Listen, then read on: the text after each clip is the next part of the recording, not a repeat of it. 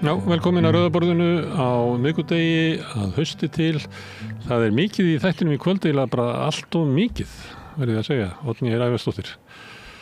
Það Ekki allt of mikið. Já, það svolítið stór þáttur, sko. En við skulum bara rekja hann aftan frá. Það í lokin ætlar þú að fjalla Ullarvikuna sem allir að bíða þér. Já, ég held að þetta sé svona eitt mest spennandi allavega sem að gerast á Íslandi helgina. Riff að byrja, þú til það ekki með?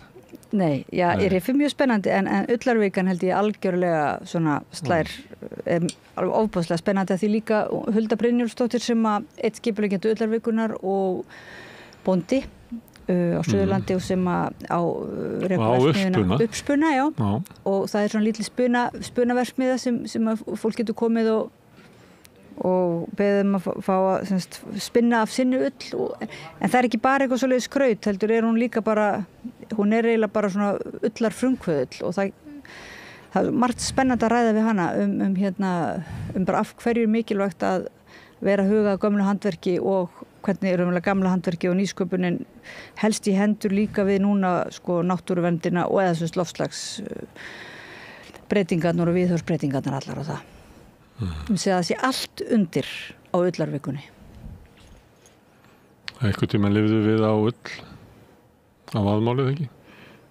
Það alltaf gleymast. Fólk heldur að við höfum alltaf verið að éta sauðfé. En við náttúrulega vorum að búa til ull, flytja út ull eða ekki. Og þekkingin þekkingin tapast víst á og sagði mér í spjalli einhvern tímann öll þekking víst tapast á 50 árum. Nú, þá vorum við búin að missa þessa. Og nei, hún rétt náði skottið á fólki sem mundi handverkið og sjálfst hefur mikið farið í súginn en svona það er nú alveg töluvert til samt ullarvinnslu á Íslandi. Kannski svo súrdegsbakstur. Hann myndi gleymast. En það fannst súrdeg sem að gullgrafarar höfðu farið með upp í Klondike. Þess vegna vaknaði hann raunverulega í kringu San Francisco og því að það var svo stutt frá því að þeir gátu sótt gamalt súrdeg. En annars munaði engu að ég hefði verið hægt að vekja hann upp aftur svo sem í San Francisco. En hann eiginlega var svona dæmi svona þekkingu sem þurrkaðist rætt út. Herðu, en ég ætla að fá við erum með svona leikhús umfjallanir oft. Við vorum með það í fyrra og við ætlum að endurtaka það núna og þá hefur við gert það þannig að ég sendur eitthvað í leikhús og og fæ svo aðstandendur sýningarnar. Ég var nú með Taktu flugið baby í gær sem var sýnt í kassanum í Þjóðleikhúsinu og svo í kvöld Sýslumaður dauðans sem að ég held að sé bara merkileg sýning. Þetta kornungur höfundur, Birnir Jón Sigurðsson, sem að semur verk sem að ég held að það sé bara afrekið á honum. Hann ekki 30, ég held að hann skrifaði þetta 27 ára gamall, eða byrjaði á því. Og þetta svona svömmiliti, ég veit ekki hvort ég myndi segja svona óvanalegt, en það leiðin sem hann reynir margt í þessu, gerir margt. Og maður sér alveg fyrir sér að það enginn vandi bara að tínast í einhverju mýri með því að reyna það sem hann gerir en hann kemur þessu í höfn og svo náttúrulega þetta sett upp af Stefáni Jónssoni í miklu stuði ég held að, maður sé margar uppfærslur hjá Stefáni, ég held að hann sé bara hörku stuði þarna og ég ætla að fá þá 2 og líka ég held að setja kalla aðaleikaran sem að vil svo til að sonur Stefáns Haraldur Ari Stefánsson og verki fjallar svolítið feðgasamband þannig að það nú svolítið svona sætt og eitthvað svo kemur Brynhildur Guðjónsdóttir, leikhússtjóri með, þannig að það allt undir það höfundaskrifin, það uppfærslan og það leikurinn og það leikhúsið, hvernig það kemur að þessu það hlakkar mikið til að ræða við þetta af því að það mér finnst það skemmtilegt þegar maður að fjalla eitthvað svona sem að manni finnst eitthvað tilkoma. Mér finnst þetta ég held þetta verði sýning sem ætlar að ganga mikið og vekja bara... Ætlar þú bara að fara að byrja að gefa stjörnur og hauskúpur eða? Nei, en það má ef að glöggir hlustendur geta heyra alltaf hvað mér finnst verkin held ég. Þótt ég sé ekkert að Það líka gaman að taka svona sirpur og horfa á nokkur leikrit í einu kannski, eða nokkur listaverk í einu og fá þá einhvern veginn svona innri samanburð. Mér finnst það svolítið skemmtilegt að hlustendur fá það líka. Mín reynsla við að búa hérna í bænum er svo að það er annarkvort finnst mér gaman að fara bara næstu við alla sýningarnar sem er í búið. Ef ég ætla svona að pikka út eitthvað einu og eina, það er mistekst alltaf einhvern veginn. Ég missi að því sem var best og einhvern veginn. Og... Já, ég segi það líka. Þess vegna náttúrulega eru þessar hátíðir eins og riff og svona. Það er bara fólk, það eru margir skorpu, það eru margir svona túrafólk í menningunni. En ég mæti bara í vinnunni. Ég er í vinnunni í leikhúsi eins og ég er í vinnunni hér. En mér hlakka til að heyra í þeim. Að reitt í þessu sem er, þau eru þarna Haraldur, Brynhildur og Stefán eru öll lærði leikarar. En öll í Bretlandi. Það er svona áhugavert. Herðu, en áður en að þessu kemur að þá ætlar hann Björn Þorláks að slá á símann til Akureyrar á Summi og tala við Ólínu Freysteinsdóttur og þau ætla að tala okkur á innanlandsflugi. Það er svona smá neytenda innslag og áður en að því kemur að þá ætla ég að fá hann Luciano Dutra hingað sem er þýðandi. Fæddur í Brasilíu, býr hérna á Íslandi og hefur oft komið hingað til mín að tala brasilísk stjórnmál.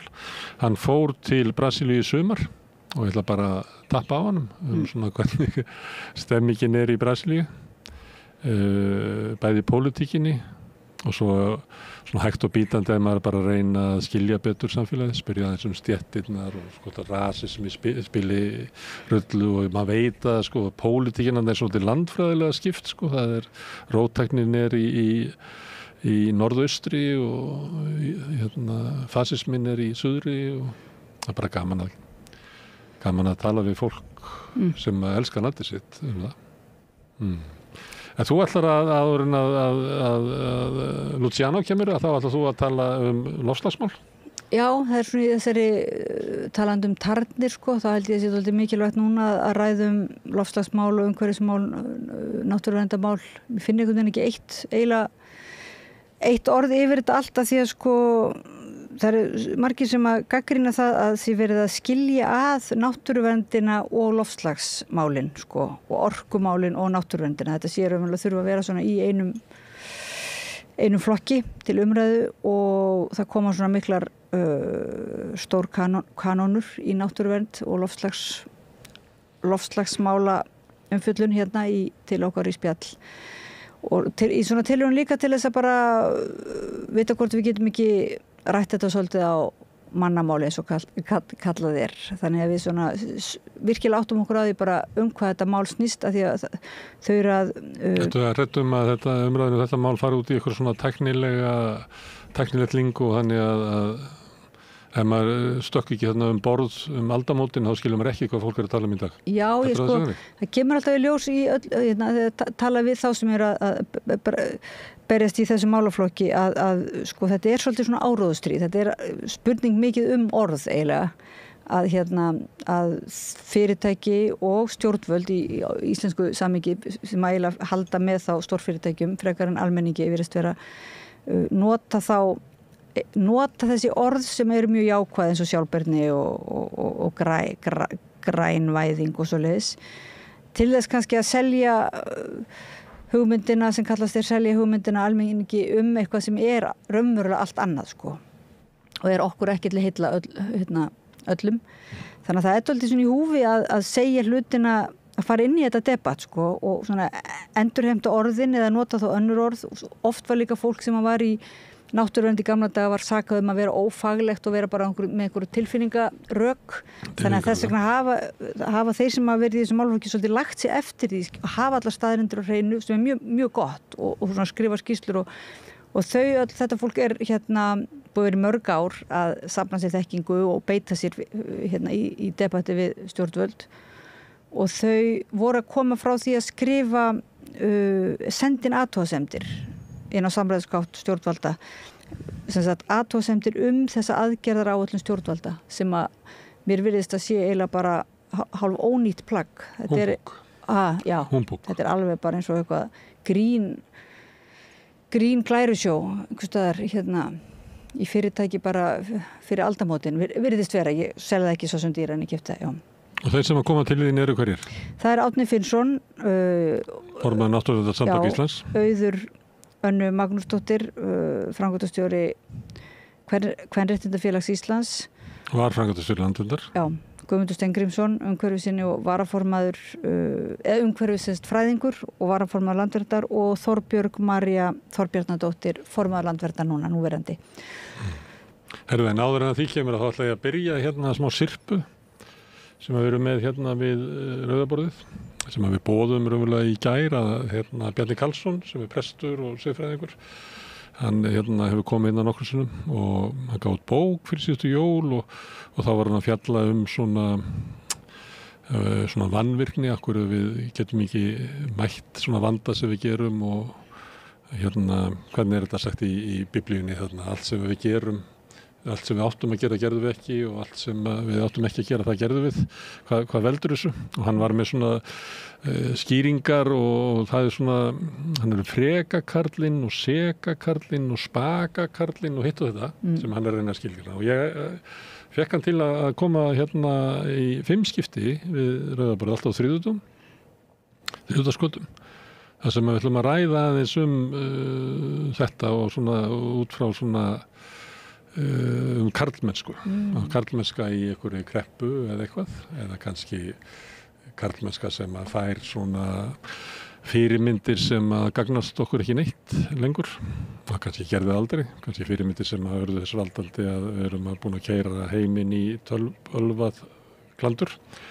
Og hann við tökum svona fyrir einn svona erkitýpukall frá Bjarna í hverju viku og svo fáum við hérna 3 karla. Það er í leina sem þú þarf til þess að fá að taka þátt í umræðinu að vera karl, þannig að það eru karlar að tala karla, þetta er ekki konur að tala karla. Og núna í kvöld þá kemur Bergsteinn Sigurðsson sem er blaðamaður og svona kastljósari, Atli Þór Fandal sem var þar til fyrir skömmu síðan starfsmaður Pírata og Páll Baldvin Baldvinsson, leikstjóri og rithöfundur og blaðamaður. Og þannig að Bjarni mun eitthvað varpa ykkur svona fram og svo kemur bara ykkur umræða út frá því. Það er mjög spennandi fyrir að segja. Það, fyrir ykkur konur? Já, mér finnst það svona. Þetta gæti alveg hljóma illa sko, en mér finnst það hljóma, mér langar, ég er alveg spennt að hlusta á þetta. Já. En þið hljótið að komast í alveg sko því lík öngstræti í umræðinni aftur og aftur, sem verður þá líka bara gaman að hlusta. Já. Mælar ykkur öngstræti ykkur?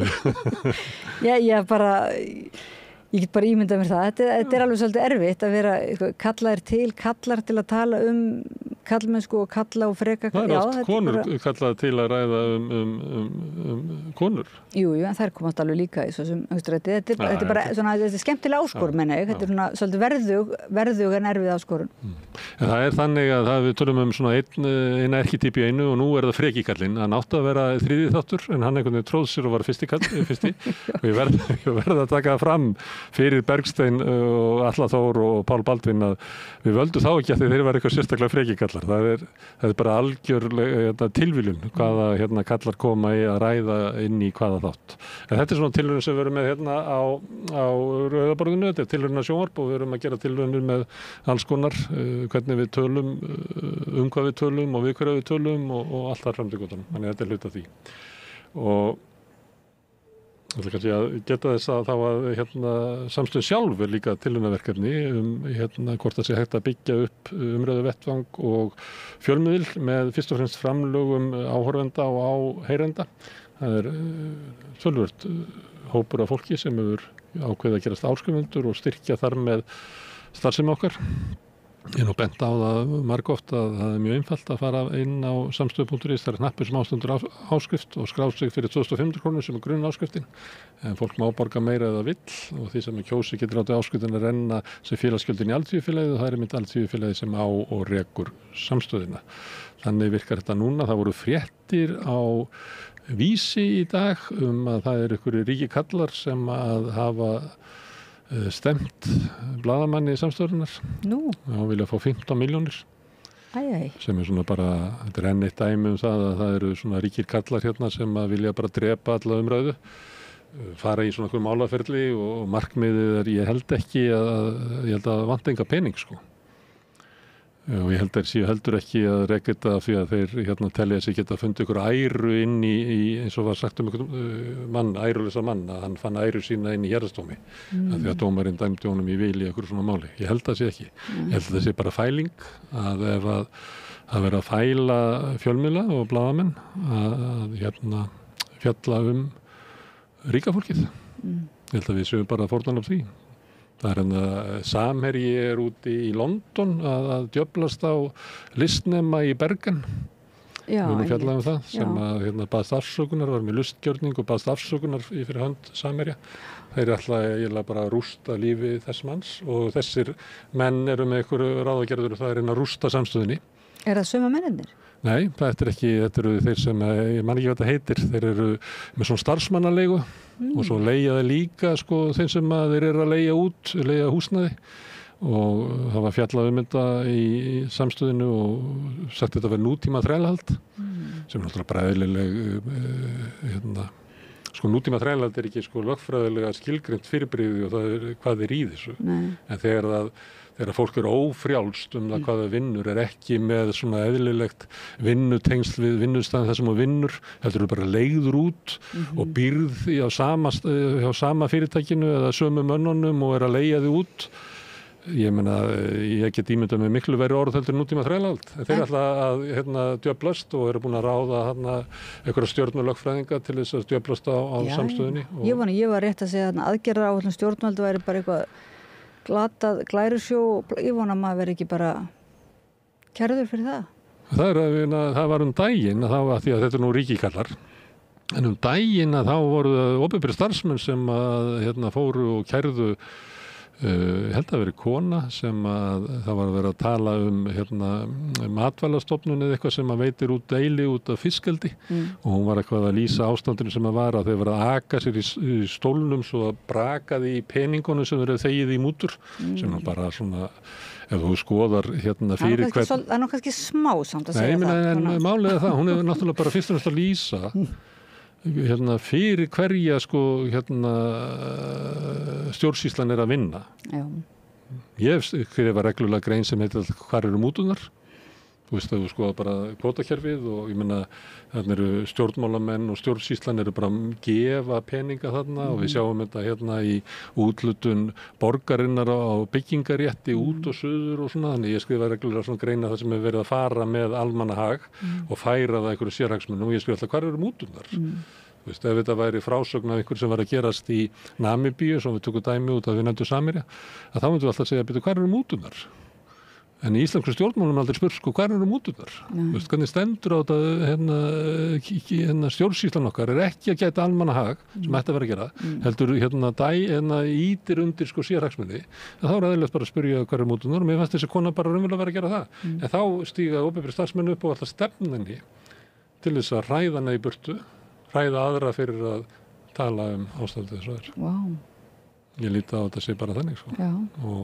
Nei, maður verður einhvern veginn að taka sér það besta lífi eða svona að tala hlutina og gagnrýnin hátt og ég dáist að blaðafólki sem gerir það sannarlega og maður reynir að vera einmitt bara djarfur í umræðunni einhvern veginn að mér finnst við þurfum á því svolítið að halda að vera ekki hrædd að segja hlutina. Það er sumt sem stuða mig eins og þú segir ríka fólkið, mér finnst það svona óþægilegt einhvern veginn að ég hugsa þá bara ríkt fólk, minnst það svona einhvern veginn alhæfing, þá hugsa ég alltaf minnst betra eitthvað að segja svona auð fólk eða maður er með alls konar þannig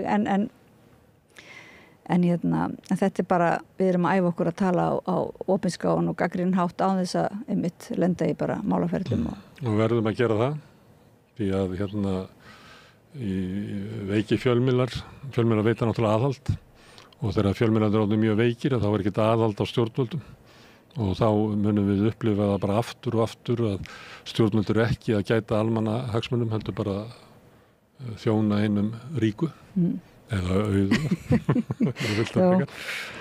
og ef að við megum ekki tala auðfólk sem að breyta íslenskum vinnumarkaði, þar sem að íslensk alþýða barðist fyrir því áratugum saman yfir því að fá eitthvað svona rétt yfir því að hafa eitthvað réttind á vinnustað og ef þeir að fara svona í gegnum það með því að fara bara að leigja fólk út og suður, maður sér þetta svolítið líka til þess að öll ræsting orðið þannig, það engin sem ræstinga konan oftast vinnur ekki hjá fyrirtækinu þess sem hann ræsta, heldur til ekki starfsmannahópnum, mætir ekki ásóttíðina og bara ekki hluti af hópnum, heldur kemur bara leigð af einhverju liði, einhverju nútíma þrælahaldurum og býr svo kannski hjá viðkomandi bara eins og í baðstofun í Galanda, þar sem að við vorum bara vinnuhjú og sváfum einhvers staðar 2 og 3 saman í einhverjum rekkjum hjá vinnuvitund okkar og þetta bara, það verið að innleiða hér bara eitthvað sem að íslensk alþýða og bara alþýða í okkar heimsluta var áratugum saman að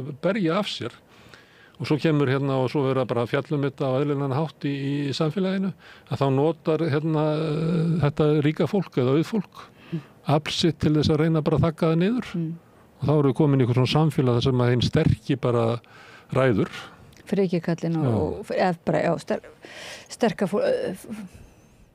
bara sterki og svo er fólk hissa að samfélagi sé að rakna upp það er náttúrulega gerist með þessu samfélagið er þannig að allir sem eru í samfélaginu séu séðir og heyrðir og njóti mannvirðingar en það sem að hinn ríki drottnar yfir öllu og bara lemur alla til hlýðni, það er ekki samfélag. Það er líka náttúrulega rosalega ósanngjarnt að ósanngirnin þeirra sem að fara með yfirgangi allt og beita fólk ofbeldi að það sé ekki sótt til saka að meðan þeir sem nefna glæpin að þeir séu sóttir til saka alveg sannarlega. Það er svona svolítið á mörgum sviðum í okkar samfélagi orðið svolítið ójafnvægi þar. Já, eins og átil það sviðum Samherja og ég meina við munum eftir Samherja Kveiksþættinum þar sem var verið að fjalla glæpi Samherja. En þeir sem að hafa mátt líða fyrir það eru fólki sem stóð að þessu og það ég held að sé orðin séu bara 6 eða 7 blaðamenn sem eru eiginlega búin að vera með þetta á bakinu alveg síðan þá og þetta er bara látið viðgangast.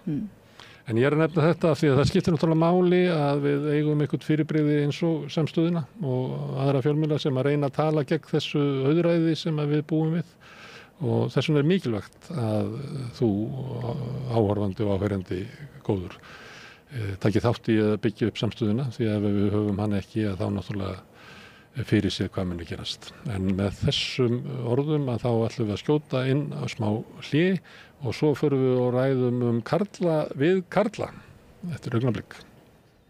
Gerist áskrifendur á Samstöðinni og taki þátt í að byggja upp öfluga og róttæka samfélagsumræðu. Með því að ganga í leigjendasamtökin styður þú baráttu leigjenda. Leigjendasamtökin eru fyrir öll þau sem vilja vinna að réttlæti og öryggi á húsnæðismarkaði. Leigjendasamtökin.is Allir þættir samstæðvarinnar eru fáanlegir á öllum helstu hlaðvarpsveitum. Þarftan að tala borgarfulltrúa. Borgarfulltrúar Sósíalistaflokksins eru með viðtalstíma alla mánudaga klukkan 13:30 til 14:30. Það þarf ekkert að bóka tíma, endilega kíkja við í Bólholt 6, 105 Reykjavík.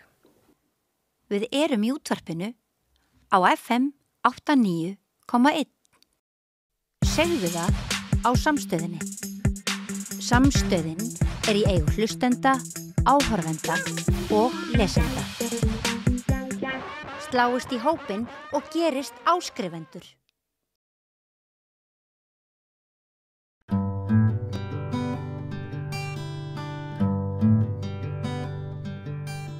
Herðu, já, við ætlum að ræða karlmennsku, við ræddum aðeins í gær að við ætlum að gera það bara næstu 5 vikur og það er svona sérstöku tilefni, eða þó ekki, það er bara löngu tímabært að fá karla til að ræða karlmennsku.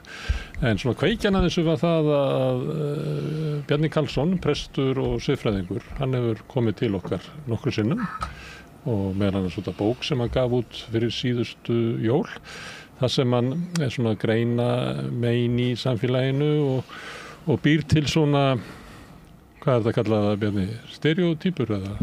Já, það mætti nota það hugtak. Já, erkitýpur bara. Erkitýpur. Já, og það er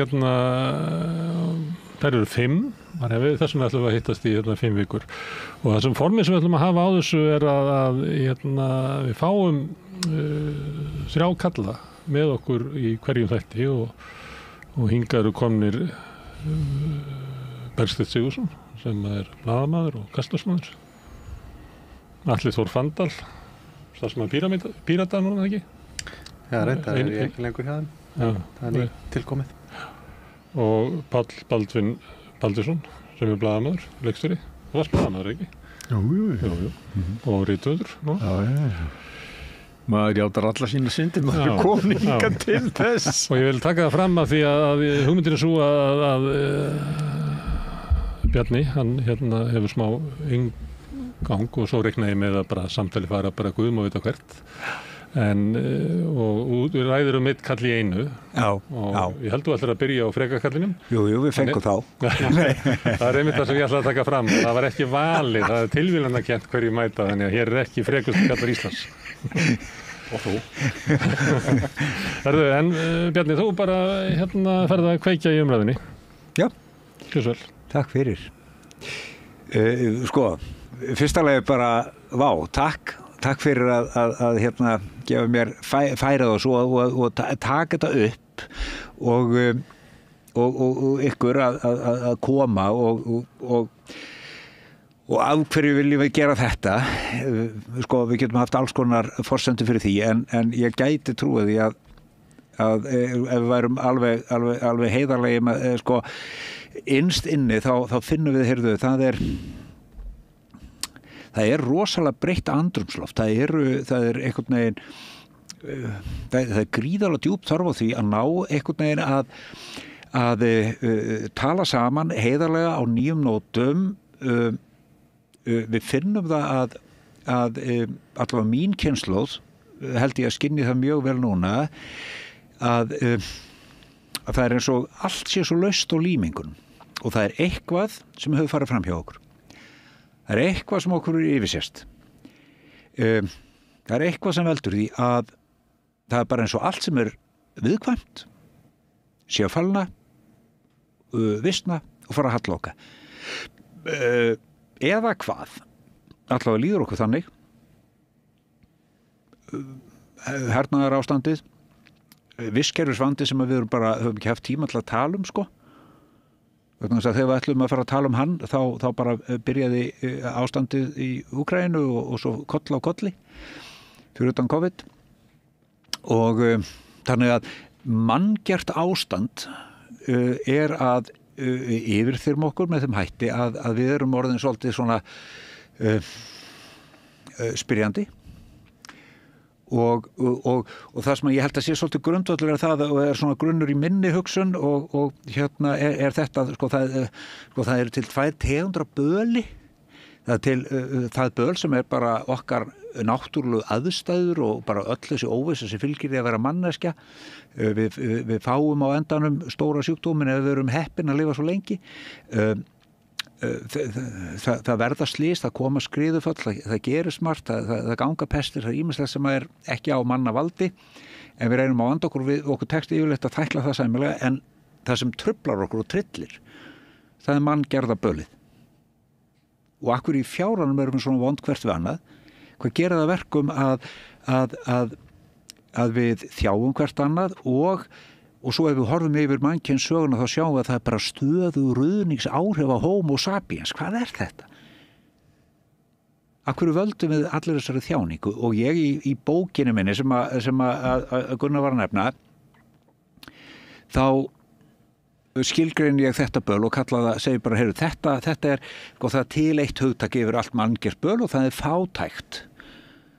Hvernig sem hún birtist, kostum hún birtist í ídrustu mynd fátækta sem er hernaður eða hún birtist í bara tómum ískáp eitthvað staðar vestur í bæ eða hún birtist í því að sumir líkamir lífa við það óryggi að það er bara að geta orðið fyrir nauðgun vera líklegri heldur en aðri líkamar til að vera fyrir nauðgun, það er form á fátækt að vera eins og heitir í kynjafræðum rape able, tilheyra hópi hinna nauðgunarhæfu. Hér sitjum við 5 kallar við erum ekki svo mjög í þeirri hættu. Það eru aðrir sem lifa það. Og ég að spyrja, hvað veldur þessum fjára? Af hverju tekst okkur ekki betur? Hvað það sem okkur yfirsjást? Hvað það sem við ekki sjáum? Og það eru mjög margir sem svara því, fræðimenn, sko, mjög ólíka fræðigreinar koma saman og niðurstaðan dálítið mikið þessi, sem ég kom staðið minni doktorsrannsókn sínum tíma fyrir bráðum 4 árum. Jú, allt, sko, heimspekingar og siðfræðingar og félagsfræðingar og hvað þetta heitir allt saman eru ansi mikið sammála það, heyrðu, við búum við einhvern skort og getu til að sjá samhengi. Það er eitthvað sem bara veldur, við sjáum ekki samhengi og ef við sjáum það þá virðum við það ekki. Hvort sem við að ræða umhverfismál, félagsmál eða efnahagsmál. Og það er efni þessara þátta, svo uppgötaði ég, og ég man bara hvar ég satt, sko. Ég satt bara í BHM bústað númer 10 hérna austur í sveit, sko, í mínu námi þegar allt í einu bara, já, heyrðu, það sem allir að benda á, það sem ég að sjá hérna í þessu öllu sem ég að lesa og reyna að greina, þetta bara það sem ég vinn við á stofunum minni, þetta er bara vanvirk hegðun. Og allt í einu uppgötaði ég, heyrðu, þetta liggur nær heldur en ég hefði trúað, hinn raunverulega þekking sem við öll búum meira og minna yfir, í hverju vangeta okkar til þess að greina samhengi raunverulega fólkin, af hverju erum við svona, af hverju þjáum við hvert annars svona mikið? Jú, það vegna sem eru vanvirk. Og hvað vanvirkni? Vanvirkni það að stjórna með stjórnleysi, vanvirkni það að elska með því að skaða. Og svo fór ég að skoða svona grunnþættina í eðli vanvirks háttarlags okkar og greina, sko, hvaða sögur og sagnir, hvaða túlkunarramma eigum við sem að styðja undir það að við tjónu hvert annað, styðja undir hugmynd okkar vald, styðja undir hugmynd okkar sök, styðja undir hugmynd okkar það að ójöfnuður sé eðlilegu, styðja undir hugmyndinu það að allir séu einir og þú sért bara einn og eigi bara að bjarga þér einn og sjálfur. Hvað það sem styður undir þetta og af hverju þetta svona fast í huganum á okkur? Jú, þetta eru menningarlegi þættir og það er það sem ég að vekja athygli á og svo ramma ég þetta inn til þess að gera þetta sem skiljanlegast. Ég segi, við höfum söguna frekakallinn, við höfum söguna segakallinn, við höfum söguna lúxuskallinn, við höfum söguna stakakallinn og svo geymum við spakakallinn. Hann kemur seinna sem samnefnari fyrir þá alla. Og í dag, frekjakallinn, getum við talað hann. Hann vildi að nátt að vera aftar en hann tróð sér fremst. Hvernig byrtist frekjakallinn? Freki? Já, hvað er frekjakallinn?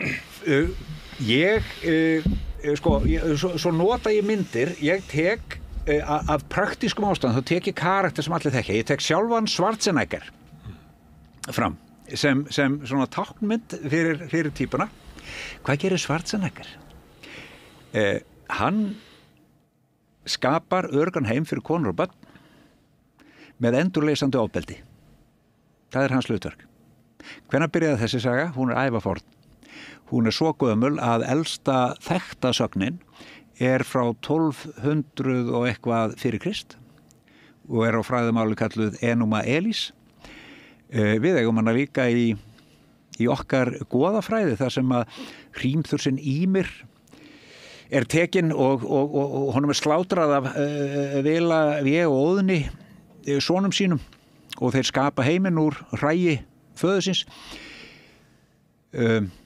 Hugmyndin það að heimurinn eins og við þekkjum hann, heimurinn eins og við elskum hann sé afurð vel heppnaðrar valdbeitingar. Þetta er alveg ævaforn hugmynd og hún birtist í annarri hverju Hollywoodmynd. Hollywood veit þetta, við elskum þessa sögu og hún fer vel ofan í okkur með bjór og svo ferum við að sofa. Svona á öðrum bjór á þriðja, þá er hægt að fara að sofa þegar búið að sjá þetta í línulegri dagskrá. Þá förum við bara að sofa búin að heyra eina ferðin enn sögun stóra bróður sem vel heppnar valdbeitingu gerir allt öðrugt og við getum bara alveg róleg. Þetta eru einhver stærstu trúarbrögð heims og ævifort sögn og mjög sterkur gildur túlkunarrammi sem gera það verkum að það fyrsta sem okkur dettur í hug þegar eitthvað slæmt gerist ekki hægt að drepa til fæðingu. Þetta er það sem ég að segja. Og réttlætingin ekki, frekikallin ekki að bara sanka ykkur að sér, heldur réttlætirinn ofbeldið með því hann sé að verja konur og börn eða verja búa til góðan heim fyrir alla aðra með því að beita frekjusinni. Þetta er eiginlega einstaklega viðandi núna því að ég held að það segi alltaf ákveðna sögu hvað er vinsælasta sjónvarpsefni hverju sinni. Vinsælustu sjónvarpsþættir í heimi þessa dagana eru þættir sem þetta Yellowstone með Kevin Costner sem eru nákvæmlega þetta sko að það er einhver svona kúrika þættir og Kevin Costner leikur svona ættföður og þau er einhverja jörð í Montana og verja hana með oddi og egg frá einhverjum gráðum kaupsýslumönnum og þarna eru kallar að verja heiður kvenna sinna og land ættfeðra sinna og þeir leysa það allt með ofbeldi og koma svona setningar that may be the law but this is Montana og það er alltaf hægt að fara og allt er leyst með ofbeldi. Þetta er fáránlega skemmtilegt en mér finnst það líka að segja sína sögu að þetta er það bara, þetta er kallað Dad TV eða pappasjónvarp sko, þetta gengur og það eru allir kallar hvernig að klæðast eins og einhverjar típur úr þessum þáttum og svona. Það segir ákveðna sögu þegar af hverju þetta svona vinsælt núna. Og ég meina þetta er ekki fyrir einhverjum árum þá var að Grey's Anatomy sem varu konur á sjúkrahúsum og þess aftar.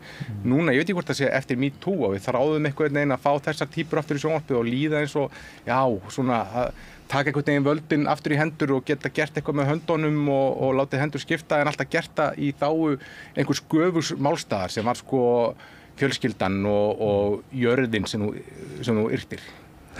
Já, þetta er áhugavert.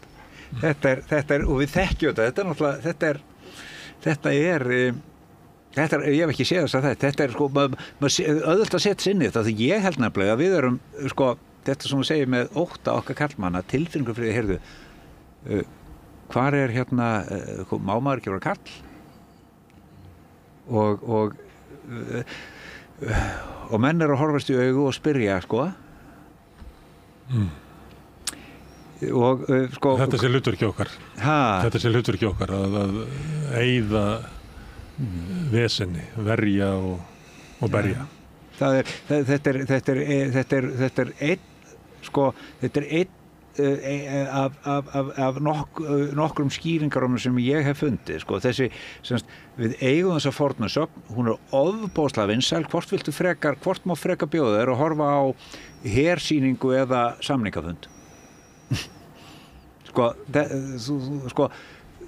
er geggjað að horfa á, sko, við dyrkum hraða, við dyrkum afl og það er svo stutt í þetta, hugmyndunum það, heyrðu, ef það er eitthvað vesen, er ekki hægt að leysa þetta bara með... Getur hann ekki séð þetta? Með yfiráði, hvað segirðu? Getur hann ekki séð þetta? Já, getur hann ekki séð þetta? Og sterkimaðurinn náttúrulega í pólitík, hann er meira... Þetta er hann. Það er meiri eftirspurn Davíð sko. Já. Eins og við erum ennþá að gráta eftir í heitupottunum í öllum íhaldsmanna sundluga partíum á morgnana í Reykjavík og örugglega víðar. Davíð var nú góður í morgun, lásið hann ekki. Þegar Davíð sté inn í mál og leysti þau með því að sussa á menn eða með því að slá á hendurnar á mönnum og með því að grípa fram í fyrir mönnum og með því að slá menn út af borðinu og hann er náttúrulega kannski skýrasta dæmið frekakallinn og sjálfstæði sem hann upplifa hann sem hann hafi verið að verja Montana. Valhöll. Ég hef ekki séð þess að þetta, ég hef reyndar heyrt þá en ekki séð þá. Það er svolítið merkilegt samt þetta sem þú segir einmitt sko að frekakallinn hann fer líka eftir öðrum reglum. Þú veist, hann virðir ekki leikreglunar sem allir eiga spila eftir. Hann gerir það sem þarf að gera. Það er svolítið mín upplifun alltaf af frekakallanum, sko. Hann, að þú talar um þetta, þú veist, þú tengir þetta við eitthvað svona æðri, þetta er eitthvað svona æðra sem er verið að verja, þú veist, heiður fjölskyldnar eitthvað, og þá má aftengja reglunar eða endur skilgreinareglunar eða jafnvel sko setja þú veist, það sem mér er svo algengt hérna heima sko er að það er í raun og veru sko búnar til það eru tilbúnar reglur sem aðrir eiga að spila eftir og þær eru látnar binda hinn en svo er frelsið algjört til þess að slá niður sko réttu megin og Davíð Oddsson er alltaf ótrúlega gott dæmi það. En á hinn bóginn þá erum við hversu oft stöndum okkur ekki að því að hugsa, herðu, þetta ekki eitthvað sem má nú bara leysa með einu pennastriki, bara vantar ekki einhvern skörulegan stjórnmálamann eða konu til þess að taka bara skarið hérna. Við samþykjum lögmæti þess að það sé farið út fyrir allt velsæmi, allar almennar reglur og lög. Við erum alveg til í að samþykja það. Eins og var bara hérna síðustu helgi þegar að það var bara á einni helgi í nokkrum símtölum þá var bara öllum stjórnvalds ákvörðum hnekkt og ráðherraræfillin setti bara skeifu og strunsaði út af því að hinn hefðu tekið sér saman það bara. Já, þú ert að tala hérna þegar því var afstýrt að jazzsamtæknum í væri settur á landi, og bara Guðrún Hafsteinsdóttir og allir sögðu Guði sér loksins tók einhver í taum hana. Nei, hún sagði það bara, ég held að ég sé að brjóta lög hérna. En gerði það samt maður og bara ekki. Þetta samt sem að þetta náttúrulega landeigandaréttur sem að verið að lýsa í þessari útgáfu, þannig þessari amerísku útgáfu og reyndar mjög algengt þema þar. Þar náttúrulega sá sterki hefur nefan og hann hefur fjármagnið og hann þarf ekki að hafa ágjörð því að hann þurfa að standa skil á einu eða neinu nema bara fullnægja sínum rétti og sinna skjólstæðinga. Og þetta náttúrulega mjög gamalgróin réttur í íslensku samfélagi og hefur verið það alveg frá Ingólfi og ætti ekki að koma okkur mikið óvart. Það alveg gegnum gangandi til dæmis að sterki leiðtoginn hvort sem hann með tippið að píku í stjórnmálum, hann ákaflega, það ennþá litið upp til hans. Við getum bara séð það hvað jarmað mikið ennþá yfir Ingibjörgu Sólrúnu. Og Ólafi Thors og við getum bara farið Jónas frá Hriflu og allir þessir gaukar karlkyns eða kvenkyns vegna þess að það freki kallinn, hann ekkit skárri ef hann kvenkyns. Hann alveg jafn ósifinn og tilbúinn að gera hvað sem að hann vill koma fram til þess að ná sínu fram. Freki kallinn oftast karl. Já, hann miklu oftar karl, en það náttúrulega þess að félagshreyfing kvenna, hún bara miklu fátækari heldur en allt kallalið. Þú talar eins og að við búum til rými fyrir frekakallinn. Ef við myndum ekki gera það, þá væri frekikallinn bara eitthvað að garga á hurðinni og kæmist ekki inn? Já, kapitalismin, hann gerir náttúrulega ráð fyrir frekakallinn. Það maðurinn sem drífur í og kemur öll á stað. Það frumherjinn og framkvæmdamaður. Og við verðum að gefa honum rými því annars myndi allt bara efnahagskerfi okkar drepast í dróma. Efnahagskerfi okkar hefur verið þannig uppbyggt að það dominerað af körlum. Þó við séum með marga svarka sem að hafa í gegnum söguna verið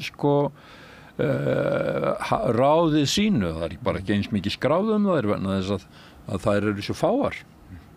Þessi manngerð svolítið að ganga á aftur virðist vera hjá yngri körlum, kannski á 30-aldri og allir hérna með svona grátt í vöngunum að Páll sem hérna ekki með lengur hár. Búin að raka sig en það þessi hugmyndur skaffaran, kallinn sem skaffaran, hann sér fyrir fjölskyldunni, menn að vera í góðu formi að því að þeir þurfa að geta verndað fjölskyldu sína eins og bara menn gerir ráð fyrir því að þurfa að lenda ykkur slagsmálum út á götum bara til þess að venda fjölskyldunum en ekki bara að vera í góðu formi til þess að fá ekki kransaðstiflu vera skaffari. Já, vera skaffari og svo hugmynd verðist að koma alltaf sterkir núna í einhverju svona menningu hjá ungum mönnum og ég veit ekki hvort þú fáir setna einhverja yngri menn til þess að reyfa sína skoðunar á því Ég var nú með einn af þessum mönnum bara hérna á föstudaginn í vikuskamti, Bergþór Másson sem mikill postuli í þessum fræðum sem að boðar það að menni bara borða testosterón og svo endi ekki bara sem einhverja lesbjur og ég að lifta og bara gera út á karlmennskuna vegna þess að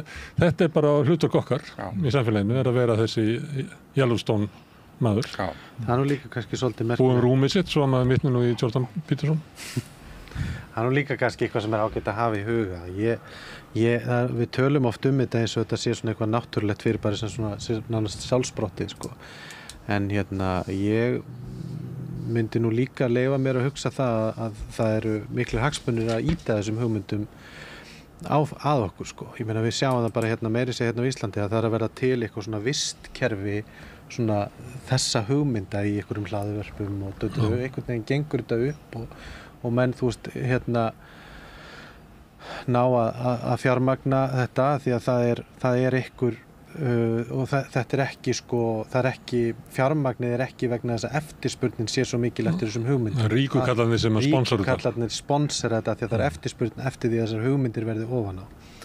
Þannig að og svo þetta er stríð í gangi þar sem að hernaður er stundaður meðal annars með því að reyna að destabilisa lýðræðiskerfum með því að dreifa hugmyndum eins og anti-vax hugmyndum, hættinu af innflytjendum. Það er til dæmis alveg merkilegt að forsætisráðherra tala stundum bara eins og rússnesku botti sko. Og svo þessar hugmyndir að sko vestræn gildi séu undir vegna þess að sótt sér svo að karlmennskunni og við þurfum bara að fara að éta með testosterón og eitthvað svona sko. Þannig freki kallinn, er ekki bara sjálfsprottinn af því að þetta er einhvern veginn í eðli okkar. Freki kallinn er líka vel fjármagnaður og ýtt að okkur vegna þess að það eru miklir hagsmunir á bakvið það að freka kallinu sé ekki svarað, og hún sé ekki haldin innan leikregla. Það verður að breyta leikreglunum og mér finnst það alltaf vera bara, að því að maður hittir fólk sem er ákveðið og það er fólk sem að berst á mikilli hörku og svona, en það sem að mér finnst alltaf skilgreina frekakallinn er þetta skilgreiningavald sem hann tekur sér, þar sem hann bara reynir að einhvern veginn að slengja öllum inn í aðra reglur en getur svo með tilvitnun í svona einhver svona aðri hluti brotið allar þessar reglur.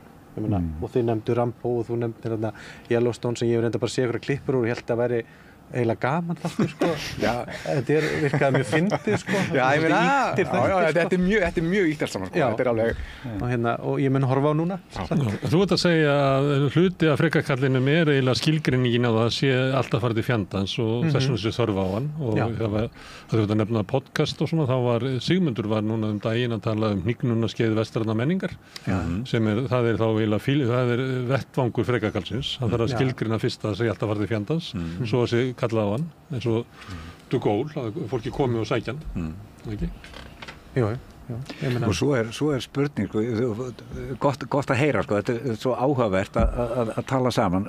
Þegar hér kemur þetta með sterka manni sem hefur óskoruð völd af því að hann er landlord og hann er í sjálfsög ekki að taka mikla áhættu, hann er bara að spila innan þeirra leikregluna sem honum eru gefnar og vegna eignarhalds síns sem er bæði efnislegt og félagslegt. Það eru aðrar leikreglur heldur almúgin hefur. Og hefur aðrar leikreglur. Síðan svo höfum við hins vegar mjög mikilvægt tvist í þessu held ég er líka það að svo höfum við líka þá hetju sem er þegar Schwarzenegger, þess vegna valdi ég hann, þegar Schwarzenegger er að vinna sitt endurleysandi ofbeldi, þá er hann í alls konar áhættu, hann er einn og það er ekki víst hvernig þetta fer og í öllum og það er ekki að binda okkur við þessa típu sem að örgulega kannski líka margir áhörendum okkar hafa ekkert endilega stúderað, við þekkjum bara öll þessar spennandi sögur, það eru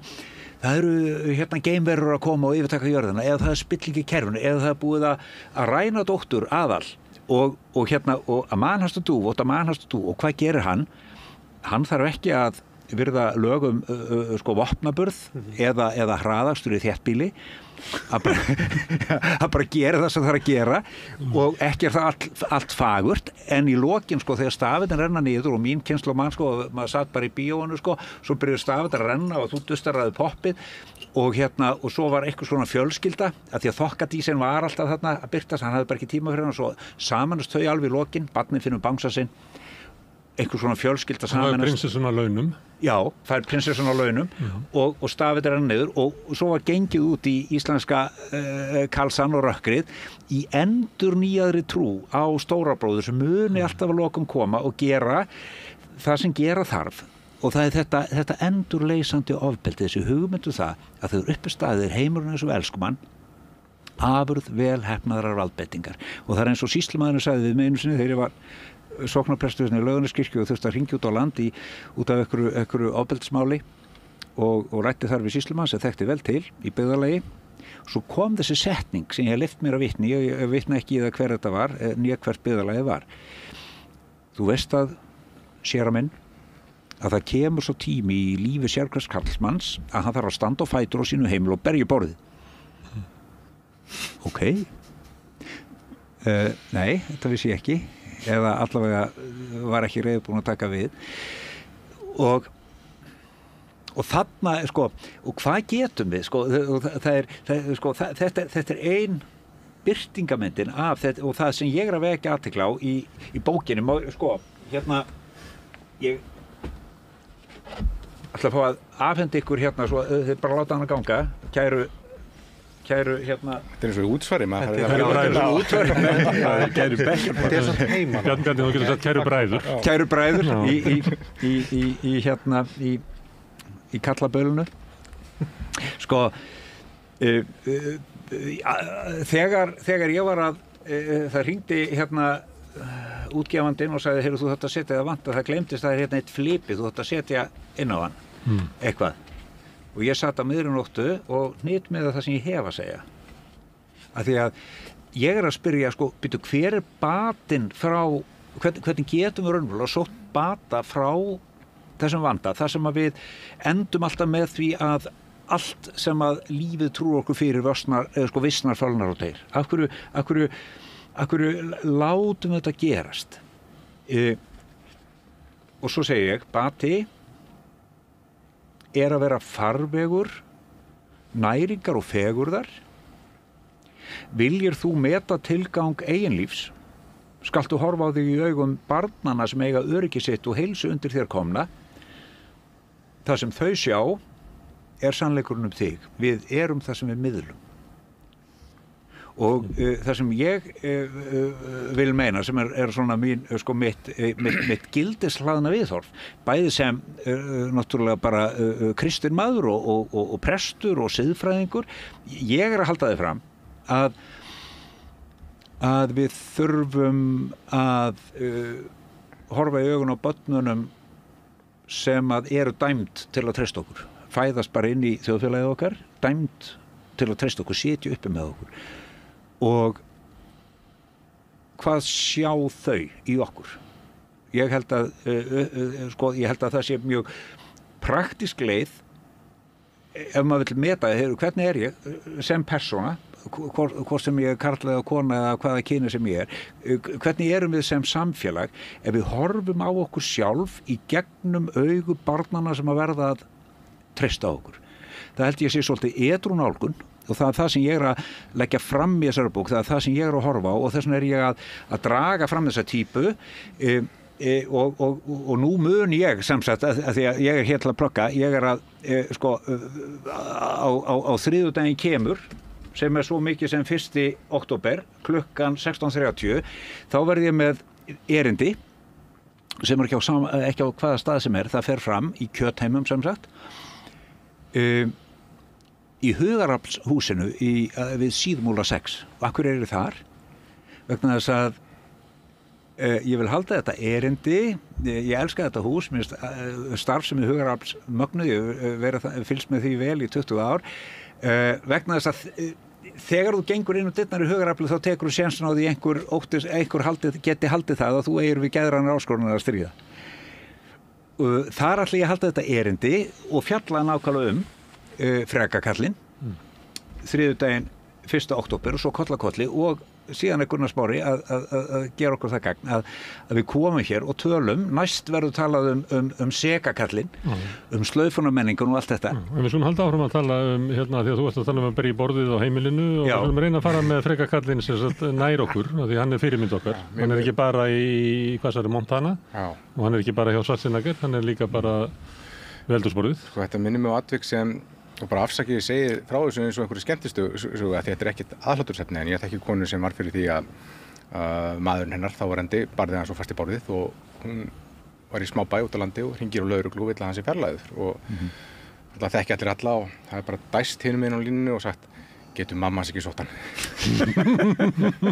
þannig að það er stundum lausnin í flekakallinum en sko eitt sem ég langar samt að segja sko að þegar við erum að tala um Jordan Peterson og búum rúmið og allt þetta að það er líka eitthvað gott við það að bara vera, ég meina taka ábyrgð á sjálfum sér og allt þetta sko Ég býður rúmið. Já, sko, ég er frá Patreksfirði, ég er bara á Sjávarþorpi og fyrirmyndir mínar helstu, það var afi minn sem var meðhjálpari og tenorsöngvari og hann prjónaði og stekti kleinur. Svo pabbi minn sem er bara svona sjóari af gamla skólanum með tattoo á akkeri sem hann fekk í húl einhvern tímann og segir andskotans helviti stjöfusins í annar hvori setningu. Óbúrslega ljúfur maður og bóknefur samt sko. Og ég næ svona í skottið á þessum tíma þar sem við erum send úr skólanum að fara að gella og eitthvað svona, það vantaði eitthvað fleiri hendur í frystihúsið. Og í 9. og 10. bekk þá eru að læra sjóvinnu og siglingafræði. Ég fann hins vegar allan þann tíma að þetta átti ekkert við mig, mér langaði ekki að gera þetta og mér langaði bara að fara í skóla og ég fór í Flensborg í menntaskóla og svo fór ég í háskólan og svona. Svo líða árin og ég kann ekki neitt í höndunum og svona og pabbi selur trilluna sína og ég fer að finna fyrir svona smá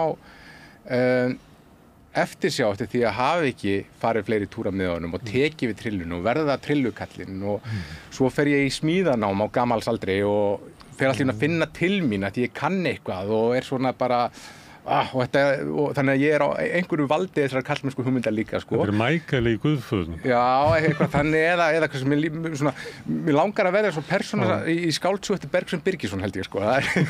eitthvað svoleiðis og svo líka, af því að ég sé þetta líka þannig að gera meira sjálfur og svona, þá ertu ekki lengur svona jafn upp á sérhæfingu kapitalsins komin sko, að þú þarft ekki alltaf að hringja í mann þegar það þarf að gera eitthvað sko, og þetta svona flótt, þetta svona, að þú getur staðið á eigin fótum einhvern veginn.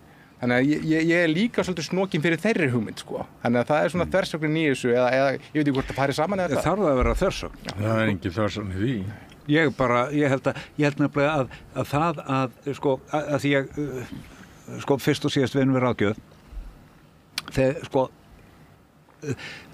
sko versta hugmyndin sko bara þrautalendingin sem íslenski karlmaðurinn gjarnan hefur þegar konan er hann alveg ofboðslega óánægð í gagnkynhneigðu hjónabandi sko dæmigerð situation hjá gagnkynhneigðum hjónum, konan er óánægð, hún er búin að vera það lengi og svo endanum segir hún, heyrðu þú ert að drepa mig, ég var bara að standa á fætur og bara ég get ekki verið hérna, þú ert að ganga með dauðri í frekjunniðinni maður. Og hvað gerir íslenski karlmaður þá? Nú, hann er búinn að þegja, sko, er að þegja hann í hel, sko, eins og við gerum og nei, hann tekur nýja ákvörðun, hann segir, ok, gott og vel, að því að íslenski karlmaðurinn sem á konu, hann vill ekki missa konuna sína, bara ekki, sko, heyrðu, ekki mál. Hérni frá skal ég bara gera það sem þú segir og þetta er það bil versta hugmynd sem til vegna þess að einmitt, þú ert að tala kallmennsku sko, í gagnkynhneigðum hjónaböndum þá sko, af hverju vilja gagnkynhneigðar konur karlmenn vegna þess að þær vilja vera áskrifundur að kallorku vilja bara sýndu með sóma taktu mögunadansinn í kringum þegar svona seldist allt timbur í Bíkó og húsasmiðunni sko í COVID sko því að kallar á sko mín kynslóð var bara að smíða palla sko mögunadans og sko þetta var metár í húsasmiðunni þetta var bara mögunadansi fór þetta var enda niðurgreitt af ríkisstjórninni og vegna þess að sko, þannig að þessi hugmynd að leggja niður, semst, ef við ímyndum okkur það að karlmennska sé í því fólki en að taka af skarið og sko, semst, að þetta bara hafa dræf og hafa drift sko, já við þurfum nefnilega, sko, ef við hefðum ekki kalla, ef við hefðum ekki kallorku sem konur geta rétt eins haft eins og karlmenn, skiljið, þetta er ekki spurningu nefnilega kynfæri, ef við hefðum ekki þess að tegund af orku, þá væri ekki þetta frétta hérna úti, það væri enga götur, það væri engin kerfi, það væri enga bryggjur. Þú trúir á frekakallinum, ef hann væri ekki hérna þá myndi ekki dreifast. Ég held að frekikallin hann dreifir ekki völdum sko. Nei, það er nefnilega að tala um að dreifa völdum og það er nefnilega þetta sko. Sko en þetta er akkurat tvistið sem máli skiptir. Það er við megum ekki leggja frá okkur sko, ekki leggja frá þér orkuna sem þú ert bestur í ekki leggja frá þér það að vera ef þú hefur 500 hestablundur útinu ekki leggja það frá þér Verður alltaf að vera með hamarinn? Nei, þú þarft ekki að vera það. Þú þarf bara að sko það sem ég bara að segja er þetta, við þurfum að taka karlorkuna, við þurfum að una henni, við þurfum að taka hana úr því hlutverki að vera það usual suspect og líka í okkar eigin lífi og snúa, sko, og í stað þess að lifa karlorkuna út sem fælingamátt, þá þurfum að lifa hana út með þeim hætti að við séum að yrkja og gæta. Einhver elsta verklýsing allra verklýsinga, og þið verðið bara fyrirgjá og þau réttni í fornar reikningar hérna, hún er þessi, þá tók Guð mannin og setti hann í aldingarðin Eden til þess að yrkja hann og gæta hans, rækta og hlúa að. Ég held að þetta er ekki spurning um hvað við höldum um Guð, það skiptir engum máli hvað við höldum um Guð. Þetta er ævaforn verklýsing í langtíma minni mannkyns. Til hvers erum við hérna? Hvað eigum við að gera hérna? Jú, við erum hérna til þess að rækta, það er að segja, þekkja eðli, þekkja bara lögmálin eins og þau eru og hlúa því sem til verður og vera segir við það.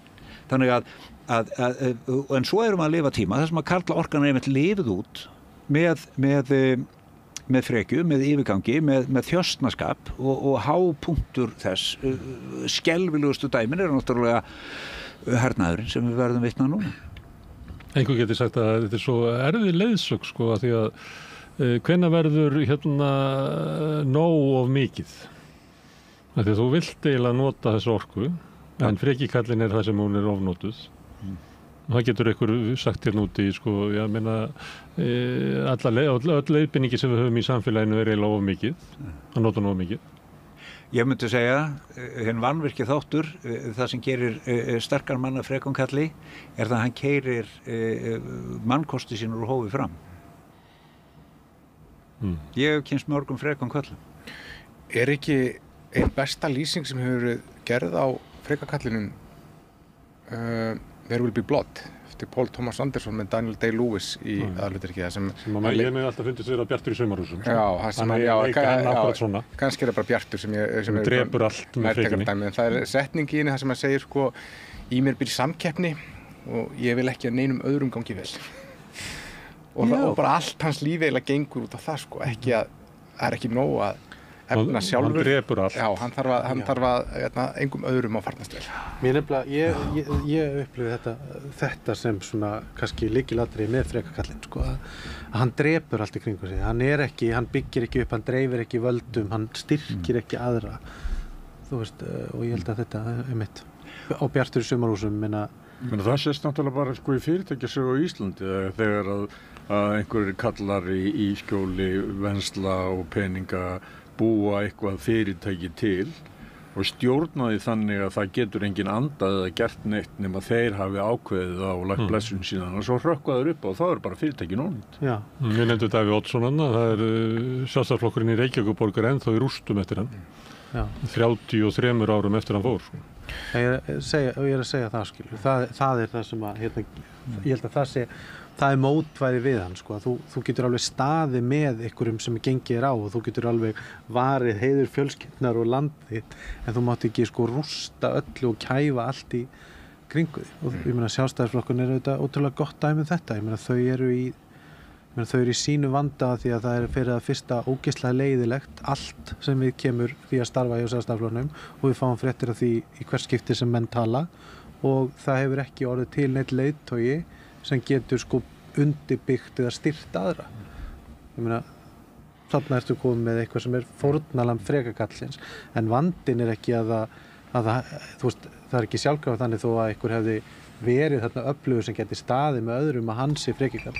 En við getum sagt það sama í pólitík. Þú nefndir Ingibjörgu Sólrúnu, við getum talað kannski um hóluna eftir henni, svona svolítið flóknara út af þess að við kemur hann á Jóhanna og svona. En við getum sagt Katrín Jakobsdóttir, er hún frekikallinn? Við sjáum bara þá rúst núna. Já. Og það virðist vera, af því að við vorum á stéttin að tala sem Pírata, en það virðist vera áður en okkur var hleypt inn, svo ég gefi skýringar á því, Það virðist vera bara einkenni á sko stjórnmálahreyfingum og svona sterkum hugsjónafélögum að þau eru öll píramídabyggð og byggja öll á hugmyndinu einvaldin í raun og veru. Sko frekikallin náttúrulega bara einvaldurinn eins og var sko í hinu guðlega einveldi. Og hjá Guði, hann líka einvaldur. Já, hann var bara í beinu sambandi við Guð og það ekkert kirkjun að kenna endilega, fyrst að kirkjunumaður hér. En sú hugmynd náttúrulega fölsk og hún virkar ekki í raunveruleikanum og það eru sögulegar heimildir fyrir því bara langt aftur. Ef þú treystir, ef eitt samfélag treystir á það að frekikallinn hann geti leitt þig yfir hafið og þú veður út í, þá bara drukkna allir með Móses, skiljiði. Það bara svoleiðis. Ef hann klikkar. Já. Ég las grein í New York Times, hvort það var í fyrra, það var verið að fjalla bandarískan líffræðing, skógfræðing, sem hafði verið að rannsaka vistkerfi skóga. Og hennar rannsókn leiddi það í ljós að svona vistkerfi skóga þrífst best í samvinnu. Og að sveppir og þess háttar flytja næringarefni á milli ólíkra trjáa og ólík tré sem kannski liggja þétt saman, það kannski annað tré, það kannski tæmir sig að vökva í rætur til annarra trjáa af annarri tegund á ákveðnum árstímum og þetta eitthvað sem hún setur fram tilgátu sínar einhvern tímann á 8. áratug. Þetta mætti rosalegri mótstöðu í vísindasamfélaginu aðalega vegna þess að þetta fór svo gegn hugmyndinu þróunarkenninguna þar sem hinir færustu lifa af. Af því að það þeir færustu í samvinnu þeir lifa af. Já, þetta var svona að því að hinn svona viðtekna hugmynd að það er búið að yfirfæra svo mikið að þessari sko, þetta er náttúrulega ekki einu svona eftir Darwin sko, það survival of the fittest, það er Herbert Spencer minni mig. Klíma maður. Sú hugmynd það hefur verið tekin og yfirfærð á svo margt bara í samfélagið okkar að það var ekki til einhvern veginn í svona, heyrðu, samvinna, það er eitthvað, það er ekki mála, það er samkeppni, það sem bara að komast af og vera, bera sigur á öðrum, þetta, en hún hefur verið svona að fá uppreisn æru á undanförnum árum. Og svo er það að gerast yfir höfuð, sko, í allri, svona, við sjáum það sem er að gerast hjá Sameinuðu þjóðunum og sko, sem kom fram í skýrslunum 2015, þegar bara Parísarsáttmálinn, hver kjarni Parísarsáttmálins? Hann sá að við skiptum hugmyndinu mannin. Hvað er að vera manneskja? Í Parísarsáttmálanum, það að vera manneskja er að vera þáttakandi. Frekikallinn og yfir höfuð sko okkar vestræna menning eins og hún er núna, þar sem hún stendur sko gjaldþrota og stærsta gjaldþrot vestræna menningar er náttúrulega hið visskerfislega gjaldþrot sem við stöndum framfyrir og er svo glórulaust að sko afkomendur okkar munu sitja eftir með það og það er engin borgunarmaður fyrir því, það er náttúrulega náttúruvísindarleg staðreynd. Af hverju hefur það orðið? Það er vegna þess að við höfum í hroka okkar litið á okkur sem aðal í náttúrunni og við höfum aðgreint okkur frá náttúrunni, talað mann og svo náttúru að öðru leyti, eins og þetta væri ekki sama, eins og við værum ekki aðilar að einum veruleika. Og svo vitum við núna að nei, þetta er ekki staða mannsins í náttúrunni, staða mannsins í náttúrunni er svo að við erum þáttakendur í formum og ferlum lífs á jörðinu, þar sem allt er í innbyrðis tengslum og það er ein tegund sem er óþarfust á öllu, það er nýjasta tegundin, það er Homo sapiens. Okkar verður ekki saknað. Við þurfum á visskerfinu að halda, það þarf ekki á okkur að halda. En við látum eins og við séum aðal og þetta er svona birtist þetta svona birtist þetta á sviði umhverfismála og visskerfismálana, á sviði félagsmálana birtist þetta þannig að hver er aðal? Jú, bara hvíti karlmenn okkar aldri og sko, og við göngum þannig fram og nákvæmlega þessu, við trúum ekki á samvinnuna, við trúum á valdbeitinguna, við trúum á sko yfirráð en ekki á samráð og það var akkurat það sem þú varst að benda á. Sko. Við trúum því að sko samvinnan, ef að allir fá að ráða á heimilinu eða í samfélaginu, þessu glundróði og kaos, og þess vegna verðum við að koma og setja okkur reglum. Og það nú ansi mikið í kristinni sem einhvers stað þarna. Kristnin ekki saklaus. Ekki kristnin, já. Kristnin sko fjarri því að vera saklaus og kirkjan aldeilis. Sko, þegar þú talar mannin, þá verður náttúrulega bara eiginlega að segja sko hvíta mannin. Það bara hvítimaðurinn sem er sá sem að hefur leikið jörðina svona. Já. Það er alveg satt. Það er bara okkar vestræna menning. Ráningja síðustu 400 ára. Vistkerfisskuldin frá norðri til suðurs en bankaskuldin frá suðri til norður. Sko. Við gerum alla hina skulduðu okkur á meðan við skuldum höfum skapað þessa rosalegu, ég meina á minni tíð, ég 61 árs, á minni tíð hefur bara olían verið þurrkuð upp ásamt mörg öðrum. Ég velti samt fyrir mér, þú veist, ekki líka hluti vandans að við erum alltaf svolítið þannig innstilt að við trúum svo mikið á skort. Ég held að það sé líka hluti að því að vera svona einhvern veginn kallmaðurinn að gæsalappa, sko, eða kallmennskan. Hún trúir á svona zero sum game. Þú þarft að taka frá einhverjum öðrum til að njóta sjálfur. Það verður ykkur að hafa það verður en þú. Það verður að vera þannig að einmitt leiðtoginn, þú veist, hann þarf eiginlega að vera alvitur, þú veist, og hann þarf eiginlega að vera allsráðandi. En staðreyndin samt, þú veist, maður getur bara labbað og þá sér maður það, sko. Ég meina, við göngum fram hjá sönnun þess að hverjum einast degi að samvinna styrkir okkur, að fjöldinn styrkir okkur. Og það ég veit ekki, allavega, ég alltaf að reyna að vera með eitthvað point í því sem ég segja, en það sem ég hef svona oft velt fyrir mér undanfarin ára, þegar mér finnst ég upplifa barnæsku sem annar heimur heldur en það sem öðrum heim lofað heldur en útkoman var. Ég náttúrulega elst upp á svona nýfrjálshyggju tímanum og þú veist, ég held að alveg svo nýfrjálshyggjan bara sem svona einhver menningabylting gat misnotað vinnusiðferði mótmælatrúarinnar, þá rosalega auðvelt fyrir nýfrjálshyggjuna og þá svona þessa einstaklingshyggju að misnota hugmyndir kallmennskunar strit og að standa einn og vera sjálfstæður og annað slíkt, sko. En þegar raunin sú að við þurfum ekki annað en að labba bara hvaða götur sem til að sjá, þú veist, að þú gerir ekkit einn, þú ert ekkit einn, þetta allt byggt á samkennd og samvinnu.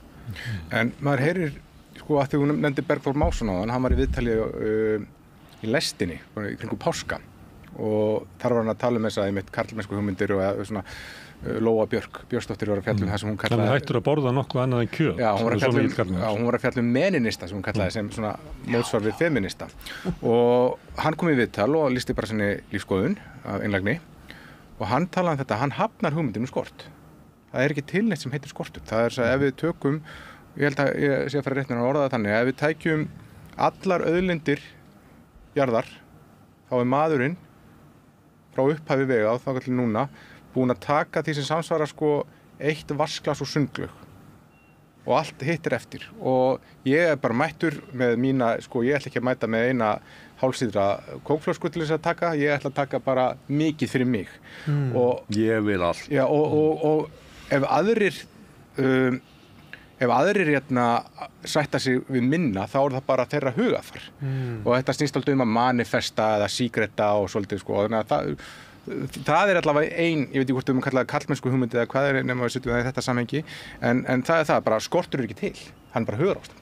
Þegar þú búin að vitna í þetta svona lítur út eins og væri eitthvað svona bylgja ný karlmennsku eitthvað þú þarft ekki annað en að fara bara á líkamsræktarstöðvarnar og sjá hvað að gerast þar. Það væri mjög hollt fyrir þig, Gunnar minn, að fara taka nokkra tíma í world class á réttum tíma. Þá fari ganginn í þá kirkju. En að því að allir var að segja kannski þetta bylgja, en kannski þetta bara sem bara keyrt áfram af þeim sem að vilja koma svo á, af því að ég held að sé ekki tilviljun að fyllist alltaf einhverju svona hægri podcastum, það vegna þess að þar eru ríku kallarnir til að styrkja það. Það eru ekki margir ríki kallar sem að styrkja samstöðun, held ég. Þannig að þetta sumuleitt þetta keyrt áfram og ég meina Jordan Peterson og svona, þetta bara maskína sem bara keyrð áfram og hverjir á hampinni og einhvern nefndi þú veist við sjáum til þess bara eins og Elon Musk, hvernig hann eiginlega hluti af þessu og bæði einhvern veginn dyrlingur. Stærsta podcast á Íslandi í dag íslenskan fótbolta og það eiginmaður framkvæmdastjóra LÍU sem með það. Hafið þið hlustað á það? Þetta að gera það. Það bara í völdklass og hlusta á mjög sérkennilegur heimur og það verður mjög fróðlegt að sjá hvernig þetta sögulega hlutverk sem að Biggie Mouse búin að taka sér það verða svona oddurinn í þessari hreyfingu hvernig hrapið verður þegar oddurinn brotnar Þú spáðu því Tech-bros eru mjög miklar fyrirmyndir Tech-bros alveg það sko segjum mig Bergsteinn sko það sem að þú varst að vitni semst viðmælandaginn sem að fullyrðir að raunverulegar auðlindir heimsins séu svo miklar að við höfum bara varla snert þær. Það til nóg. Já, það var ég held ég fari alveg vissulega með það þannig við erum bara að senda líka á þetta. En er deilt það í dag að bara fölnun lífríkisins eitthvað sem deilur það? Já, það til menn sem neita því að það sé eitthvað að gerast óeðlilegt í loftslagsmálum. Það eru menn sem eru á móti þeirri hugmynd að affall af neyslu mannsins það sé eitthvað til vandræða. Já. Reykjakallinn, bara segja það bara ekki rétt. Já. En var þetta höfnun á skorti sem sko konsepti eða var þetta bara höfnun á því að það var ekki til nóg mikið auðlind? Já, svo sé að það væri bara, það nóg til fyrir alla og þú þarf bara, en þetta snýr upp á þig að fara bara að sækja það. Já, en það þá væntanlega veraldleg gæði sem hann að tala um. Já, ég líka meina, þú veist, að til dæmis, þú veist, ef að þú veist bara manifesta að græða 12 milljónir á næsta ári, 120 milljónir ári eftir, miljard ári eftir. Það bara, það nóg til. En ég líka kannski að meina þú skort á svona öðru sviði, þú veist eins og ég til dæmis, ef að við ákveðum að fara og gera eitthvað saman, eitthvað verkefni, skilur við, kannski get ég alveg gert það einn, en ég tapa ekki á því að við gerum þetta saman. Ég græði samstöðu og vinskap og stöðniskerfi, skilur við. Góður hópur sterkari heldur en summa einstaklinganna. Við getum búið til eitthvað á milli okkar. En mér finnst þetta reyndar áhugavert svo að segja, sko, ég ekki að draga það í efa, sko, að hann hafi hafnað, mér finnst bara að því að ég upplifa alltaf þessa umræðu svo mikið, sko, umræðu út frá okkur svona skorti, sko, það að ég sé mjúkur eða deili mínum völdum eða, þú veist, sýni öðrum samkennd eða jafnvel styrkjaðara einhvern veginn, sko, sækja á mig en þú veist það er ekki þú veist þetta ekki takmörk manngæska ekki takmörku auðlind sko en þetta takmarkast hún kannski af einhverju getu. Má ég aðeins breyta að því að sumleiti erum við bara að tala um Adam hvernig hann hefur farið með jörðina og þarflugotunum svona kallmennsku svona tengda bara heimsögun og svona ef við tökum bara við heyrum það oft í umræðinni svona kallmennska sé einhverju vanda hvernig þetta drengirni kunni ekki að lesa og tínast inn í unglingaherbergjunum og alla þetta náðum út sko fyrir fertugt og svona þessi ykkur óvirkni í köllum og þeir eru 70 og þeir séu komin eftir upp í 80% af háskólanemum séu konur og kallarnir séu bara tínast og tapast og þetta séu stundum við talaðum að þeir rati ekki að þeir hafi ekki fyrirmyndir í þessu breytta heimi að samt sem að vantar okkur pípulagningumenn já, þeir gera það ekki, kallarnir það er lekur en þeir kom ekki og redda hafið þið áhyggjur af karlpenningnum?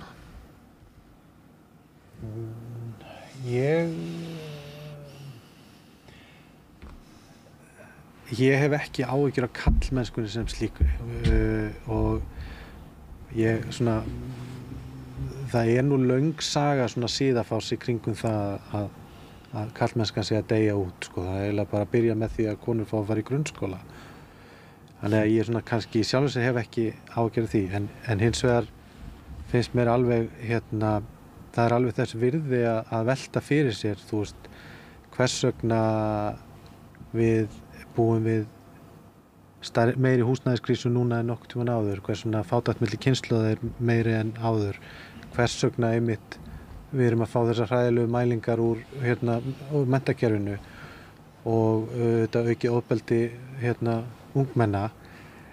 Ég bara kaupi ekki hugmyndir að lausnin við því sé einhvers svona móralísk bylgja kallmennsku sem að gerir einmitt kallar eftir að þú manifestir og verði bara einhvern veginn svona meiri bjartur í sumarhúsum sko.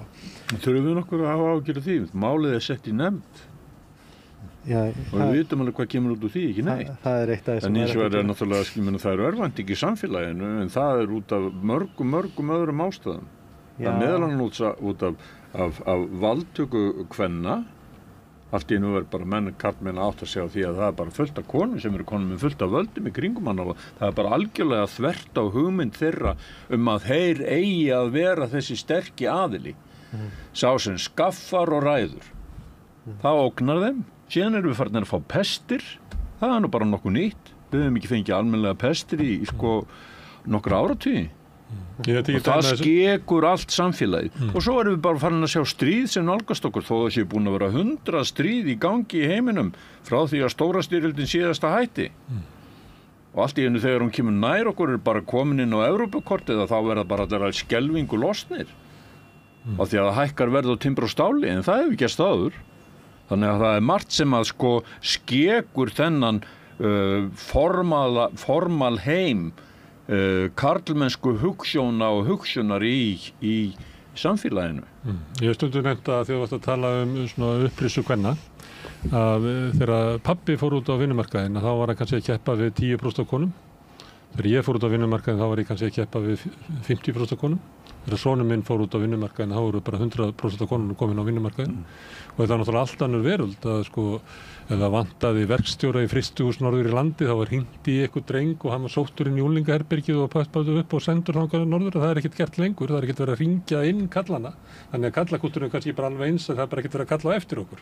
Þannig að ég held þetta sé á mjög skömmum tíma að þá sem sagt sess sem að kallar höfðu áður og inngróin inn í kallamenninguna að við höfum að geta gengið að einhverjum gæðum vísum.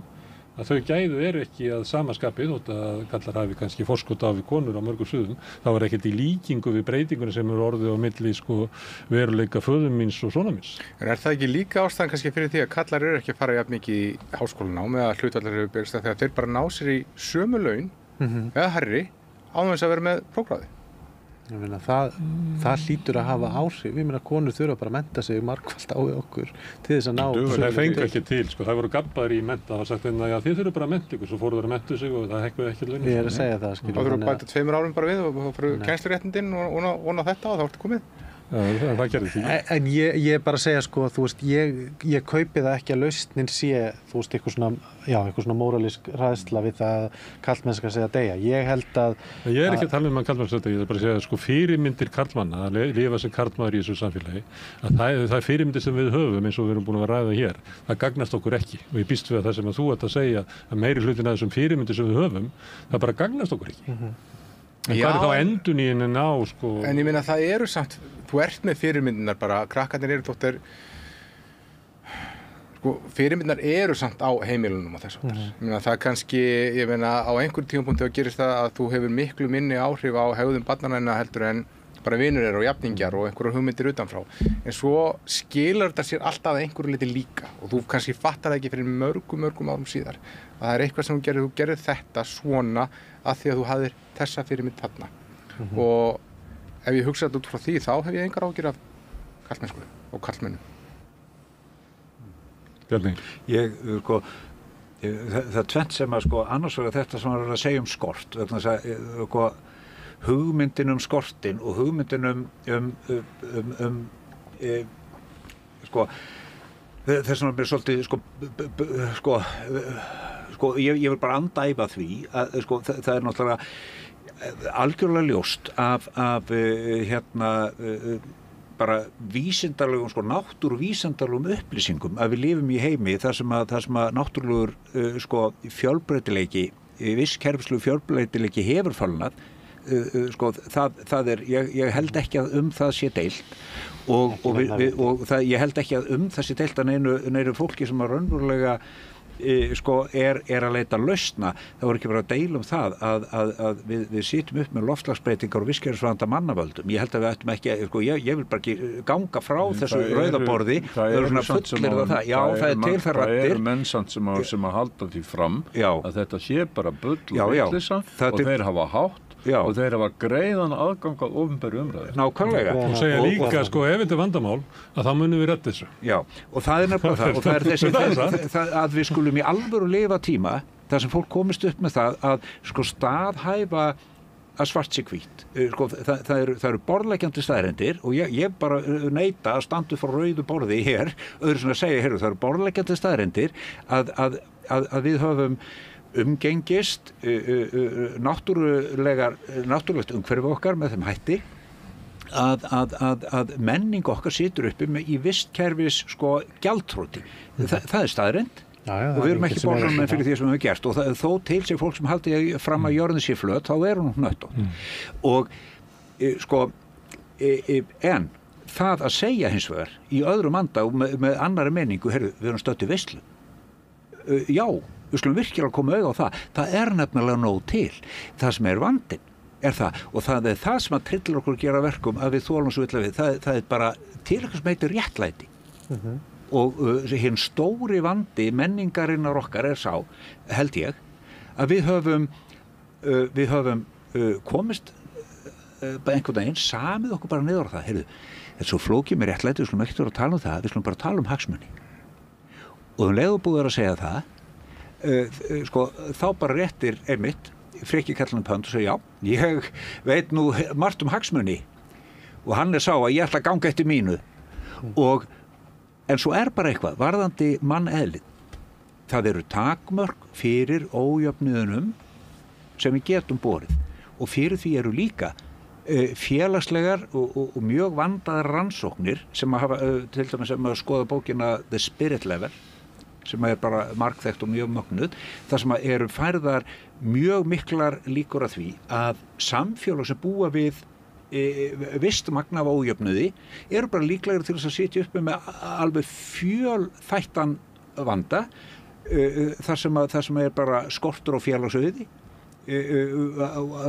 tíð mannsmorð, tíðar fangelsanir menn þetta er bara ástand sem að við erum búin við í dag. Við náttúrulega höfum séð það að bara á nokkrum áratugum hefur það gerst að auðstéttin á Íslandi hún hefur sópað að sér með samvinnu og með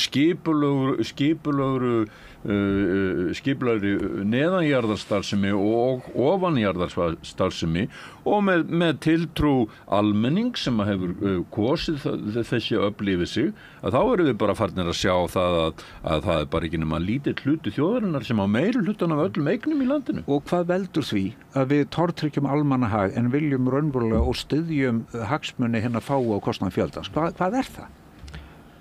Já, nú spyrðum við stóra spurningar. Má ég gera samt eina athugasemd? Ég bara, að því ég gera það alltaf við þetta borð, ég bara er ekki sammála því að almenningur hafi kosið þetta yfir sig. Það sem að gerist á Íslandi er það að almenningur hefur margsinnis reynt að skipta út flokkum og kjósa með öðrum hætti, en hér hefur tíðkast og menn bara hrósa sig fyrir það að ganga óbundnir til kosninga. Þannig að það ætlast til þess að almenningur kjósi með óútfylltan tekka. Og þannig var núverandi ríkisstjórn til og þannig var ríkisstjórn Sjálfstæðisflokks og samfylkingarna til. Þannig hafa þessar ríkisstjórnir orðið til. Þannig að ég vil bara, áður en við setjum ábyrgðina algjörlega neðst, á hvert atkvæði þá er það þannig að íslenskir kjósendur búa við það að hér hafa stjórnmálin sameinast það að enginn þeirra er tilbúin að segja þú ert að kjósa okkur sem blokk, þú ert að kjósa þessa samvinnu. Heldur vilja allir fara sem einstaklingar til þess að geta samið sig inn í ríkisstjórn og þannig í því umhverju geta kjósendur ekki haft áhrif á það réttilega hverjir er stjórna. Og þeir kjósa sem á svikarana aftur Má ég rétt í lokin alltaf nýjan svikara kannski. Má ég nefna bara með dattinu hug bara einn dáðasta manngerð allavega 2000-aldarinnar, það var aflaklóin, skipstjórinn sem aflaði svo vel. Það var aldrei áhöfnin eða skipið sem aflaði, það var alltaf skipstjórinn. Já, alltaf skipstjórinn, en svo aflaði hann svo vel það voru ekki nógu margar hendur í landi til að vinna aflann og svo heyrði maður sögurnar bara ekkert fyrir bara nýlega sem fólk var að rifja upp svo sátu fiskistæður þarna sem bara var ekki hægt að vinna og rotnuðu og þetta fylgdi aldrei sögunni þegar ævisögurnar voru skrifaðar þegar bara skipið var næstu í sokkið og leiðin í land þá svo dreklaði, menn var alltaf að veiða meira og meira og skrifaði bara mjög dásamlega sögur hversu mikla aflaklær þessi menn voru. Má ég segja þetta það sem ég að meina samt með skortinum sko. Ég meina við veiðum minna í dag en við gerðum þegar við veitum hvað mest en græðum meira og þú veist fæðum fleiri. Það eru sumir sem græða meira. Já, fólki á Þingeyri græðir ekki meira og fólki á Ísafirði græðir ekki meira og fólki á Húsavík græðir ekki meira. En hins vegar, þú veist, er meira, það er meira Samherji græðir meira núna. Samherji græðir meira. Bara ultimate freki maðurinn. En ég er að segja, þú veist, þarna kemur það sem ég var að meina með, þú veist, ég er náttúrulega algjörlega ósammála þessum manni sem hafnar bara skorti. Ég er ekki sem maður, sko. Ég veit að þú ert ekki sem maður. Ég tek líka fram að þetta var sagt í allt öðrum þætti. Ég bara hef en ég ætla að hlusta á þetta en það sem ég á við er svona þú veist hugafar skort sko að einmitt þetta sko að þú bara mokar upp úr sjónum en þú hugsar ekki hinn anga keðjunnar sem að einmitt samvinnana einhver þarf að geta unnið úr þessu einhver þarf að þú veist og það er það sem býr til skortin þú veist í samfélaginu dag þess vegna við erum ekki svona á þeim stað eins og í Star Trek sko að það er engin skortur það er vegna þess að skorturinn birtist í getu okkar til að vinna úr gæðum og vinna sem mest úr sem minnstum resursum. Og það er fengið með samvinnu. Það er það sem ég átti við með þessari skorthugsun sem mér finnst alltaf notuð. Þú veist, það er bara til þess að ég geti verið karlmenni, þá þarf að vera einhver sem er undirlega kona. Þú veist, eða ég gat einu sinni unnið fyrir fjölskyldu einn og konan var bara heima að gera ekki neitt. En það birtist ekki ég gat borgað fyrir heimilið vegna þess að ég fekk sko hundruði klukkustunda af frýrri vinnu annarra manneskju. Er það ekki svolítið svona frekju kallalegt að þeir voru að ræða vanda karla og til þess að leysa hann þá viljum við bara leysa öll vandamál heimsins. Er þetta ekki svolítið svona miðlægt? Jú. Því miður þetta sé ekki við heldur að það sé alltaf svona kerfislega það er svona Bjarni leggur þetta svolítið upp með að þetta sé samtvinna sko vandi karlana og bara valdi heimsins kannski er það því að við stjórnum heiminum eða ég er ekki að gagnrýna ég held að það sé sko þetta er nefnilega hvað veldur fátækt yfir höfuð, hvað veldur fátækt skortur og getur til að greina samhengi skortur og getur til að sjá veislunum sem við stattir í skortur og getur til þess að átta sig á því hvernig sko raunverulega farsæld og velsæld fungerar bara hagvaxtar hugtæki sem við höfum það er nýklassist, það er nýþröngt það er ætlað, ég meina hagvaxtar hugtak nýfrjálsíkjurnar er það er hagsmuni fárra á kostnað fjöldans, það gengur út frá þessari skorthyggju sem þú ert að tala sem ég held að sé alveg liggja alveg til grundvallar þetta er bara mjög mikilvægt þáttur allir við minni hugsun, það er akkurat þessi undirliggjandi skorthyggja, við trúum því ekki að við séum stödd í veislu, alveg eins og Bjartur í sumarhúsum hann er nefnilega, hann er ekki Páll Baldvin, hann er nefnilega ekki efstur í píramídanum hann er bara efstur í píramídanum í sínum litla her og svo er hann undir lausmýrarvaldinu og svo gengur bara skíturinn niður og neðst er títla á hverjum tíma og sko sem í gegnum alla söguna hjá sjálfstæðu fólki og það er einmitt innbyggt í bókinni, ég er nefnilega að nota söguna Bjart í sumarhúsum alveg gegnum alla bókina og vera að spegla ofbeldis menninguna sem ég kalla sumarhúsa heilkennið og nánasti sem að birtist í því að nánasti aðstandandi Bjarts í sumarhúsum allan tíman er ekki konuna sem hann á eða börnina sem neitt, það er tíkin horuð og lúsug 4 tíkur í beinan kvenleik heit alltaf títla út í gegnum alla bókina og í lok bókarinnar segir Bjartur þegar hann er búinn að sárþjá og bókstaflega drepa fólkið sitt, berandi hvert barns líka við öðru í garðin til sýslumannsins og pressins, takandi enga ábyrgð á heimilishaldunum sem hann ríkir yfir eins og einræðisherra. Í lok bókarinnar þá segir hann þegar þau eru á leiðin að fara að flytjast hærra upp á heiðina að halda áfram að hokra, þá segir hann, já, maður á þó alltaf minningarnar hundana sína, þær getur enginn tekið frá manni. Á meðan eini maður sem í gegnum alla bókin algjör lúser, það Þórir og Gyltegi, hann var svo óheppin að eiga bara dætur og þær voru vergjarnar. Þær vildu stytta pilsinn og verið í silkisokkum og eignast börn í lausaleik og gerðu það. Og honum vorkennt út í gegnum alla bókina, þetta er svo mikið ómegð og svo kemur bóla og svo kemur hrun og við þekkjum það. En í bókarlok, þá hann orðinn meðhjálpari pressis og orðinn hundarhreinsunarmaður og Þórir og Gyltegi og eina búið sem hefur fjánast í gegnum alla sögu Halldórs Laxness Gyltegur. Og þegar Bjartur segir, já, maður á þó alltaf minningur hundana sína, það verður ekki tekið frá manni, þá það sem þeir sitja á réttarvegnum alblóðir eftir að vera búin að marka lömpin, þá segir Þórir og Gyltegi, já, ég hef nú alltaf litið svo á að maður ætti aldrei að reka börnin sín frá sér. Ég hef alltaf trúið á mín börn. Og þessi maður sem var vorkennt út í gegnum alla bókina, hann þegar uppi staði, sá sem stendur uppi sem sigurvegari, hann sem einmitt bara vann að sinni ómegð, trúði á sín börn, hlúði að sínu og enginn gat séð að þetta var nokkur heil brú í þessum rekstri, en hann sá heildarmyndina. Og þarna held ég nefnilega Halldór, hann 32 ára gamall, hann skrifar þessu bók, galið sko. Ég held að í alvöru að þarna höfum við hagfræði. Hagfræði Þóris eða Þórðar og Gyltegi. Og ég held að við ættum að snúa okkur aftur og lesa sjálfstætt fólk og skoða hagfræði Halldórs Laxness í gegnum það. Og ég láti þetta verða loka orðin í spjalli okkar Karla að sinni. Takk. Við hittumst aftur Bjarni eftir viku, en við þökkum ykkur kærlega fyrir að hafa komið hingað og tekið þátt í þessu, Bergsteinn, Atli og Páll. Takk fyrir boðið. Takk fyrir boðið. Takk. Og við höldum áfram á rauðaborðið að reyna að skilja heiminn sem við lifum í, samfélagið og okkur sjálf. Næsti kafli eftir augnablik. Gerist áskrifendur á Samstöðinni og takið þátt í að byggja upp öfluga og róttæka samfélagsumræðu.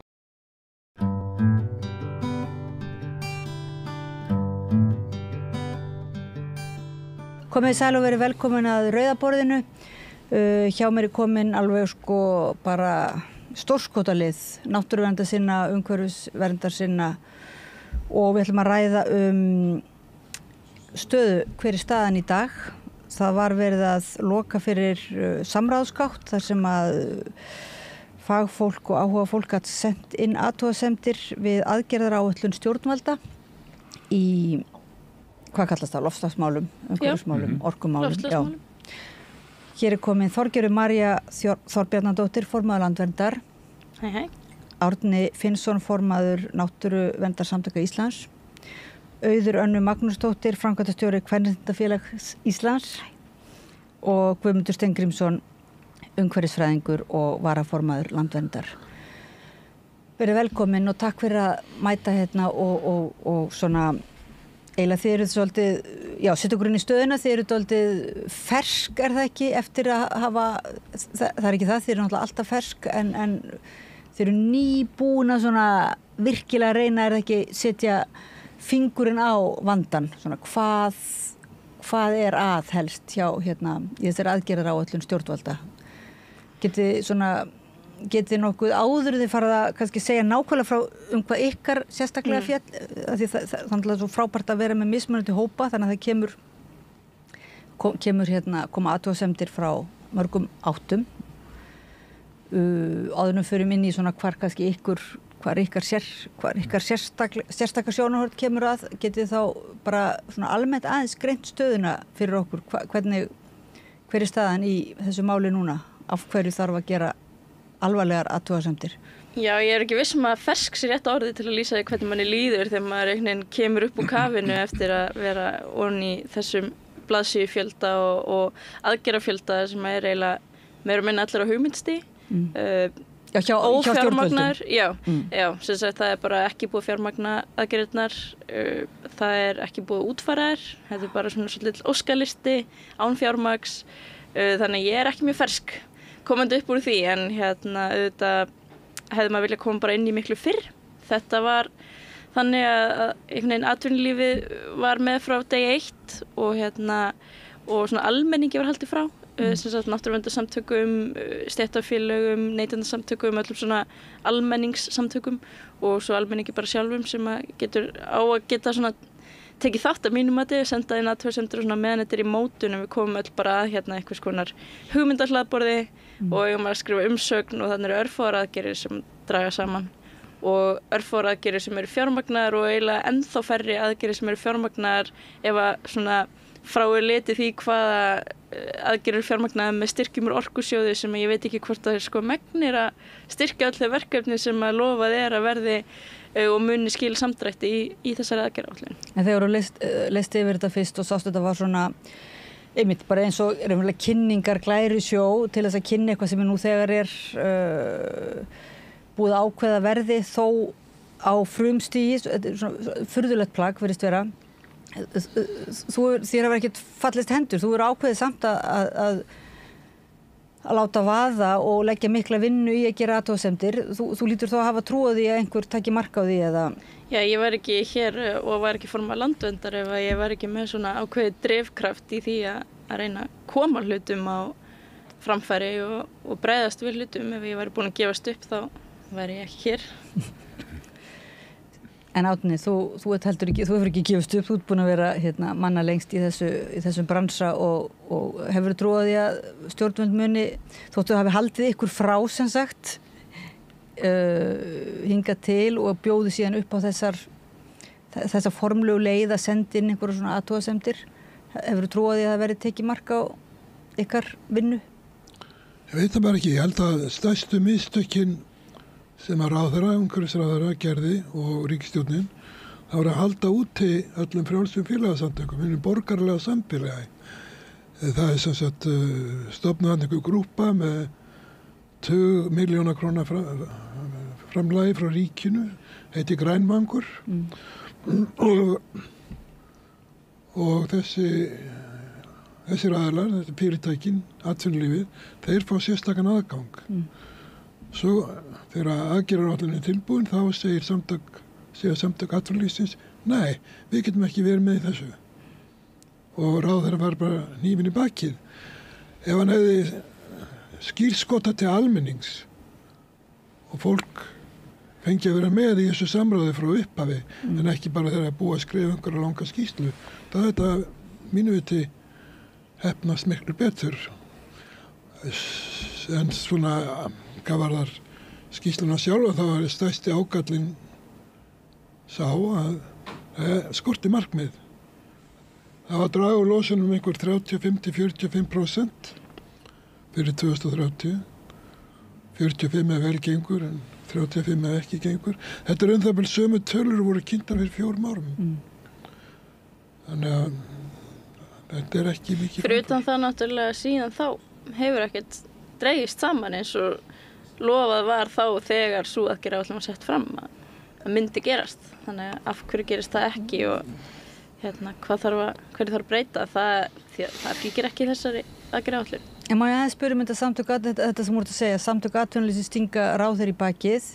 Þetta leikrit svona, sem sagt, grænvangur og þau fyrirtæki fá aðgang að ferlinu, mótunarferlinu, svo kemur samtök atvinnulífsins og hvað þessi aðgerðaáætlun sem síðan var kennt, var hún samt gerð með samþykki samtök atvinnulífsins eða?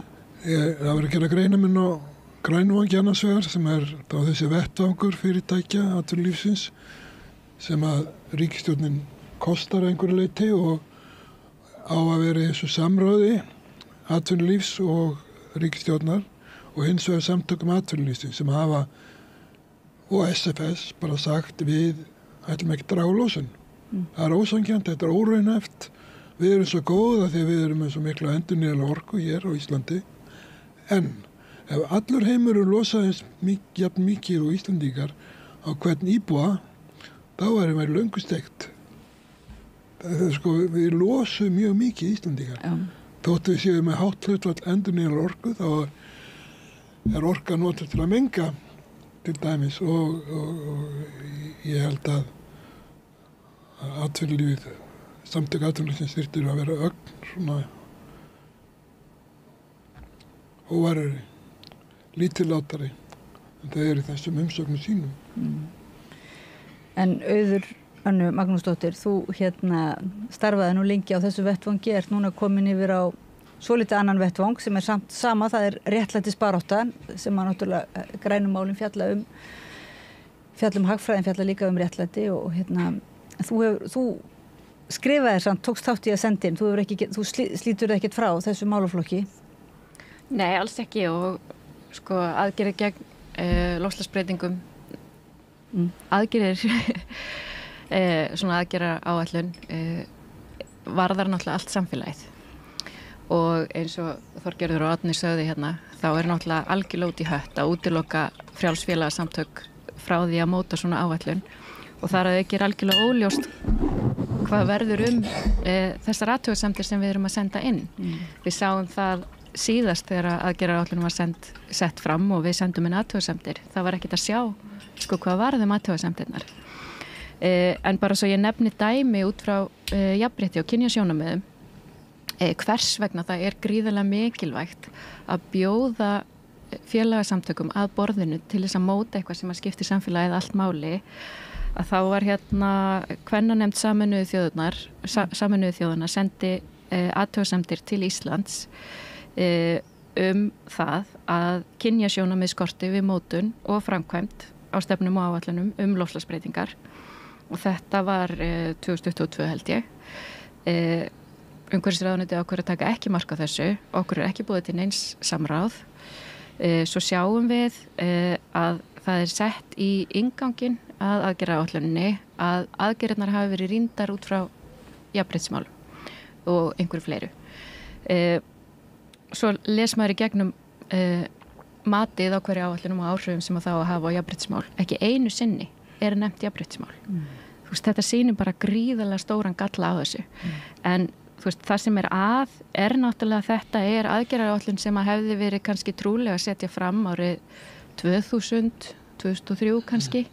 Við erum komin svo langt fram af bjargbrúninni og við erum að falla niður í hyldýpið og við erum ekki að bregðast við á þann hátt sem að sýnir hversu vandinn risa stór og hvaða eru gríðarlega miklar samfélagsbreytingar sem að þurfa að verða og þetta snertir ekki bara jafnrétti heldur fátækt fólk í öðrum löndum. Þannig að þetta algjörlega út úr korti, þetta bara ekki að tala inn í ástandi eins og það Þetta snertir, hér var við formaður neytendasamtakana, Breki og hann sem kannski verið frekar í svona aðeins minnimálum og hagfræðilegri málum eða svoleiðis og hann, sem sagt, orkumálin orðin bara algjört skilgreint sem neytendamáli mitt. Þannig að það orðið þannig að þessi grænu umhverfismál, þau ég held að svona almenningur okkur farið að skiljast að þetta snertir okkur öll og allt samhengið. Þetta ekki lengur bara eitthvað sem að einhverju nokkrir áhugamenn náttúruvernd eða loftslagsmál.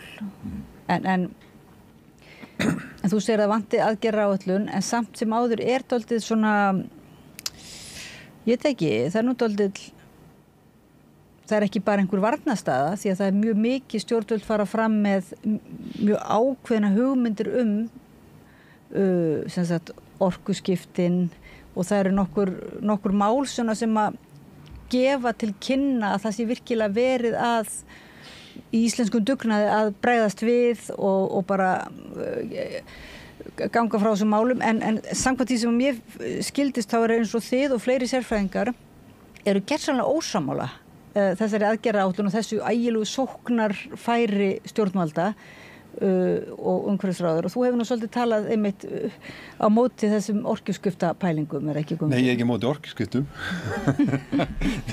Nei, en ég meina hvern aðgerðaráætlun í því? Já, nei, sko ef við tölum aðgerðaráætlun í loftslagsmálum þessa og ég mitt held að sé nú alveg til dæmis bara í samfélaginu brjáluð sóknarfæri til orkuskipta og það bara að fara í það fullum krafti og Ísland með fullt ágætri aðstöðu til að ná mjög góðum árangri en frekari árangri í loftslagsmálum heldur en heldur en að verið að láta svona skíni í þessari aðgerðaáætlun. Við erum í góðum stöðu. Við eigum að geta náð góðum árangri.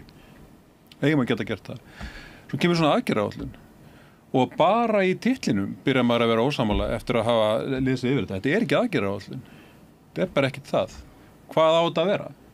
Þetta er bara eitthvað plagg sem kemur út úr einhvers konar brainstormi, sko.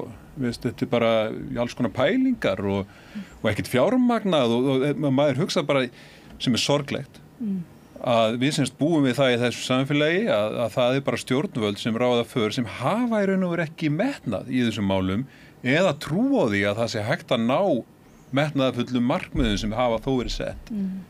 Plaggi styður það ekkert. Þetta er svona bara eins og eftir eitt skemmtilegan gulumiðafund og bara skemmtilega enn eitt gulumiðafundurinn, sko, og sem er algjör óþarfi á þessum tímapunkti. Við höfum virkilega sóknarfærin og við höfum líka þekkinguna. Hún hefur safnast upp í svona frjálsum félagasamtökum eins og sitja hér við borðið, líka í fræðasamfélaginu og út í heimi og eins og ég skynja það, atvinnulífið, það þyrstir í leiðsögn. Atvinnulífið, forsenda nýsköpunar í atvinnulífi eru skýra reglur og það sem ég heyrir úr atvinnulífinu er það bara að segja okkur hvað við eigum að gera og mér finnst að Evrópusambandið vera á fullu í þessu, setja reglunar, setja ramman, svo bara fylgir atvinnulífið með. Hér er farið í eitthvað brainstorm í atvinnulífinu, það sem atvinnulífið á að reyna að segja hvað það nennir að gera og hvað það langar að gera með einhver svona vantar allar fræðilegu forsendurnar og öll svona bara veist, einhverja yfirliti við það bara hvað er að virka vel út í heimi og svona. Við getum bara hort til hinna Norðurlandana, byrjum á því og reynum að gera eitthvað svipað og til dæmis bara Danir að gera í landbúnaði til dæmis. Við erum með einhverja aðgerða tökum landbúnaði sem dæmi. Eina hugmyndunum þar er að fara svona kannski að kanna það hvað kýrnar rópa mikið. Veist, eins og ég skilja það. Bara svona gera einhverja könnun á því og hugsanlega hvort að megi gefa með eitthvað annað að borða svo það rópi minna. Veist, þetta er bara eitthvað sem við áttum að vera að spá í fyrir, og ég höfum verið að spá í eitthvað rannsóknarstofnanir og svona bara fyrir 20 árum síðan eitthvað, við erum bara komin á allt annan stað núna, nú þurfum við að gera eins og Danir að bara breyta í hægt og sígandi hvað við borðum og við þurfum líka að skoða hvernig ætlum við að láta álverin menga minna ef við ætlum að hafa það hérna, það er ekki svona spáð í það, bara svona risastórir punktar í samfélaginu sem er bara ekkert spáð í. En ég er að meina að þetta er ekki bara eitthvað svona, það er ekki bara hægt að segja að þetta sé eitthvað svona að það hafi dottið niður þegar við bara eitthvað gleymt öllum skýrslunum ykkar og skýrslum Sameinuðu þjóðanna og skýrslum niðurstöðum allra kannana. Þetta er bara ekki á forgangslista. Já, þetta er ekki á forgangslista. En meir en það það glittir í ástæðuna. Það er nefnilega, við erum að sjá hérna fleiri og fleiri greinar frá okkur svona fólki í samfélaginu sem segir að Ísland þarf ekki að hafa áhyggjur af þessu. Við erum búin að gera þetta. Þetta er sami málflutningur, þetta er sama handbókin. Ísland er svo lítið, skiptir ekki máli. Við þurfum ekkert að vera þessu. Þetta er svona ákveðin freisting í því að vera bara frírætirar. Aðrir munu leysa þetta. Fá undan þá og allt þetta eins og við höfum gert. Þá er verið að segja, þá er verið að svona ekki beint að hóta, en það er verið að spá orkuskorti og það er verið að tala sem sagt virkjana, það er bara virkjanaframkvæmdir eru virkilega upp á borðum búin að vera núna sem virkilega nauðsynlegar og svona alltaf verið að samfæra okkur að ef það er ekki virkjað voru þið ekki að vísa í einhverja. Í síðustu viku þá allt í uppgötvaðist að Landsvirkjun átti nóga forgangsorku fyrir Orkubú Vestfjarða. Það þurfti ekki að byggja neina línur, það þurfti ekki að virkja neitt og þetta gildir í 4 ár og þá verið búið að koma hitaveita í lag á Ísafirði. Það er búið að berja lómin í mörg ár núna og horfa framan í og benda á náttúruverndarfólk vegna þess að þau séu á móti virkinum og þess vegna séu Vestfirðingar að hírast í köldum húsum og brenna olíu til að fá rafmagn. Sko, þetta máli var bara ekkert vandamál. Og sko, tökum við líka þetta orku dæmi. Sko, ef mér hefði fyrir 10 árum bara sagt hérna, það sem við ætlum að virkja núna næstu 10 árum rennu til orkuskipta sem hefði nú verið bara flott hérna, það hefði verið framsýn pólitík menn hefði sagt það og þá hefði þessi 20% sem hafa bæst við orkuframleiðslu getu Íslendinga á síðustu 10 árum bara, því er haldið fram að ekkert hafi verið virkjað hérna hefði bæst við bara svona, já, vel yfir 20% held ég bara með við það sem framleitt var áður. Hvert hefur það farið? út af algjöru stefnuleysi, engri áætlun, engri aðgerra áætlun af nokkri tegund í orkumálum, þá hefur það bara allt farið til gagna vera, meira eða minna, á þess að nokkur hefur verið spurður. Hvar er stefnan? Og okkur hefur að trúa því þá núna eða á að virkja meira að það renni til orkuskipta. Svo er það bara virkilega sko bara ljótt finnst mér að síðan benda fólk sem er kannski býr til dæmis við Þjórsá eða býr í sveitarfélögum þar sem að virkjanir eiga að koma sem sækja rétt sinn á grundvelli því að þau telja að lög hafi verið brotin eins og það fólk sé að eyðileggja einhvern veginn fyrir þjóðinni allri með því að sækja rétt sinn. Þetta er bara mjög mikil aðför að réttindum fólks til þess að búa við heilnæmt umhverfi og að vernda sín náttúru og þetta er bara þarna kemur fram að það var enginn að tala um það hvert þessi orka var að fara en svo þegar einhver er að tala um hér er verið að brjóta mínum réttindum og ég vil láta athuga það, ég vil að fara með það fyrir dómstóla að þá er það fólk að eyðileggja einhvern veginn fyrir þjóðinni. Þetta er alveg sett á hvolf og sama tíma er gerð könnun meðal almennings hvort að þau muni einhvern tíman vilja auka orkuvinnslu og grænni orku á Íslandi. Þetta segjum við já við því. Orkan, það er verið að skipta túrbínur, það er verið að stækka virkjanir, það er verið að byggja fleiri virkjanir, það hafa risið fjöldi virkjana á síðustu árum bara misstórar og missafkastamiklar en auðvitað segja allir já við því að auka orkuvinnslu. Ef að spurningin er bara sett fram svona já, nei, hvort myndir vilja auka orkuvinnslu einhvern tíman eða ekki og þessu er kastað fram sem sem einhvers konar meðmæli þjóðin vill öll fá allar virkjanir sem eru á borðinu í gagni. Það er bara alls ekki það sem er spurt um. Þetta er náttúrulega, já, þetta er mjög skakt hvernig er spurt og hvernig dæmið er sett upp, hvernig valkostunum er raðað. Þetta er búið að vera lengi þetta bara þegar Kárahnjúkavirkjun þá voru þeir sem voru á móti henni voru þá á móti Austfjörðum og voru bara á móti Reyðarfirði og þú veist þetta var raunverulega svo opaslega svona ósangjörn umræða þar sem var verið að reyna að laga en það hefur ekkert alveg tekist en eins og þú segir einhverjum posti bara sá ég á Facebook að þú veist að þið líður bara eins og þú sért mjög svona ósangjart að þú sért þá bara í þínu starfi að koma með þessar athugasemdir fallir í þann flokk að vera bara móti farsælu Íslandi.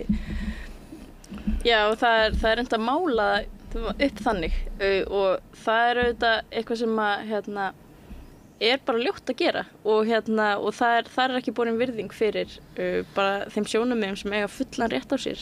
Ég hélt að Landsvirkjun hefði lært af Kárahnjúkadæminu og þeir eittu reyndar tugum ef ekki 100 milljónir króna í að ná sambandi við almenning, halda 2 ári flotta ráðstefnur og bjóða fólki að tala fallega umhverfismál og hvaðina og svo kemur aðstofafjárstjóri Landsvirkjunar á aðalfund SA og fyrir að pæli því hvort það sé einhverju sem ekki megir leita réttarsins, hvort að einhver litlir hópar með ekki leita réttarsins fyrir dómstólum.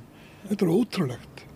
Hún reyndar myndist nú á það að Ísland væri aðila Árósasamningnum réttindi almennings til heilbrigðisumhverfis og að leita réttarsins en hún tekur þátt í þessu. Landsvirkjun er ekki með almenningi í liði. Hún er ekki með sjálfu sér í liði heldur vegna þess að hún bara fer gegn því sem hún segist vilja að gera, hafa gott samstarf við almenning. Það skaða bara Landsvirkjun. En það verður náttúrulega að horfa á það að við erum að nota allt of mikla orku. Við erum langstærsti raforkuframleiðandi heims á íbúa og þetta stóra vandamál sem að umhverfismálin eru heilt yfir er bara að það er verið að nota allt of mikið af auðlindum og það þarf að draga úr auðlindanýtingunni og þá getum við ekki sagt við framleiðum langmesta rafmagni per íbúa í heimi og við þurfum að bæta við. Við þurfum að ganga á undan með góðu fordæmi og segja, heyrðu, við erum til í að vera saman í fyrsta og öðru sæti með Noregi og þá þurfum við að takmarka raforkuframleiðsluna okkar næstu í helming. En það er selt, en það er einhvern veginn næri gegn á því fórstum að það sé grænt. Þannig að það er eiginlega sama hversu mikið unnið af orku að því að það er grænt að þá einhvern veginn er það látið ganga eða hvað. Hvernig er það grænt? Já, skilgreiningin á grænur er mjög reiki. Hún er ekki til. Hún er allavega það eru takmörk fyrir því hvað má valda miklu skaða á líffræðilegum fjölbreytileika og vistkerfi og virkjunin sé græn en þá sko þetta nú svona það þarf að gæta því og það eru kannski vel nokkrar íslenska virkjanir sem að geta nú ekki talist grænar ef við tökum með áhrifin sem það hafa haft á vistkerfi og náttúru sem umræða sem mjög skammt á við komin verðist vera á Íslandi og lítill skilningur á þessu en við framleiðum hins vegar endurnýjanlega orku, það er alveg rétt og hann þarf til þess að glíma við loftslagsvandann og ég myndi segja að Ísland sem mitt svona gríðarlega mikill framleiðandi og endurnýjanlegri orku sem ekki bruna á jarðefnaeldsneyti og við keyrum okkar samfélag upp undir 90% af endurnýjanlegri orku. Í þessu eiga að vera sóknarfæri fyrir Ísland og það áfellisdómur yfir stjórnvöldum að hafa ekki náð að búa til enn loftslagsvænna samfélag heldur en við búum við með þetta sóknarfæri í höndunum. Hvað gerðum við? Ég meina sú ákvörðun var tekin einhvern veginn að nota þessa orku að langstærstum hluta til í mengandi stóriðu og því var haldið fram að Íslendingar þyrftu að gera það vegna þess að þeir þurftu einhvern veginn að stökka fyrir þessa byssukúlu og nota alla þessa orku í það, fórna sér fyrir restina af veröldinni. Sigmundur Davíð með það er bara svo gott að þetta sé hér en ekki einhvern Já, og það átti að vera ekki bara 3 álver, það átti að vera 6 þannig að við héldum virkilega að við ættum orku í þetta allt saman. Mér er svolítið athyglisvert að skoða hvað aðra þjóðir hafa verið að gera á sama tíma. Bretar að draga úr sinni stóriðu. Þess að þeir segja bara, raforku þörfin getur ekkert farið í þetta og við verðum að finna aðra leiðir til að keyra okkar samfélag og byggja upp okkar atvinnulíf. Bandaríkjamenn líka. Þeir eru búin að draga á sínu frumframleiðslu á áli en þess að þetta of orkufrekt. Þannig að þeir fara í endurvinnslu á áli. Þannig að við bara erum einhverju fangar í heimatilbúinni nauðung búin að selja alla okkar orku í stórmengandi stóriðu sem síðan bara stærsti hlutin á okkar kolefnisspori. Þetta kalla ég að klúðra sóknarfæri algjörlega og mér finnst bara ekki seinna vænna og ef við erum að tala aðgerðaáætlun í loftslagsmálum það að snúa þessu öllu við og það þarf ekki að gerast endilega á morgun eins og með að breyta atvinnulífinu á Íslandi þannig að það veri loftslagsvænna á grunni þessar orku. Það þarf að gerast bara á núna nokkrum áratugum og segja bara þangað stefnu við. En það eru ekki fólki sem bara gerði þessa samninga sem enginn hefur fengið að sjá, ekki alltaf svona leynd yfir raforkuverði stóriðuna? Jú, og það var talað að afhenda orkuna sem nú svona svolítið lýsandi orðalag og það var alltaf bara eiginlega gefin. Það var ókeypis ef sótt. Og engin skattar og ekkert eftirlit. Þetta er bara svo vista vestri fyrir stóriðu. Eina aðgerðaáætlun hefur verið ókeypis ef sótt og við framleiðum upp í pöntun. Ég held að þetta aðeins breyst varandi raforkuverði, það sé auðveldara að ná hvað það en á sama tíma hefur Landsvirkjun takmarkað upplýsingar hvað verið að selja miklu orku til gagnavera. Og þar kemur allt inn líka svolítið merkilegt. Áður fyrir var alltaf sagt, við ætlum að byggja upp hennar stóriðnað vegna þess að við þurfum að bjarga atvinnulífinu út á landi og svoleiðis og maður var þá á móti atvinnulífi út á landi en maður var á óti og svona sagði, ef eitthvað sagði eitthvað annað þá var hlegið því og svo komir reyndar þetta eitthvað annað sem í ferðaþjónustunni sem núna mest gjaldeyrisskapandi atvinnurekstur Íslendinga. Maður sá það ekki fyrir eða hvað og margir sáu það fyrir. Komur inn í smáfleiki. En svo allt í einu koma gagnaverin inn sem eru svona mestmegnis, ég vil ekki fullyrða það en þau eru mjög mikið notuð bara til að grafa fyrir bitcoin og rafmynt og svoleiðis. Þau eru ekkert atvinnuskapandi. Það var skýrsla á vegum stjórnvalda starfsskilyrði gagnavera og það var sagt að einhver 300 störf með afleitum störfum myndu skapast við þetta. Og þau eru ekkert út á landi eitthvað sérstaklega og þetta er bara, held ég innan við helmingurinn af því sem að vinnu bara hjá krónunni eða eitthvað, ég meina þarna ekkert allt í einu engin atvinnusköpun og þarna allt í einu komin bara raforka að fara sem tvöfalt á eða þrefalt á það sem heimilin nota En þetta hljómar svona alltaf meira og meira sem maður heyrir, því hljómar þetta ekki bara sem vont klúður og maður óskar þess að þeir sem gerðu svo vondu samninga þeir eiginlega bara falli frá og þá getur kannski hinir En hvað á að gera næst? Takk til því. Já, hvað á að gera Næst á að fara í virkjanir á heiðum landsins með vindorku upp á tvöfalda ef ekki þrefalda Kárahnjúkavirkjun til þess að búið til rafelsneti og því að það hefði selt okkur með það að með þeim slagorðum að það sé út á orkuskiptunum en á sama tíma það var ekki búið að finna upp tæknina til að nota rafeldsneyti. Það er ekki búið að finna hann upp og það er algjörlega óljós hvort að við getum eitthvað keppt við aðra framleiðendur í því að búa þetta til en þarna á sem sagt aftur að fórna náttúru Íslands fyrir einhver óljós markmið á útsölu. Ég er líka bara miklar áhyggjur af því af hugtakanótkun og þessi verið að svona taka hugtök í rauninni af manni. Ég meina, Greta Thunberg benti að ná í Glasgow að hún sagði bara hérna koma græn tilbaka, bla bla bla, hérna, allt þetta, það er búið að taka allar svona aðgerðaáætlanir og allt það, þú lest bara innganginn á rosalega falleg orð. Það er bara sjálfbærni og bara hérna, allt rosalega grænt og fallegt og með þessu þá töpum við sem tölum þetta er svolítið orðfærin, við erum alltaf að vera að finna upp ný orð til þess að tala hluti og hérna og þetta held ég er ágjöfnum eins að almenningur heldur ekki í við þetta og þá verður einhvern veginn grænþvotturinn svo hérna auðveldur. Grænþvotturinn og heilaþvotturinn náttúrulega bara leið, eins og þú segir, það er verið að nota hugtök eins og grænt og bara fólk trúir því, heyrir þá og bara heldur að það sé allt í góðu lagi en ég meina kolefnishlutleysi, kolefnishlutleyst Ísland 2040, það veit ekki hvað þetta þýðir. Er þetta bara samfélagslosun, verður bara, mun engin losa neitt kolefnina, verður kolefni þar sem að losa jafnað með skógrækt, þú veist, hvað á að bora þessu öllu niður í berg með Carfax-aðferðinni, þú veist, það veit engin hvað þetta þýðir og þessi kasta fram aftur og aftur og ég sé bara fram á það að sko kynslóðin á eftir minni, hún á eftir að þurfa að taka til eftir allt þetta klúður. En þetta er það sem við sagðum, fína kynslóð. Já, og bara takk fyrir að setja ábyrgðin á okkur, nú setja ég ábyrgðin á næstu. Akkurat, hvað er það að dæmda? Með við svona þessa þróun að þá, sko ef við ætlum að standa við einhvers konar markmið og einhvers konar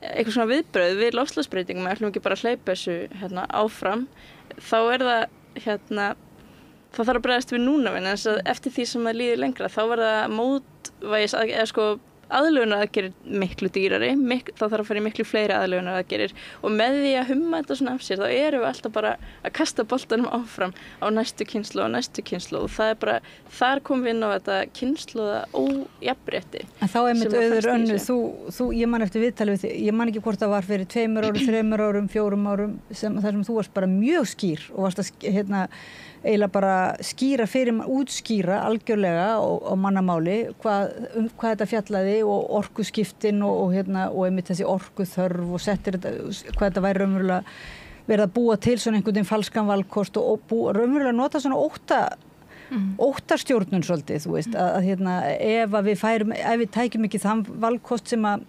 atvinnulífi byði upp á að þá væri við bara komin í moldarkofana næstu áramót. Rafmagnslaus heimili bara? Já, rafmagnslaus heimili og allt bara hræðilegt, sko. Þannig að það er svona ótta og hvað, en svo eru nokkur missir í liðin. Hvernig liður þér svona bara, gagvart, er þetta bara þið að móti PR,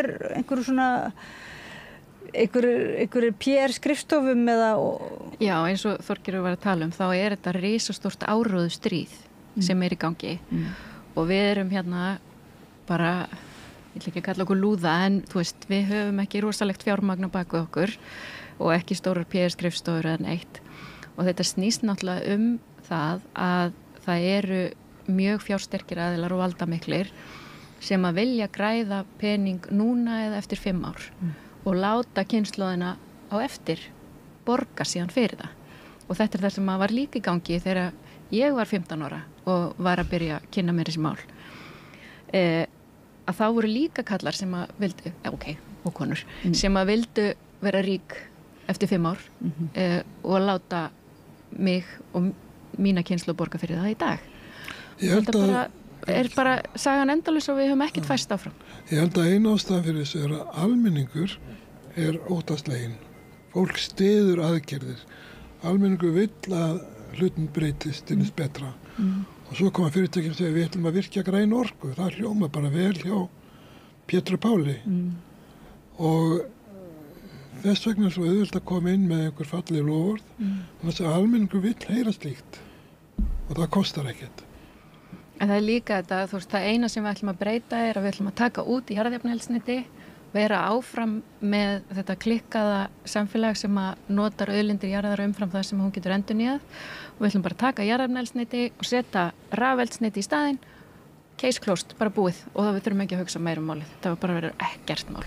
Og auðvitað þetta boðskapur sem að væri frábær ef hann væri sannur, en hann bara algjör lygi. Þetta gengur ekki upp. En hann auðvitað hljómar, þetta líka auðvitað kannski að sannfæra einhvern, annars verðum að vera hrættur og svo þetta líka bara þægileglaust, því það þurfum við ekki að leggja mikið á okkur, þetta virkar bara, þetta eitthvað svo þægileglaust, en það sem vantar sem sagt inn í þessa jöfnu, kynningarjöfnu, að það raunverulega almenningur sem borgar brúsan á endanum, það ekki? Sko, eins og þetta mér finnst mikilvægt að nálgast loftslagsmálin og umhverfismálin þannig að það þarf mjög margt að gerast og auðvitað þurfum við nýja orkugjafa og ég vona svo sannarlega að það finnist eitthvað leið til þess að breyta orkunotkun í flugi og það bara eitthvað sem að fullt af heilum í samtímanum að reyna að finna út úr og ég hef alveg, ég finnst mjög mikilvægt að horfast auðvitað það að þetta þurfum við allt saman, en við þurfum líka breytingu á háttum, breytingu á neysluháttum og alls konar svoleiðis hluti, við þurfum breytingar á regluverki, þetta margliðað verkefni sem þarf og það finnst ekki hægt að nálgast á og segja bara, sumt eldsneyti bara út af borðinu, það getur henta mjög mörgum þjóðum vel að veðja á vind til dæmis og sól og svoleiðis og bara mjög ánægilegt hvað mörg þjóðfélagur á flegi ferð að breyta sínu orkunotkun í þá átt og svona. Við þurfum að greina okkur. Við þurfum að greina hvað hentar okkur og hvað við þurfum að gera og það það sem að vonast eftir að sjá í svona aðgerðaráætlun. En við sér ekki síðan. Ég hef líka verið að skoða svona eins og það verið að fagna því að það sé aukin orkuöflun endurnýjanleg. Og það auðvitað sko í heiminum og bara og í jarðefnaeldsneytis hagkerfi þá bara jákvætt að það sé eitthvað að gerast en af hverju þá ekki meira að minnka? Af hverju ekki því sem nemur því sem að koma inn af endurnýjanlegri orku? Af hverju ekki þeimin meira af jarðefnaeldsneyti að minnka á móti ef við erum að reyna að breyta lifnaðarháttum okkar þannig að við notum minni orku og við erum að skipta út þeirra orku sem við notum. Þetta ekkert að gerast. Kakan bara að stækka. Þess vegna þarf góða aðgerð á þetta. En það ekki hort á hvað nákvæmlega vandamálið. Vandamálið rosalega mikil kjötframleiðsla og rosalega mikil bruna á jarðefnaeldsneyti. Og vandamálið með jarðefnaeldsneyti á að leysa með því að framleiða rosalega mikið af endurnýjanlegri orku. En ekki setja hömlur á jarðefnaeldsneyti. Og það mun náttúrulega mun alltaf, niðurstaðan í því mun alltaf verða að við höldum áfram að brenna rosalega miklu jarðefnaeldsneyti þangað til við förum að takast á við nákvæmlega þann vanda. Og líka eins og varst að segja, já, frábært að vera hægt að finna einhverja lausnir í flugi, en hvað ætlum við að gera þangað til? Ekki neitt. Við ætlum bara að vera já, það ekki komin einn lausn, þannig að við bara flugfélögum gjaldfrjálsar losunarheimildir, það til dæmis það sem Ísland að gera, en ég held að sko, það mjög gott sem komst með punktum sko óttan og eina þess að síðan fólk eins og við sem bara alltaf óttaslegin yfir framtíðinni út af loftslagsbreytingum og almenningur allur og svo það bara mjög flókið að fjalla þessi mál, vegna þess að þetta óttavaldandi, en ótti ekkert endilega besti drifkrafturinn til þess að bregðast við. Heldur einmitt það vonin og það þessi framtíðarsýn heim þar sem við erum ekki að skaða komandi kynslóður með því hvernig við með ósjálfbærum lifnaðarháttum sem þarf að keyra okkur áfram en ekki óttin. En það svo erfitt að reyna að koma miklu erfiðara að fá fólk með sér í það heldur en að hræða það með sér. Og þetta bara eitthvað sem við erum öll að takast á við sem erum að lesa vísindaskýrslunar og erum bara sjálf óttaslegin. En maður pælir stundum í því af hverju takið þið ykkur ekki saman og höndum saman með öðrum stofnunum með öðrum smáríkjum með öðrum og komið þá með svona alternativ annars konar heildarsýn, annars konar aðgerðaráætlun Sko, það svolítið eins og ég veit að það oft kallað eftir því. Af hverju eru þið ekki, af hverju þeir sem eru að nöldra? Ég við leggjum til hann aðgerðir og en við erum rekin á hversu mikið brot af fjármagninu er í okkar starfsemi versus það sem stjórnvöld hafa í höndunum og tækifærin og tengsli sem stjórnvöld hafa. Þetta er vinnan þeirra, þetta er ekki vinnan mín. Það er að koma kosningar og þetta er eitt af því sem bara ég og mjög margir held ég í samfélaginu munu bara skoða. Ég skoðaði forsetakosningarna núna síðast sem auðvitað ekki áhrifamiklar kosningar í svona hvað var það pólitíkin og málindinu sem við erum að fjallum og ákvarðanir sem við þurfum að taka en það var mjög athyglisvert að það var eiginlega ekkert fjallað umhverfismál eða loftslagsmál í þessum forsetakosningum. Já, stefnur að forsætisráðherra þar voru allir að það greinilega eitthvað ástand í gangi og ég held að þess vegna erum við með svona loftslagsáætlun sem er ekki áætlun, heldur bara eitthvað svona ticky box brainstorm plagg. Skýrslur og greiningar og rannsóknir og skoða. En við sjáum bara samt hvað svona óttið náttúrulega síðan er hátt vaxtastig og fólk bara skiljanlega er að tala um það. En það er aldrei sett svona einhvern veginn í samhengi við sem sagt framtíðarsýn og vonum þetta sjálfbærara samfélag og það er verk að vinna. Og raunverulega kannski líka eins og ég var að segja þegar neytendasamtökin eru farin að láta til sín taka þar þá er þetta beinlínis verið að sýna fram á þetta farið að hafa áhrif á okkar sem sagt bara jafnréttis og réttlætis ástand hérna í samfélaginu nú þegar. Þetta er ekki bara eitthvað í framtíðinni. Nei, eins og til dæmis bara, það að eitthvað landsvæði verði bara næstu árum mögulega óbyggilegt út af hækkun sjávarmáls og það eru alveg þannig landsvæði á Íslandi til dæmis. Þetta verður áhrif á tryggingar og einfallega og þetta er að gerast í Bandaríkjunum allt og út allan heim að fólk getur ekki lengur tryggt eigur sínar sem eru umtalsverði efnaðislega áhrif en það setur þá pressu á ríkisvaldið að koma með pening bara eins og við sáum í Grindavík á öðrum orsökum að svona atburðum er að fjölga út allan heim. Það sem þarf bara að takast á við með bráðan vanda það sem fólk er að missa eigur sínar.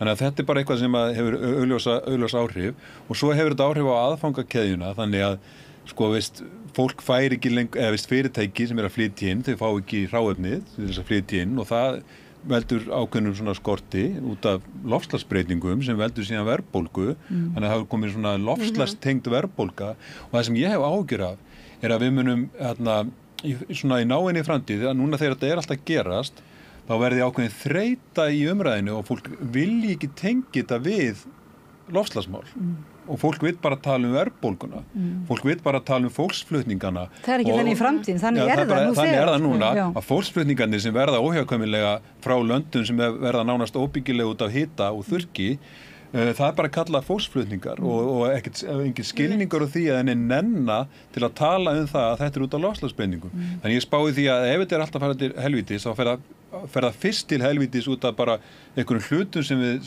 við bara pólitískur óstöðuleiki og efnaðasmál sem að við tengjum ekki við. Svo er alveg að ótta við þessa hluti líka, ótti við innflytjendur eða flótta fólk, ótti við að rafmagnslaus heimili 2025, ótti við ýmislegt sem að eru afleiðingar og nú er ég rafmagnslaus heimili verða aldrei rafmagnslaus sem nota svo pínlítinn part en það er svona alið á einhverju sem á að vera það sem að tengist loftslagsmálum svo beinlínis en það er ekki sett í þetta samhengi og En út af öllum þessum afleiðingum þá eru við í svo mikill þörf fyrir góða áætlun og þá vil ég fá að koma aftur að þessu sem er vandamálið við losum allt og mikið og ég teki eftir að stjórnmálamenni hafa sagt að undanfarnu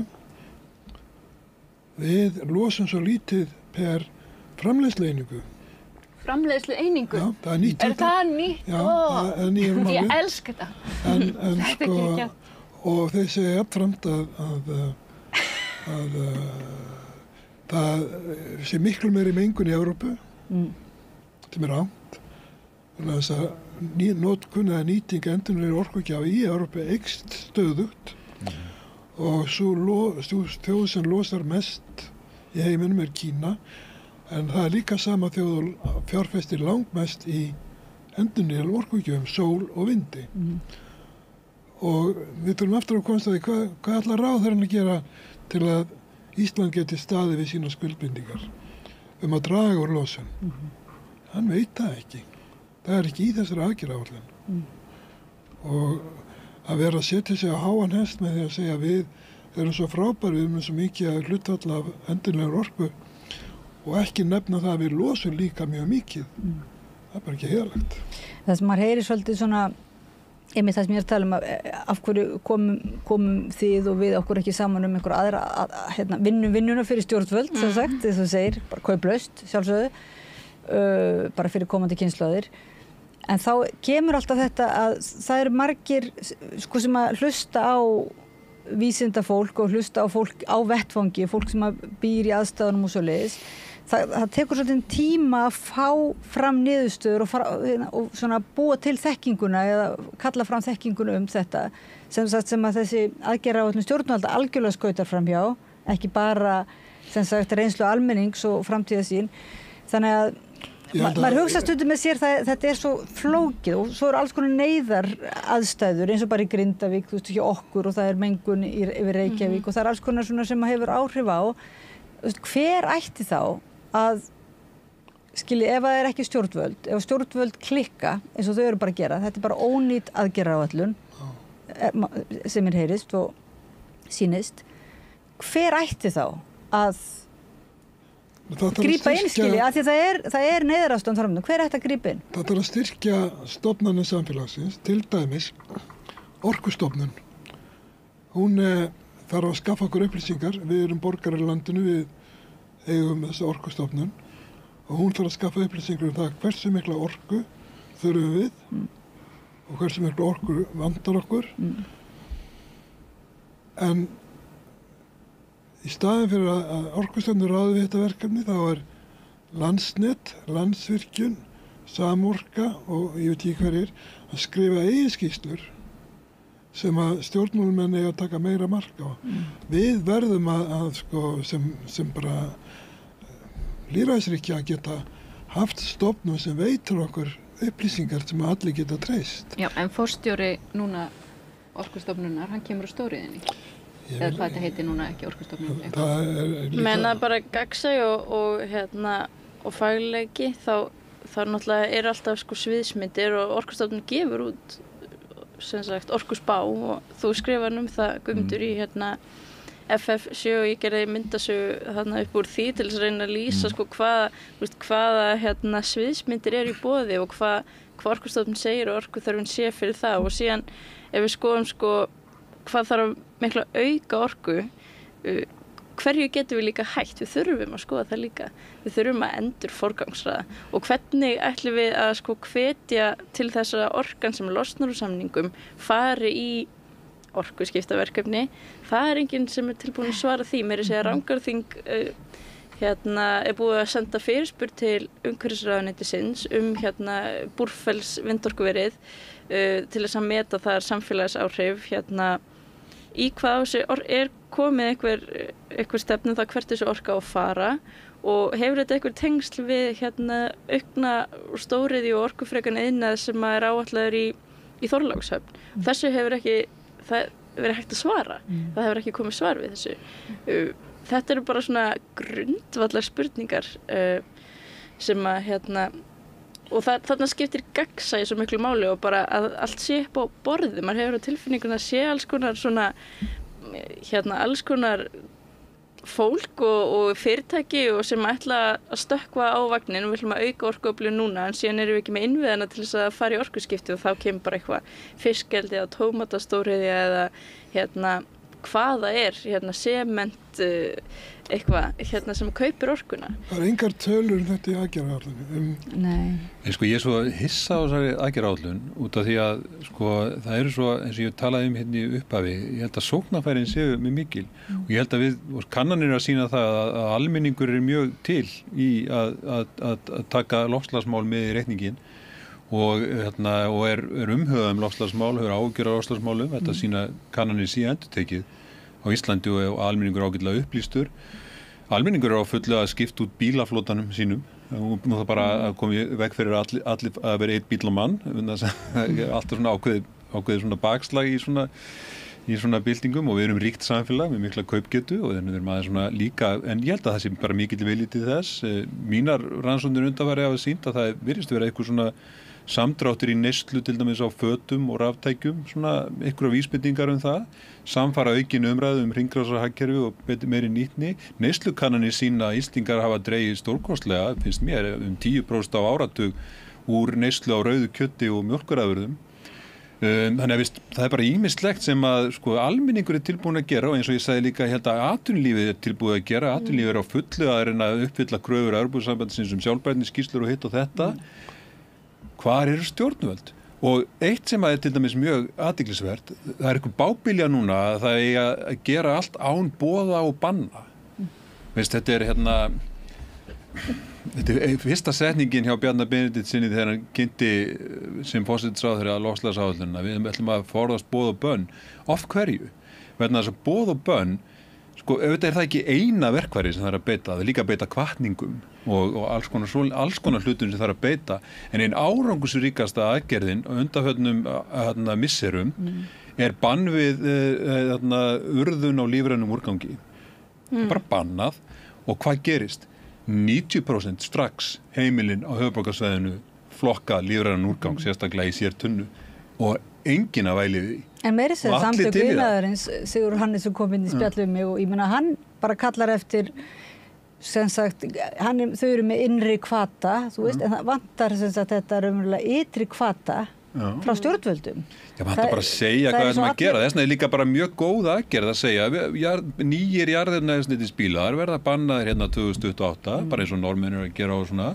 Og það er bara skynsamlegt, við verðum að hætta með þá, þeir eru að valda skaða á lífríki og heilsu okkar og þetta er bara alveg nógu góðu tími og það er konur í innviði fyrir það. Þannig að það er bara eitthvað svona svakaleg, eitthvað svona órökstuð hræðsla við það að taka ákvarðanir í þessum málum. En þetta er ekki bara órökstuð, ég man þegar ég var með hópið sem að sýndi Evu Jolie sem var svona rannsakaði samninga ríkisins eins og í Frakklandi og kom til Íslands eftir hrunið og hún leita á aðgerðar áætlun ríkisstjórnarinnar þá það allir að selja þriðja stærsta hitaveitufyrirtæki í hendur einkaaðila. Hún sagði að þetta er svo ógagsætt og þetta er svo skrítið allt saman að maður geti ætlað að þetta veri bara glæpamál. Þetta þarf að rannsaka eiginlega sem glæpamál, þannig að mér finnst einhvern veginn eins og þið talið, almenningur er til, þú segir að fyrirtækin atvinnulífið sé til, Árni segir nú atvinnulífið sé kannski ekki alveg til. Ekki samtök atvinnulífsins. Ekki forystu þeirra samtaka. Og ekki viðskiptaráð. Og ekki viðskiptaráð. Nei. Og ég veit ekki með samtök iðnaðarins og Grænland. Jú, ég held að samtök iðnaðarins séu miklu framar. En hvar er þá, eins og þú segir, þú sagðir þetta áðan, það eru bara ríkir, einhverjir sem sagt, ríkir aðilar, segjum, sem ætla sér bara að græða og einhverjir milliliðir sem græða líka og stjórnvöld eru með þeim í liði að því virðist en ekki almenningi og ekki einu sinni fyrirtækjunum sem eru öll að vilja gera að breyta. Er það Kannski svo kom spurningunni sem að þú reyndir að spyrja hérna tvisvar og við vorum svo æst og að SSU spurningin. Þú veist, hver á að setja fram almennilega aðgerðaáætlun og Landvernd hefur náttúrulega gert það trekk í trekk bæði með því að svara í gegnum samráðsgátt þegar aðgerðaáætlunar koma, með því að setja fram eins og til dæmis í byrjun COVID þá kom Landvernd með hvatningu til stjórnvalda að grípa tækifærið fullt af aðgerðum ykkar samtök eru ítrekka búin að leggja til fullt af góðum tillögum hvað er hægt að gera. Það er aldrei hlustað á það af því að það má ekki kosta neitt og það má ekki takmarka neitt og það eina sem að virðist mega gera er að taka af því sem að kemur umfram. Það má ekki, eins og Þorgerður var að segja, við verðum að skoða, erum við að nota orkuna skynsamlegan hátt og það er algjörlega bannað að tala um það. Þannig að, já, hver á að gera þetta og þetta verður að vera top down og bottom up. Ég held að lýðræðislega kjörin stjórnvöld bera ábyrgði að gera þetta. Þau gera það. En þau gera það ekki þessar aðgerðarskýrslu. Ekki nóg. En þegar þau gera það ekki, þá dettur þetta því miður á okkur. Og Orkustofnun, eins og þið segið, Orkustofnun er ekki að standa, er ekki eitthvað sem heitir Umhverfisstofnun líka og er ekki einhverja fleiri stofnanir sem ættu kannski að styðja stjórnvöld hverju sinni við að minna þau á að en það er svolítið málið að þau styðja einmitt stjórnvöld. Það er alltaf að starfa í umboði stjórnvalda sem eru í umboði okkar, en það er svona...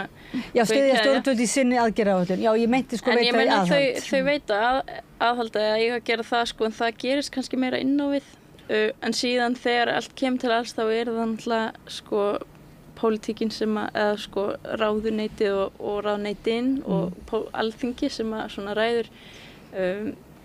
Þess vegna þessi kosningavetur núna, hann er mjög áhugaverður í þessu samhengi og hvað kemur út úr málefnastarfi í flokkana og ef engin flokkur ætlar að tala neitt loftslagsmál eða neitt dýrt eða koma með neina tillögur í því, þá skapast heldur ekkert umboð fyrir næsta kjörtímabil að gera neitt. Og ef það er ekkert aðhald á stjórnmálaflokkunum núna til þess að tala þetta, ef flokkar sem að tala loftslagsmál fá lítið fylgi, þá verður lítið gert næsta kjörtímabili. Allavega svona minna. Mér finnst líka alltaf áhugavert eins og að tala boð og bönn.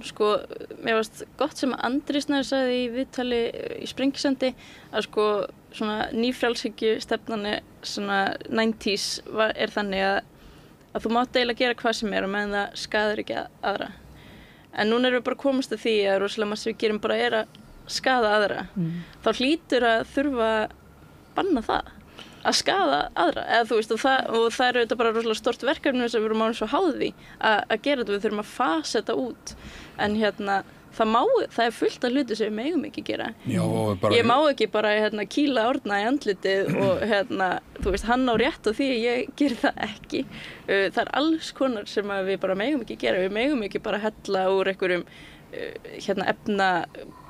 efnasulli bara onni í næsta læk, það er bara alls konar sem við megum ekki gera.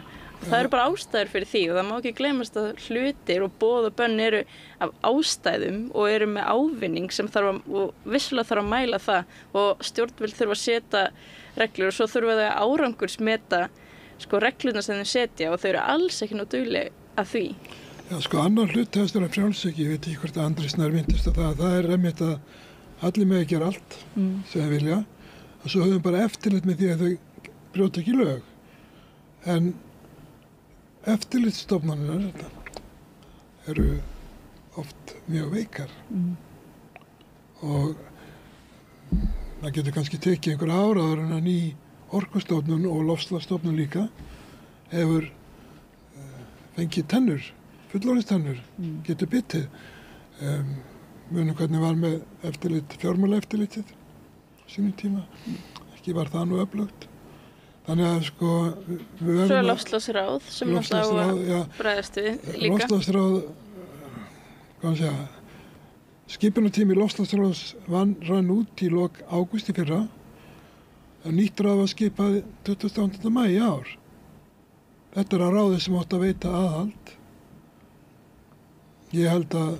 Og loftslagsráð, nú sit ég í loftslagsráð, við fengum bara aðgerða áætlunina á sama tíma og hinir, Enda náttúrulega skipað mjög seint.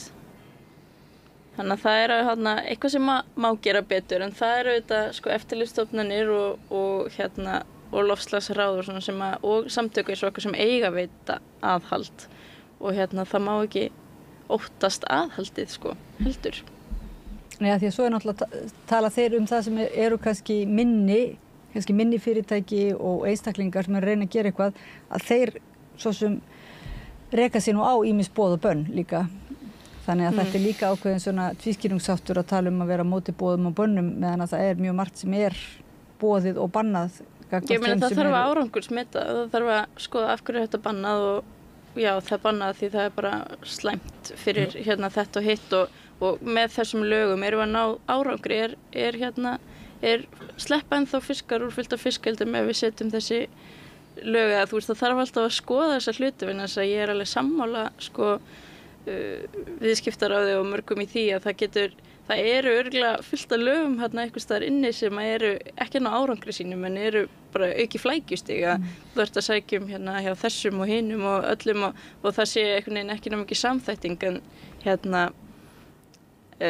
og eins og til dæmis, en svo oft kemur það niður á sko hinum megin að til dæmis á Samgöngustofa að gera athugasemd við það ef að fiskeldi eru innan sko ljósgeira vita, hafi ekki gert það, svo kemur ljós bara eftir á við brutum hérna lög með þessu skipulagi. En er það ekki eiginlega svolítið í húfi núna eins og ef að gera þetta kosningamáli, ef við eigum bara að taka málin okkar hendur almenningur, að þá verðum við einhvern veginn að kannski að ná að ræðum þetta á þann hátt að þetta sé ekki svo flókið að við bara gefumst upp. Að við verum einhvern veginn að átta okkur á því að hvað þetta snýst einhverju leyti.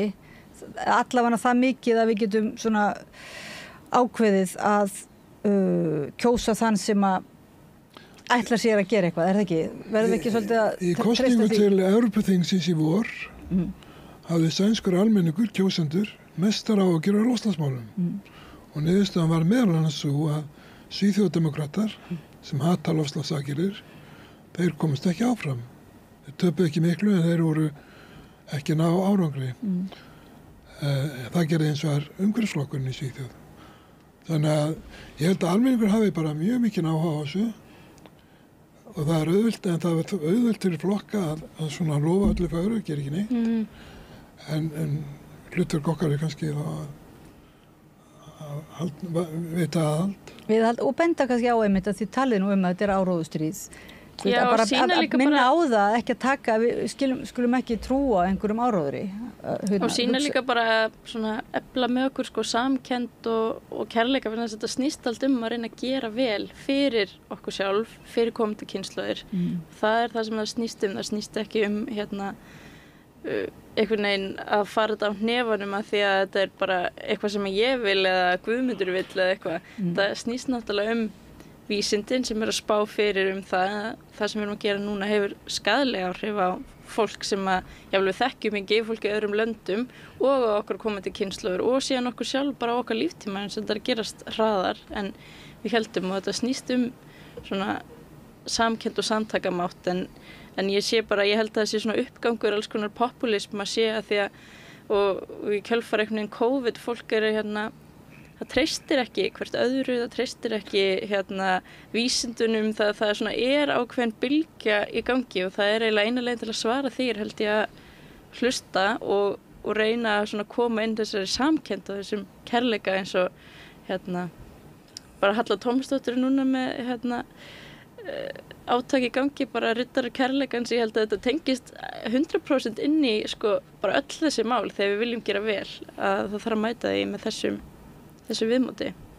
Mér finnst svo mikilvægt og ég vona að einhver stjórnmálaflokkur eða maður í næstu kosningu muni segja það að aðgerðina sem þarf að ráðast í þær gera lífið ekki verra, þær gera það betra. Þetta eru allt góðar aðgerðir, þetta er bara svona þetta er bara svona sambærilegt við það og þegar maður tekur ábyrgð á eigin heilsu. Þegar maður ráðast í alls konar aðgerðir kunna virðast eitthvað íþykjandi eða kostnaðarsamar eða eitthvað slíkt, það er taka tíma frá þeir, en þeir mun líða betur. Þannig að, og þetta er eiginlega allt þannig aðgerðir sem bara, gera lífið allt saman betra og það bara fer sama við það. Og það verður að vera lokaorða minni hálfu en þess að ég þarf að fara annað. Við þurfum líka og takk fyrir spjallið. Þetta að setja allar athugasemdir ykkar inn í gervigreindun og vita hvort það kemur ekki bara flott Já, flott stefna í segi svona. Kæra þakki fyrir komin og við höldum umræðin áfram og við þurfum að hætta. Vilt þú kannski segja eitthvað að lokum svona í dag hvað er svona, hvernig við getum eiginlega, hvað við þurfum að gera núna næstu dögum? Nú eru þið búin að vera duglega að skrifa, setja þetta inn á samráðsgátt. Getur almenningur einhvers staðar nálgast þetta inn á samráðsgáttin náttúrulega er hægt að fara inn á og vefsíðu samtakana og vefsíðu samtakana ykkar, Náttúruverndarsamtaka Íslands, Landverndar og fleiri samtaka og líka muna þetta er stærra samhengi. Þú ert í Kvenréttindafélagi Íslands og þetta var það líka jafnréttið og þetta bara varðar náttúrulega bara samfélagið alltaf því við þurfum að breyta þessari svakalegu orkunotkun sem við erum með og sem fer bara vaxandi og kljást við rótvandans sem er losunin, ekki það við framleiðum ekki nógu endurnýjanlegri orku, heldur losunin sjálf. En svo það náttúrulega að skoða hvaða áhrif það hefur á viðkvæma hópa og það er náttúrulega alls ekki gert í þessari áætlun nema þegar kemur á byggðamálum og bara sammála þeim sem að hafa talað hérna og þetta er bara svakalega sorglegt að við séum að horfa upp á þessa aðgerðaáætlun núna þegar að það var algjörlega ljóst þegar að fyrsta aðgerðaáætlunin kom að hún myndi ekki duga til þess að ná samdrætti í losun fyrir 2030 hvort sem hann átti að vera 35% eða 45% og svo bara verið að hamra á sama og bæta við fullt af skýslum og greiningum og einhverju huga að og stuðla að og einhverju svona bleflega orðagjálfuri þannig að já, það bara verður að gera þetta hefur áhrif á sem sagt samfélagið og það er strax byrjað að hafa ekki áhrif á svona mælanleg áhrif, þetta er ekki bara það er talað náttúrulega ef það verður ekkert gert í loftslagsmálum og þá verður þriðji heimurinn mest, sem sagt, þarf að borga mest fyrir það en það er líka bara innan okkar samfélags er það ekki, sem að það eykur svona aðgerðaráætlun, svona ónýtt aðgerðaráætlun eykur raunverulega ójafnrétti í samfélaginu. Já, eins og við komum inn á í okkar umsögn hjá Kvenréttindafélaginu að þá er þessi ofur áhersla á að stækka orkuiðnaðinn, framleiða meiri orku þetta eru geirar byggingariðnaðurinn og orkugeirinn, þetta eru geirar sem eru mjög karllægir, þá er verið að setja meiri pening, meiri áherslu þar sem að karlar eru fyrir og fá mjög há laun í staðin fyrir að leggja áherslu á eins og Þorgerður talaði á mönnun og þetta svona care society þar sem að konur eru í meiri hluta menntun bætta heilsu og ef við stækkum þessa geira sem eru að losa mjög lítið þar sem að og hækkum launin þar til dæmis og höfum meiri umsvif eins og í kennslu og það er mjög nauðsynlegt að fræða börn, unglinga og fullorðna umhverfismál, kenna þeim að elska náttúruna sem er mjög auðvelt því að náttúran er mjög auðelskanleg að þá værum við að horfa á miklu réttlátari áætlun út frá kynjasjónarmiðum. Þannig að smá saman skilst okkur að þetta svona spilar allt saman. Árni, vilt þú segja nokkur orð að lokum? Ég held að það sé mjög mikilvægt að stjórnvöld, þessi sem við kjósum á Alþingi, hafi lýðræðislegan sans fyrir því að nauðsynlegt er að fá alla að borðinu, ekki bara atvinnulífin, ekki bara samtök iðnaðarins, einhverja sem hafa nóga peninga milli handana til að standa sig vel í árárunum. Þeir eru náttúrulega skilgreindir sem hagsmunaaðilar en í ljós kemur að almenningur er stærsti hagsmunaaðilinn í þessari jöfnu og náttúra náttúrulega sjálf. Hagaðili. Hagaðili. Hagsmunir almennings, almannahagsmunir verða að ganga fyrir, ekki sant? Við minnum þá kjósendur á það og höldum umræðinni gangandi. Þakka ykkur kærlega fyrir að koma. Já, takk fyrir. Og segja okkur aðeins frá. Við erum ekki eins og byrjuð að fara út í það nákvæmlega hvaða ábendingar þið komið með og hvaða athugasemdir þið gerðuð í ykkar raunverulega búin að vinna dag og nótt við að koma gera athugasemdir við þessa aðgerðaráætlun stjórnvalda í, hvað heitir þetta, í loftslagsmálum. En það þarf að gera betur og það vonandi bara það verður hlustað á það þessu sinni og þið verður kalluð að borðinu og hagsmunir almennings og okkar allar verður hafið að leiðarljósi. Þorgerður María Þorbjarnardóttir, formaður Landverndar, Árni Finnsson, formaður Náttúruverndarsamtaka Íslands, Auður Önnu Magnúsdóttir, framkvæmdastjóri Kvenréttindafélags Íslands og Guðmundur Steingrímsson sem þurfti rétt að stökkva af stað, var með okkur umhverfisfræðingur og varaformaður Landverndar. Kæra þakki fyrir að koma. Takk fyrir mig. Og hlustendum og áhorfendum þökkum við fyrir að fylgja ykkur eftir og halda samræðinni sannarlega áfram og gangandi. Við þurfum að spyrja okkur margra spurninga og við höldum áfram eftir stuttastund við rauðaborðið. Segðu það á Samstöðinni. Samstöðin er í eigu hlustenda, áhorfenda og lesenda. Sláist í hópinn og gerist áskrifendur.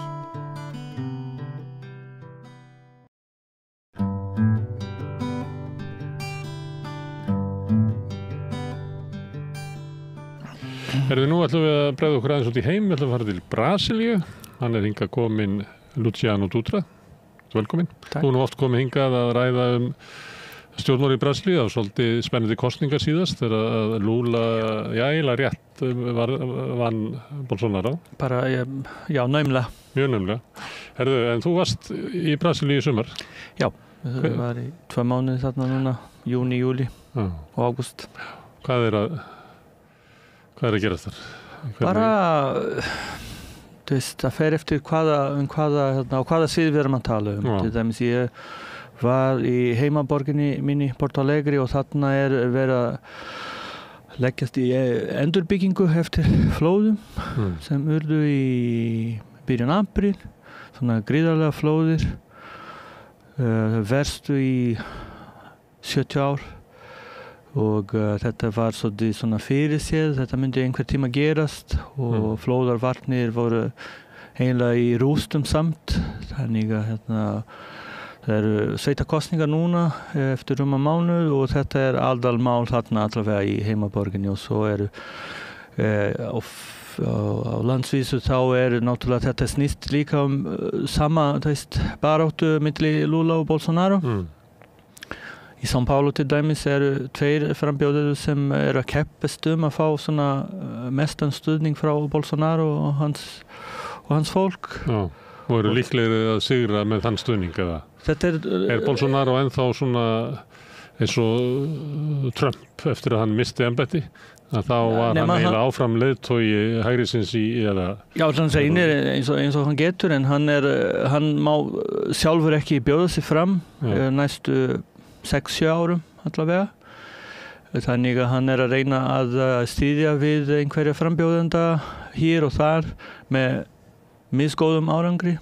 Til dæmis í São Paulo ungur frambjóðandi sem að reyna að veiða á sömu miðum og Bolsonaro. Þannig að þetta þarna kannski nær vinstri vængurinn forskott vegna þess að þetta eru 2 sem að deila þá kjósenda sín á milli sko. Annars myndi hægrið vinna Sábólu alltaf. Já, núverandi borgarstjóri af miðju til hægris flokknum sko. Það nú eitthvað svona landfræðileg skipting ekki í Brasilíu að vinstri menn eru sterkari í norðaustri. Já, þar sem fátækt mest og þar velferðarkerfi náttúrulega hefur meira að segja hversdagslega lífi fólks og fólk velur með þá bara maganum með vasanum og það skiptir máli fyrir þá hverja krónu og þannig að já, þetta útskýra hluta allavega þessi sveifla þarna til vinstri. Og það gerðist í hægra megin að Bolsonaro sem var svona jaðarfígúra í stjórnmálum Brasilíu, hann náði svona stöðu og var forseti tíma. Fólst í því svona svipað að við séð gerast í Hollandi eða Frakklandi eða Ítalíu þar sem að svona nýja hægrið eiginlega tekur yfir sviðið eða var hægrið kannski alltaf populist í Brasilíu?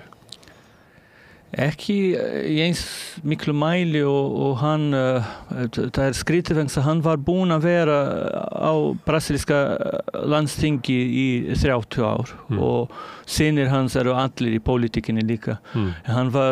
Honum tókst samt að samfæra kjósendum að hann væri eitthvað nýtt, að hann væri andpolítikus og var einmitt að fá stuðning af fólki sem var bara þreytt af pólitíkinni og spillingunni í pólitíkinni. Þannig að þetta kannski einsdæmi í raun og veru já, það einni svona populískur forseti sem við átt var Getúlio Vargas á 3.-4. áratug. Þetta svo langt síðan. Ég menn eftir honum að því að páfagaukurinn í næsta húsi við okkur þegar ég var 2 ára, hann hét Vargas. Út á forsetum? Já, út á forsetum. Hann opnaði til dæmis fyrir viðskipti við Ísland sko, hann saltfiskin fyrir kaffi á sínum tíma. Þannig að hann var gríðarlega vinsæll, hann var að setja lög svona lágmarksréttindi vinnandi fólks til dæmis og sumir sem líka Lula við hann ennþá. en ég held að hann var miklu meiri vinstri maður en Lula getur leyft sér að vera núna í þriðja kjörtímabil sín sem forseti. En má ég aðeins spyrja hægrið betur, að því að svona það virðist vera svona eins og einhver leyti líkt því sem að gerast í Bandaríkjunum og Evrópu, að kemur svona nýjar áherslur og að verja okkur fyrir einhverjum dómstegi sem að koma. Ég meina það verið að tala innflytjendur, ólöglega innflytjendur í Bandaríkjunum og innflytjendur í Evrópu. Og svo einhvern veginn hugmyndum það að allavega í Bandaríkjunum svona siðferðisleg hnignun samfélagsins með auknum réttindum kvenna og samkynhneigðra og svona sé eitthvað svona vitið sem kemur á háskólanum sé svona þvæla sem að spilla samfélagið. Hvað það ekki innflytjendur í Brasilíu sem hægt að benda á að sé að grafa undan samfélaginu. Hvað það sem að Bolsonaro og félagar segist alltaf bjarga Brasilíumunum frá? Þetta eru þessi minnihluta hópar sem eru að fá auknu réttindi og kannski fólk af afrískum uppruna sem hefur núna einhvern tækifæri að mennta sig og hækka aðeins í félagslegum bara skala með menntun fyrst og fremst, en líka með stuðning velferðarkerfi sem við höfum ekki átt svona öflugan velferðarkerfi lengi síðan á tímum Vargas einmitt. Þannig að þetta eru þessi togstreita milli landsluta, einmitt fólk frá suðaustri, São Paulo, Rio, og sem horfi kannski svona með grumsendir á löndum sínum frá norðaustri, Amazóníu. Og vofa kommunismans ennþá, mjög vinsælt svona. Kalda stríðið var náttúrulega mjög harkalegt í Brasilíu. Já. Þetta var herstjórn þarna frá 1964 til 1984. Ekki eins brutalt og í nágrannalöndum Argentínu og Uruguay og Chile, en samt nokkur hundruð sem fórust úr vinstri flokkum og skæruliðshreyfingum. Andstæðan var bara drepin yfirlega. Já, bara mjög fljótlega. Þetta var ekki sigur í hugmyndastríðinu, heldur var bara fórustan í vinstrinu var bara drepin. Já. Það var stökkt á flótta. En það var fórustan ekki mjög stór í svona mannatali, þannig að þetta nokkur 100, 300, 400 mann sem bara, drápust og þá bara var máli leyst að mestu leyti. Og Bolsonaro vísar í þennan tíma eins og hann hafi verið einhvern veginn réttlæti. Já, nema hann sagði mörgum árum áður en hann var kjörinn forseti að það eina sem hann var ósátt við að þau drápu ekki nóg marga. Hann myndi gera eins og í Argentínu og Chile til dæmis. Og gerði með COVID, með svona aðgerðaleysi sinni og með gjörðir sína líka, þú veist að nota ekki grímu og hvetja ekki til grímanotkunar og svona, og fólk haldi sig heima og svoleiðis. Þú nefndir fólk af afríkanskum uppruna. Það þannig eins og einhver leyti í Bandaríkjunum að stuðningur við velferðarkerfi að það lyftur upp jaðarsettum hópum og meðal annars fólki sem á ættir að reykja til Afríku. Og þar leiðandi andstaðan við velferðarkerfið ofta bara rasísk. Það þannig í Brasilíu líka? Já, nema það oft talað að við séum svona land þar sem allar þjóðir eiga rétt á sér og við erum blönduð þjóð og svo að orðið rassism eigi ekki við okkar samfélagið, en ef þú skoðar tölur fanga í fangelsum landsins, atvinnuleysi, bara dreifingu tekna í landinu og gæða, það bara alveg augljóst að afkomendur fólks í þrælahaldi á 19. aldar, 18. aldar eru verst stödd ennþá í Brasilíu. Þannig að þetta, þegar þú ert með einhverja málflutning að skerða réttindi þess fólks, þá ekkert annað í myndinni heldur en bara rassismi með öðrum hætti. En þú Brasilía rassískt samfélag? Ég held það. Það eins og ég segja, það allskilnaður að því leyti að þetta eru svæði sem svartir eiga ekki erindi. Til dæmis þetta að breytast smá saman.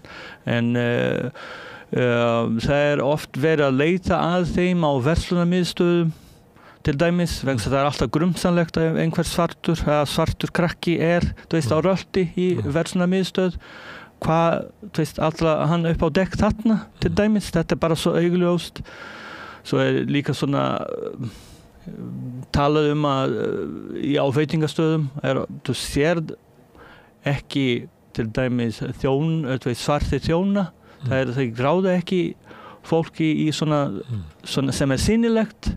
Kannski svartir í eldhúsinu eða þrífa, en ekki svona fram í sal. Og það á við mörg svið í brasilísku samfélagið. Þannig að þegar við horfum á brasilíska karlalandsliðið í fótbolta, sem kannski það þekktasta fyrirbrigði sem fer víðast frá Brasilíu, að þá sjáum við marga svarta og brúna. En það ekki þannig að þú horfir á Hæstarétt eða ríkisstjórnina. Já, þetta eins og segið, þetta að breytast smá saman. Þegar ég fór í háskóla í Brasilíu í miðbygg 1995, það voru bara örfáir sem voru ekki alhvítir í kennslustofum, og þetta að breytast núna með kvótakerfi, þú veist, að þau bara fái tækifæri til að mennta sig og eiga forgang. Það eyrnamerkt nokkur sæti og svona. Þetta náttúrulega mætir líka andstöðu. Eins og í Bandaríkjunum, jákvæð mismunun, það verið að reyna að verða fellita bara í Bandaríkjunum. Já, en það bara var orðið löngu tímabært. Þetta byrjaði þegar Lula var forseti í fyrsta kjörtímabili. Þú nefndi það að Lula gæti ekki verið jafn róttækur og menn gátu leyft sér fyrir 50, 60, 70 árum. Þannig að hann kjörinn forseti, svolítið naumt, en hann þarf að styðja sig við þing, þar sem að hans flokkur eða hann hefur engan meirihluta í þinginu, þannig hann hlýtur að þurfa að semja allt sem hann vil breyta, þarf hann að semja við svolítið breiðan hóp af. Já, máli að það sitja rúmlega 500 þingmenn í brasilíska þingið, en þau dreifast svona 30 til 40 flokka, mismunandi flokka, svo þetta alveg. Ég tek oft dæmi af Brasilíu þegar menn að tala fjölda flokka, og þá gott að taka dæmi af Brasilíu vegna þess að ástæðan fyrir svona margir flokkar á þingi hvað eru margir þingmenn í hverju kjördæmi. Ég held að það fari alveg upp í 70 þingmenn úr einu kjördæmi, að þá náttúrulega þröskuldur svo lágur að koma með nýja flokka. Og það ógrynni af flokkum á brasilísku þingi. Já, þetta blandað kerfi, þetta eru líka nokkur svona jöfnunarsæti á fylkisvísu. Þannig að þetta líka kjördæma kjörnir, en líka svona jöfnunarsæti, eins og ég segi, og það miðað við hversu mörg atkvæði tiltekinn flokkur fær á fylkisvísu eða á landsvísu þegar við erum að tala forseti á svona landstingið. Og þetta, og það þessi flokkar náttúrulega, jú, þetta fjölbreytt samfélag, en ég sé ekki betur að þetta sé ekki eins margir svona hagsmunir sem eiga rétt á sér á þingið, á landstingið, vegna þetta vettvangur til að taka stórar ákvarðanir, ekki svona mikroákvarðanir, þannig að þetta pínu skrítið og þetta þvælist fyrir lýðræði í raun og veru. Þannig að framkvæmdarvaldi þarf nauðsynlega að semja við svo marga flokka að þetta ekki hægt að, þú kemur ekki þín málefni á framfæri nema þú dreifir penninga svo að þingmenn geti líka gert eitthvað í sínum kjördæmum. Þannig að það virðist vera í forsetakosningu þetta kjósa milli svona afgerandi ólíkra stefnu, hvert landið að fara, en sá sem að nær kjöri, hann þarf að semja sig í gegnum þing þar sem eru mjög flóknir og skrýtnir hagsmunir og kannski veldur því að forseti nær ekki að standa undir væntingum þeirra sem að kusa breytingar. Og þetta maður getur kannski fundið ástæðu fyrir þessa flókna dreifingu eða flokka að því að þegar nýja stjórnarskráin Brasilíu var samþykkt 1988 eftir herstjórnin og allt það. Það var einmitt þannig að þau hugsuðu, þetta var í raun og veru var gert ráð fyrir að þetta yrði svona þingræði. En á endanum var einhverjum málamiðlum og forseti hélt valdið sitt. En samt fekk alríkisþingið miklu völd og þá þarf náttúrulega sá sem situr við forsetastóli að bara semja hvert mál fyrir sig næstum því. Þannig að þetta flókið. En Lula var kjörinn til þess að gera eitthvað. Hefur hún tekist að gera eitthvað? Ég held að hann var kjörinn fyrst og fremst til að losna, að svo að Brasilia geti losna við þennan hörmung sem hefur átt sér stað undanförnum 4 ár. Þannig hann svona eins og Biden var ekki Trump, þannig að Lula var eiginlega kosin fyrir að vera ekki Bolsonaro. Og hann hátti líka sína sögu sem forseti í 8 árum og líka sína sögu með spillingu í verkamannaflokki. Þannig að þetta allt saman útskýrir að hann hefur rétt náð að vinna Bolsonaro og á móti var hann líka, þetta gríðarlegt vald sem fylgir því að vera sitjandi forseti í kosningum eins og í Bandaríkjunum til dæmis. Þannig að þetta þó að hafi munað litlu og milli þeim, þetta var samt stór sigur. Hann var að bjóða sig fram gegnum þessu gríðarlega sem sitjandi forseti í kosningabaróttu. Og hann var kjörinn til að bara koma okkur aftur í kannski hversdagsleika, politist, en líka til að vinna á móti þessum niðurskurðum sem urðu á kjörtímabili Bolsonaro. Þú sagðir að Bolsonaro megi ekki bjóða sig fram. Og það svolítið einkenni á brasilískum stjórnmálum að það dómstólarnir eru alltaf að dæma stjórnmálamenn. Þau ekki yfir lögum hafnir. Nei. Það nefnilega málið. En það vegna þess að stjórnmálafólkið í Brasilíu svona spilt eða það vegna þess að dómstólarnir eru pólitískir?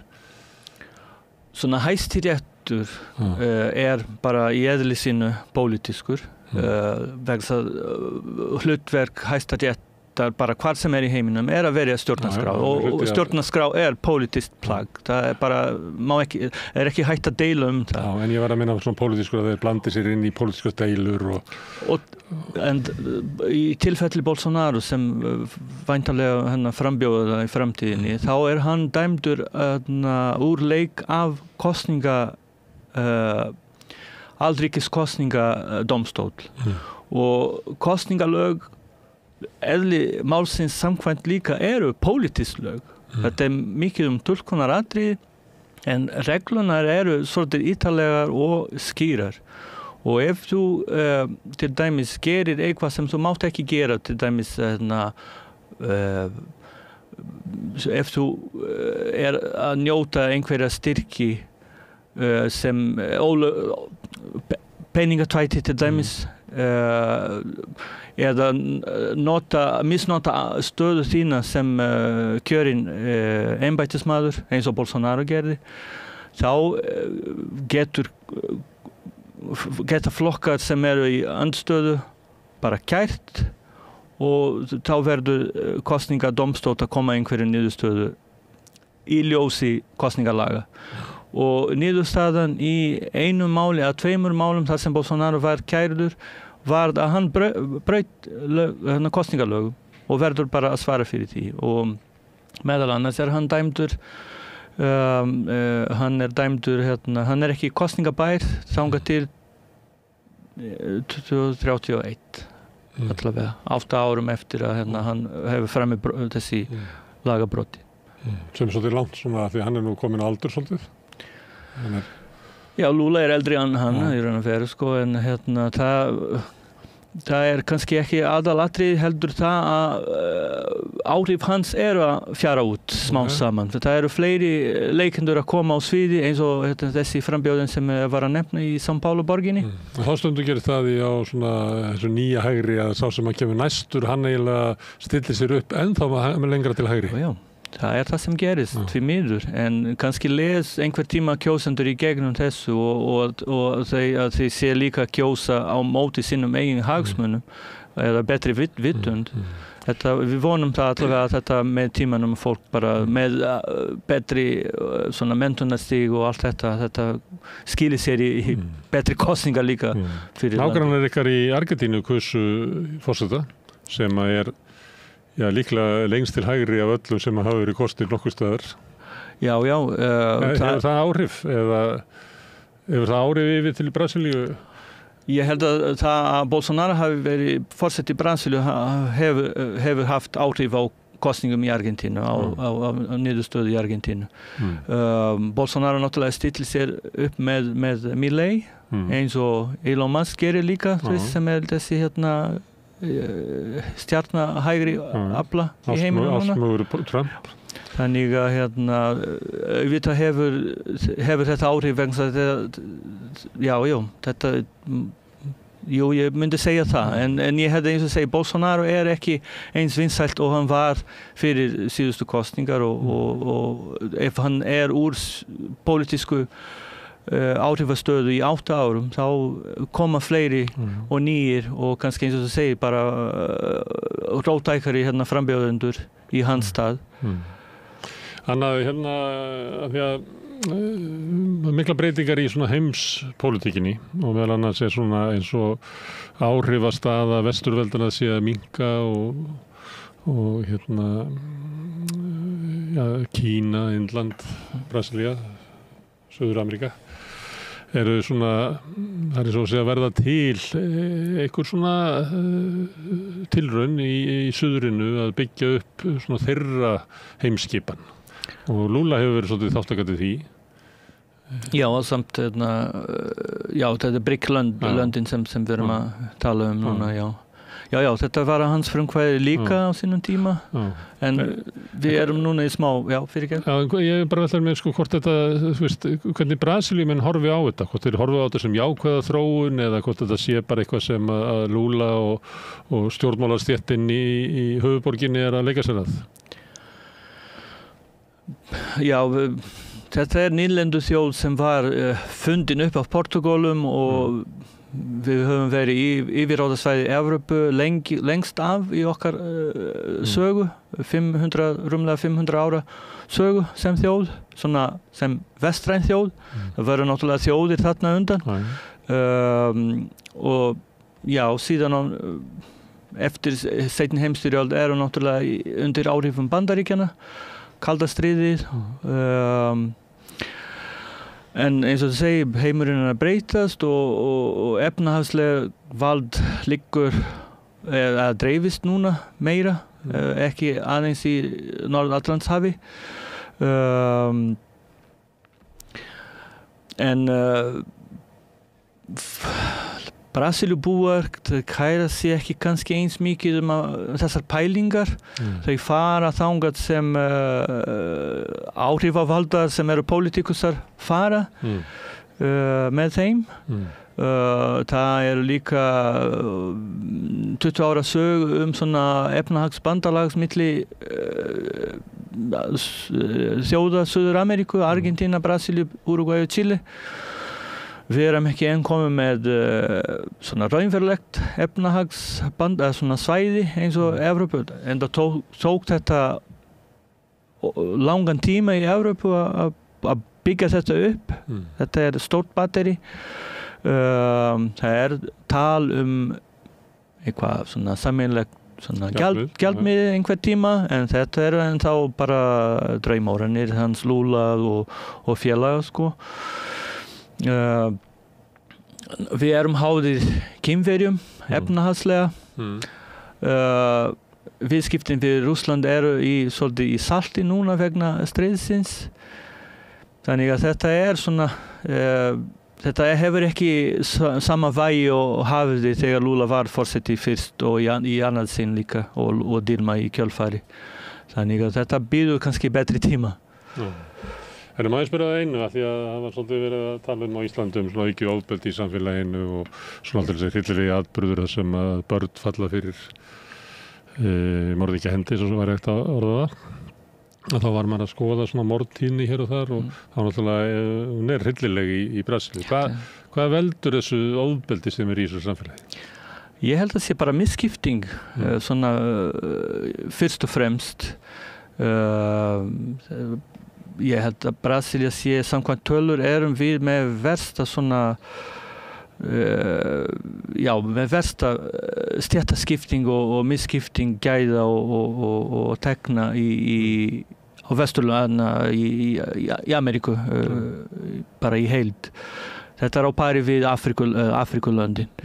Bara eitthvað svona elita sem á gríðarlega mikið af penningum og verðmætum og svo almúurinn sem á ekki fyrir mat eða heilbrigðisþjónustu og svoleiðis.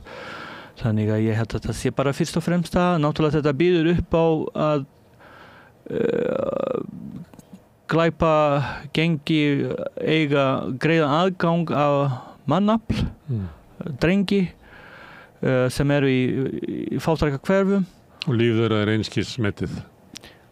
Bara það fórnaði bara eins og allavega fólk sem býr í hvernig aðgerðir lögreglu í fátækrahverfum. Þetta bara þarna þau bara fara með hörku. En ef þú ert í miðborg São Paulo eða í Brasilíuborg og hvítur, þá ert þú í góðum lagi.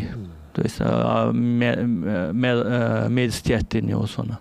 En ef þú fátækur þá eru réttindi þín bara ekki virðir. Þú elskar Brasilíu. Hvað segirðu? Þú elskar Brasilíu og svo þú kemur. Hefurðu svona ugg í brjóstu svona hvert samfélag að þróast eða ertu bjartsýnn fyrir hönd Brasilíu? Ég frekar svona sem Brasilíumaður, við erum frekar svona bjartsýn sem fólk, sem þjóð. En við verðum líka að vinna okkar heimavinnu. Menntakerfi. Við eigum tiltölulega sterkt svona heilbrigðiskerfi en öryggi náttúrulega í málum, bara mjög margir sem eiga skottvopn og mikið smiglað inn af glæpagengjum. Það útskýrir líka tíðni, morðatíðni í Brasilíu. En ég held að miða við hvernig þessi stéttaskipting og misskipting gæða var þegar ég var barn. Þetta að breyta smá saman. Þrátt fyrir bakslag eins og þegar Bolsonaro var kjörinn. Þá með uppbyggingu svona skólakerfis og heilbrigðiskerfis og hvað? Já, ríkisháskólar og við eigum bara eins og ég segi bara heilbrigðiskerfi sem svipað fyrirkomulag og NHS í Bretlandi. Öllum ókeypis. Þannig að það eru biðlistar eins og allstaðar. Jafnvel ef þú ert með enga sjúkratryggingu eru biðlistar líka.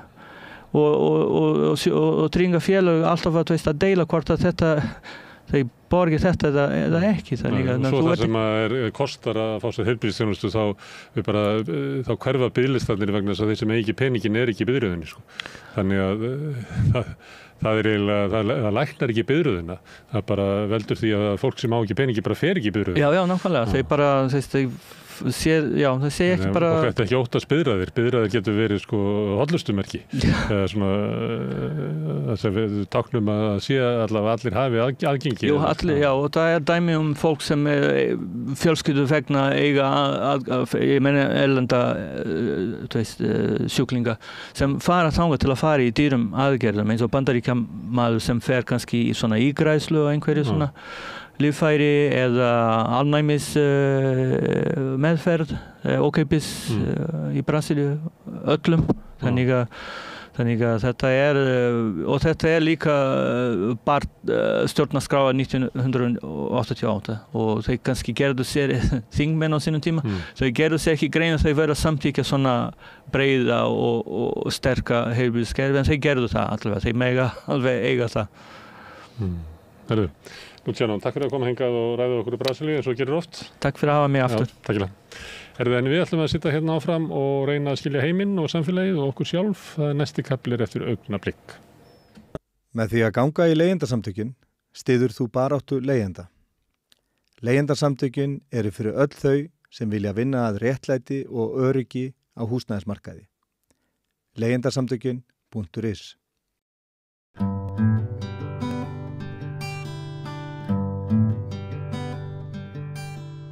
Á einhver smá pening til að stofna flugfélag með mér? Þannig spyr Ólína Freysteinsdóttir, íbúi á Akureyri í Facebook-ferslu. Hún þarf stundum, eins og títt með þá sem búa út á landi, að nota innanlandsflugið. En málið með innanlandsflugið, einkum í síðari tíð, að sitthvað bendir til að verðið svona jafnaði fyrir hvert flugsæti hafi rokið upp, jafnvel á sama tíma og þjónustan hefur minnkað. Og Ólína ætti að vera með okkur á Zoom sem stendur. Sæl og blessuð, heyrðu í mér, Ólína? Já. Sæl og blessuð. Þú eins og ég vitnaði til, þú spyr hvort einhversi til í að setja peningi að stofna flugfélag með þér. Ertu til í að segja okkur svona hvatan að þessari færsluðinni, hvað leiddi til þess að þér var nóg boðið og þú veist fá félagið þína í lið með þér til þess að stofna nýtt flugfélag um innanlandsflugið? Algjörlega. Þetta var, í rauninni var það þannig að ég var reynda bara á Austurleið keyrandi að heimsækja fólkið mitt í Neskustad og það var og tók með mér farþega sem var að koma með flugi frá Egilsstöðum og sem að tengjast mér svona fjölskylduböndum og það sem sagt varð eins og bara getur gerst í þessu lífi. Það var svona harmleikur, þannig að það var fjölskylda sem að eða tvær manneskjur, fullorðnar manneskjur sem vildu koma og styðja við fólki sitt fyrir austan. Og eins og við bara vitum að harmleikir það gera ekki búið undan sér, það er ekki hægt að panta far með 6 eða 12 vikna fyrirvara, heldur það bara hlutinni gerast og þá verður fólk að bregðast við og vill bregðast við.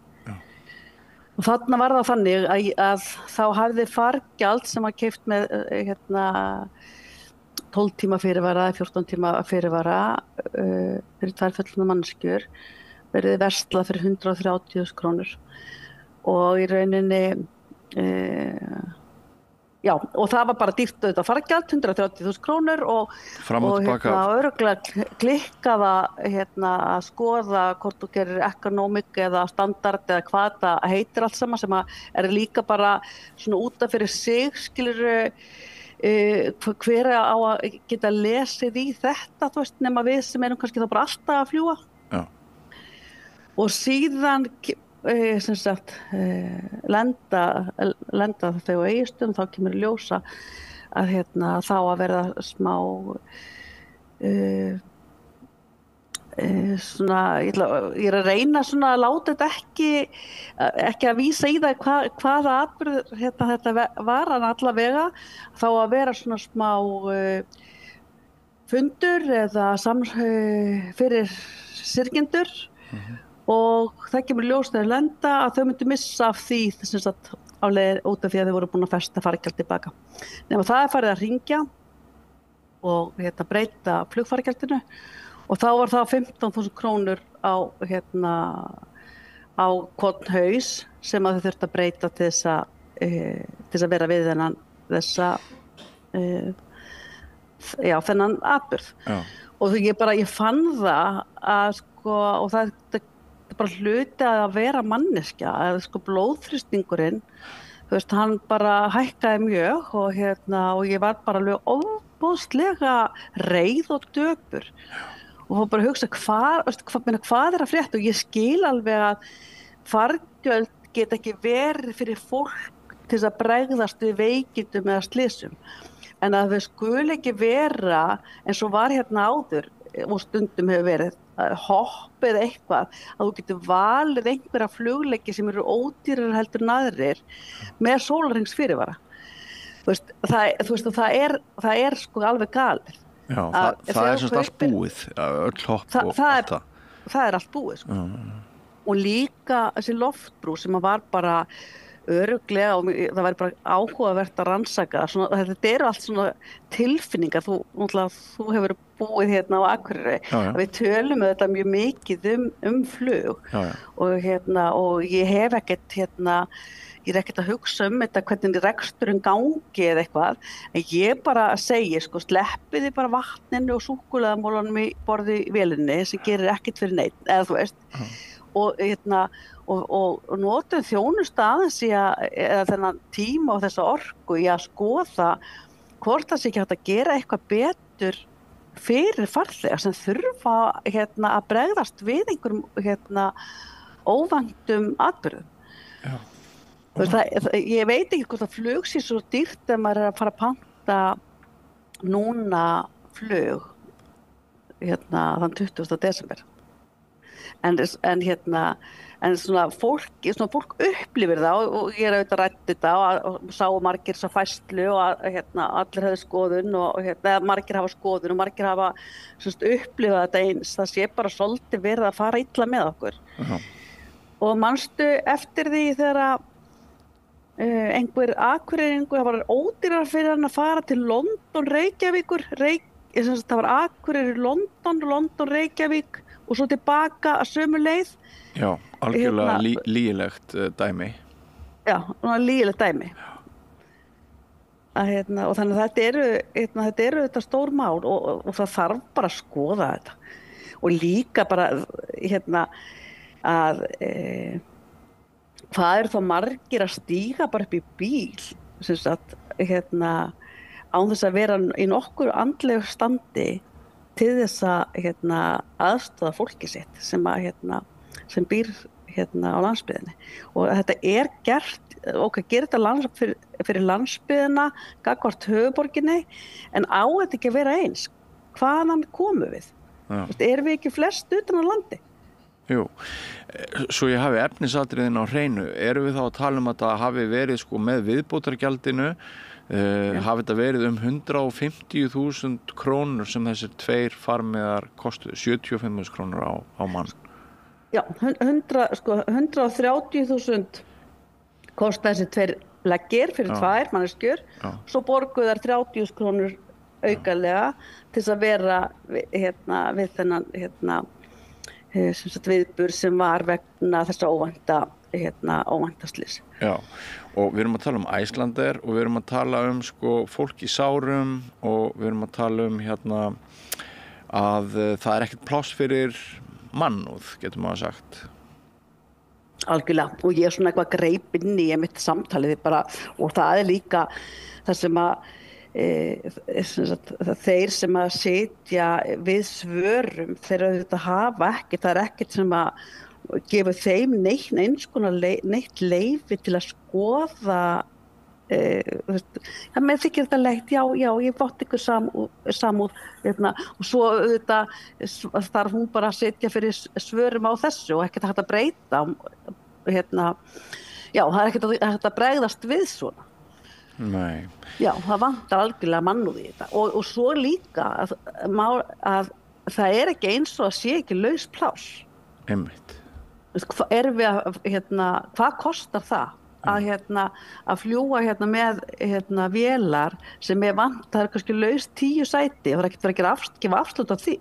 Það er bara beðið eftir að einhver þurfi að það verið kannski að græða á því. Þú þarft að fara söður, það er ekki spurt um tíma, þannig þá þarft að versla þér þetta flug. Í staðan fyrir að það er að vita að það eru 5 sæti laus í hverri vél og akkur eru þau ekki einhvers konar tilboði. Það er kannski ágætt að það komi fram á þessu stigi að ég hef áður boðið forsvarsmönnum Icelandair að koma hingað í viðtal eða spjall hér við Rauðaborðið vegna annara okurmála. Þau hafa ekki þegið það, kannski koma þau núna að loknu þessu viðtali. En sko, málið það eigi að síður þótt sko, það eru eiginlega allir sammála það að það hafi sigið mjög ógæfu hliðina í þessum efnum síðari ár. Það hefur mikið verið talað tímasetningar líka, þær haldi ekki, flug felld niður og náttúrulega aukinn kostnaður, en eigi að síður það litla sem að þau hjá Icelandair segja að benda á að það sé samt tap á rekstri innanlandsflugsins. Hvernig svona, hvaða leið sérðu út úr þessu? Ef maður myndi nú alltaf trúa þessum hvar settur hagnar og hvar tapið sett í þessum fyrirtækjum þá og auðvitað, ég hef bara ekkert, ég bara að tala sem manneskja. Væntanlega og líka ef að ríkið og sveitafélögin eru stórir viðskiptavinir Icelandair. Það er 20% afsláttur allavega þar sem ég vinn hjá ríkinu af fargjöldum. Ég veit ekki hver á að styðja við þetta eða hvort að ríkið eigi bara að koma betur að þessum málum. En það auðvitað þannig að þegar maður hefur ekki alltaf, og það sem markaður ræður, þá hefur maður ekki alltaf trú á því að þegar að ríki kemur inn með einhverjum hætti að markaðsfyrirtæki sem eru á markaði sjáu sér bara ekki hvernig hagi því að græða því. Ég bara, það er ljótt að segja þetta, maður aðeins kannski að missa trúna á þessu hvað maður segja, hagkerfi okkar að það sé málið, að það sé alltaf verið að leita eftir að hámarka hagnað eðlilega fyrirtækin, þau ganga fyrir því. En í þessu málum þá er þetta bara, við búum á þessu landi og við þurfum bara að tryggja það að fólk geti hugsað fólkið sitt og hafi tækifæri á að rækta tengsl. Já, og núna sko í dag einmitt spáð bara snjókomu á þínum slóðum fyrir norðan og það er ekki víst að sá sem ætlar að aka frá Akureyri til Reykjavíkur út af brýnu erindi eigi svo auðvelt vik, jafnvel að komast leiðar sinnar, kannski bara teppist Öxnadalsheiðin eða eitthvað svoleiðis, þannig að þetta er sko ekki, þetta er engin lúksus að náttúrulega nýta sér innanlandsflugið, þetta er bara brýn þörf oft. Algjörlega, og hvað heldur ofta bara hafi tapað fluginu sínu og þurft að keyra, það er ekkert langt síðan að þá átti ég að kenna í háskólanum á Akureyri á mótni og fyrir sunnan og það er bara óvissa með flug og maður fær SMS og hvað gerir maður þá tekur maður bílaleigubíl, hvað heldur það sé margir á þess sem að þurfa að gera þetta og það eru þetta bara landi sem við búum í, ég ætlum ekki að fara að kenna boga veðrið á landinu. En það eru þetta, við þurfum einhvern veginn að hugsa þetta í einhverju samhengi og finna lausn á þessu. Það er alveg klárt mál og líka að ef það er orðið svona lúksus og forréttindamál að huga að fólkinu sínum og verið tengslum fólkið sitt og styðja við fólkið sitt. Á það að vera einhver svona forréttinda fólk sem á að geta gert það. Eigum ekki bara flesta geta gert það og ég skil það alveg, það er ekki hægt að flug kostar eitthvað, en við vitum líka að vélar eru að fljúga hálftómar og akkur er þá ekki fólki gefið tækifæri að nýta þau sæti með einhvers konar hoppi eða eitthvað. Ég er að kíkja líka á ummælin við færsluna þína, það er augljóst að þú ert bara dæmigerð manneskja, það eru hundruð ef ekki þúsundir skoðana á bakvið þína reiði eða hvað ég á að segja. Já, það var þannig, ég var bara, ég var í, ég var bara að setja mig í hættu með þessum tilfinningum. Nei, jú, þetta er eiginlega bara viðbröð, bara að vera manneskja. Hvað, og þetta er ekki, þetta er bara svona réttlætismál og ég að það eru svo margar sögur og ég hefði alveg verið áhugavert að það hafa allir skoðun á þessu og hvað er rétt og hvað er rangt, en þetta er tilfinningamál og þetta er mál sem snerta marga og við þurfum bara að vita hvað býr að baki. Síðan vitum við líka að það er búið að reyna að fara í einhverja samkeppni við Íslandi allavega tala þannig mann ekki hvernig það var síðast gert og þá ganga þau flugfélög ekki vegna þess að það örugglega gengur ekki að vera með 2 flugfélög á landinu, það er mjög trúlegt að það sé þannig, en líka vegna þess að þá allavega hefur segja sögurnar, þá hefur verið brugðist þannig við að flug hefur lækkað þannig að þeir hafi gefist upp á að vera markan. Ég manst þú þetta, þú var náttúrulega miklu. Já, Íslandsflug var í samkeppni við Icelandair. Ég flög mikið á þeim árum þegar var samkeppni, þetta var kannski 95 til 2000 einhvern tímann á því bili. Ég held að það hafi bara kostað 3.000 krónur að fljúga og þá var sagt, eins og svo oft sagt með viðskiptalífið hér á Íslandi að ef það kemur samkeppni þá kemur einhvern veginn sá stærri og nær að svíða þann litla út af markaðinum jafnvel með undirboðum og eitthvað svoleiðis. Það var náttúrulega sem gerðist að það var farið í verðstríð og það kostaði nánast ekkert að fljúga og þá náttúrulega gefst sá litli upp. Þetta er eins með þennan markað eins og svo ótal marga aðra fákeppnismarkaði hér á landi. En sko ég sé líka í ummælum við færsluna þína Ólína að fólk að segja að þessi loftbrú sem átti að vera svona til einhverja bjargar, loftbrúin fyrir áhorfendur og hlustendur svona í stuttu máli það að ef þú þarft að fara til læknis eða eitthvað svoleiðis þá getur þú fengið nokkrar ferðir á afslætti eða hvernig það er, þú þekkir það reynda betur en ég. Ég held að þetta sé bara að þú farið 6 ferðir 40% afslætti ef þú ert með kennitöluna þína ef þú búsettur á landsbyggðinni. En það sem kemur fram er sem sagt að loftbrúin þá hafi Icelandair hækkað verðið á flugmiðanum til þess að allir nái sínu áfram. Hefur fólk eitthvað fyrir sér í þessu? Er það bara tilfinning? Það er það sem að væri bara áhugavert að sé skoða. Það veit það eru einhver hagfræðingur, einhver sem fylgist með þessu.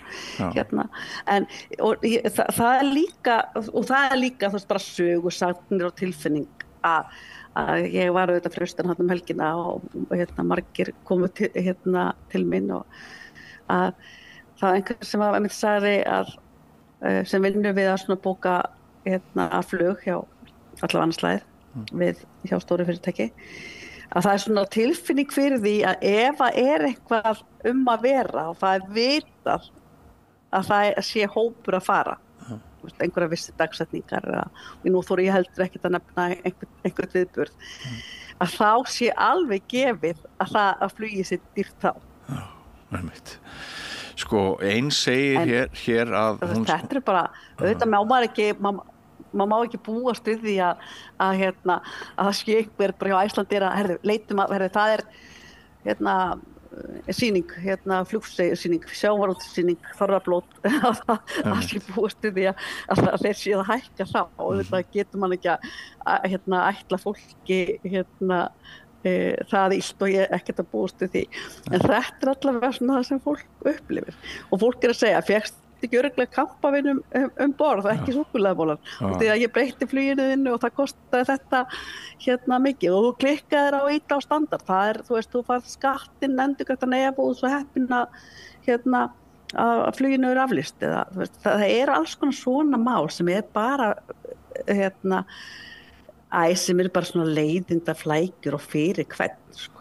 Já, og ein staðhæfir í ummælum við þessa færsluðina að hún hafi greitt meira en 1 milljón í innanlandsflug, þannig að þetta eru náttúrulega engar smá fjárhæðir, þetta er vægast sagt íþyngjandi fyrir þau sem sérstaklega kannski muna tímana tvenna og muna það að einu sinni var bara nokkuð vel séð þessi mál, þá voru þetta bara nánast hugsað sem almenningssamgöngur og kostaði alls ekki augun.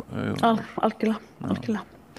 En Ólína, ég ætla að reyna að ná tali af forsvarsmönnum Icelandair og reyna að fá það akkurat. Til þess að spyrja þá út í það meðal annars hvort mannúðun sé horfin úr störfum stórfyrirtækja, samanber þína færslu og það við trúum því hér á Samstöðinni að hvað var það neytendamálin, þá náum við helst umbótum einmitt með því að tjá okkur og lýsa óánægju okkar þegar við reykust á eitthvað eins og þú hefur gert og mér langar bara að þakka þér fyrir það að hafa vakið athygli á þessu. Bara og takk fyrir ykkur, það var mjög gaman og þegar ég er ég farin?